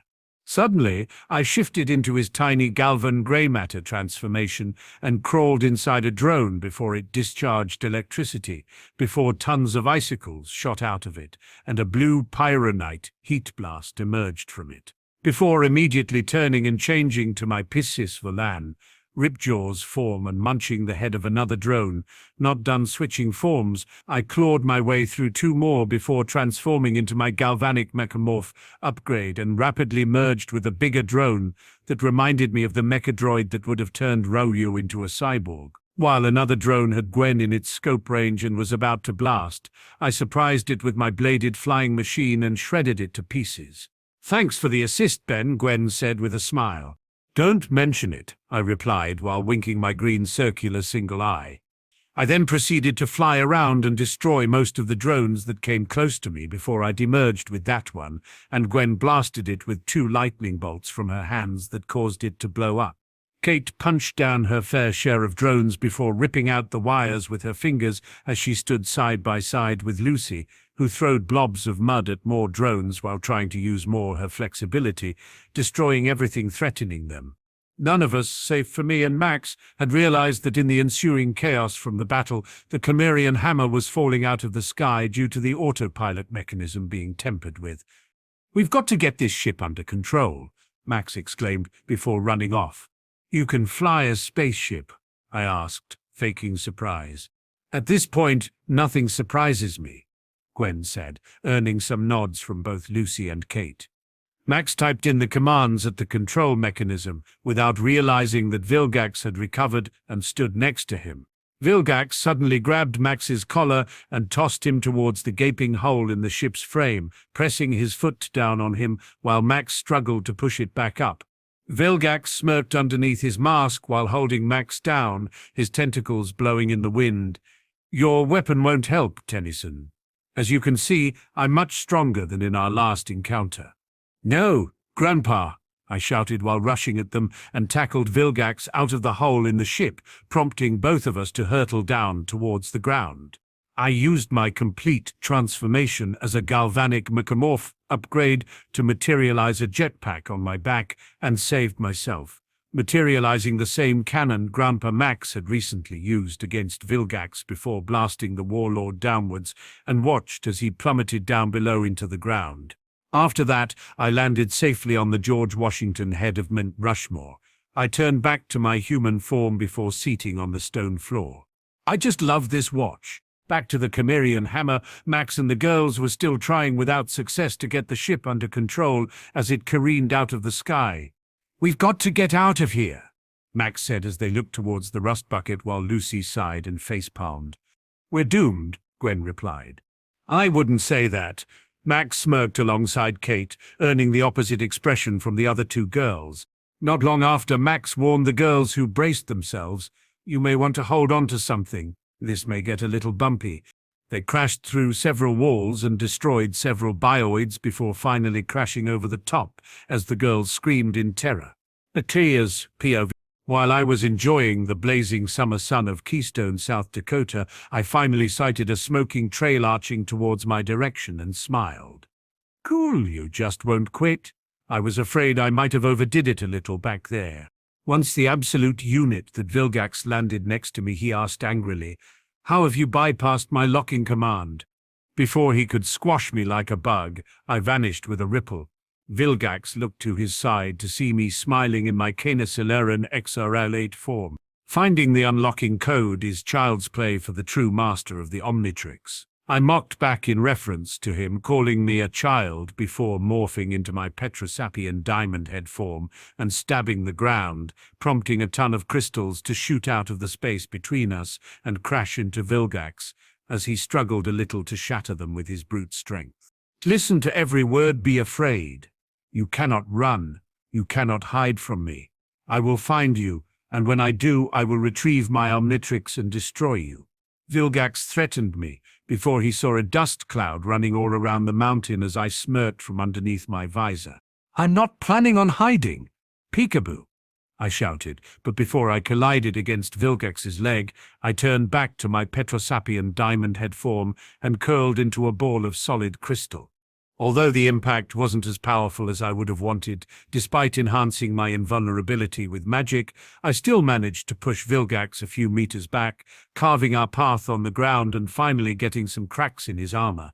As a large cloud of dust followed my impact, another blast of green light could be seen.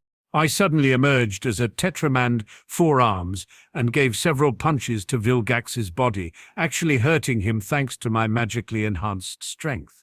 "Ugh, you're a capable warrior, boy," Vilgax said, before handing out a huge punch aimed at my gut, which was barely blocked by all my 4 arms combined. "For what it's worth, I thank you for the challenge." Not interested in wasting my breath on some pointless verbal duel, dishing out instead a deafening sonic clap, which managed to push back Vilgax again, and actually managed to stun him for a moment.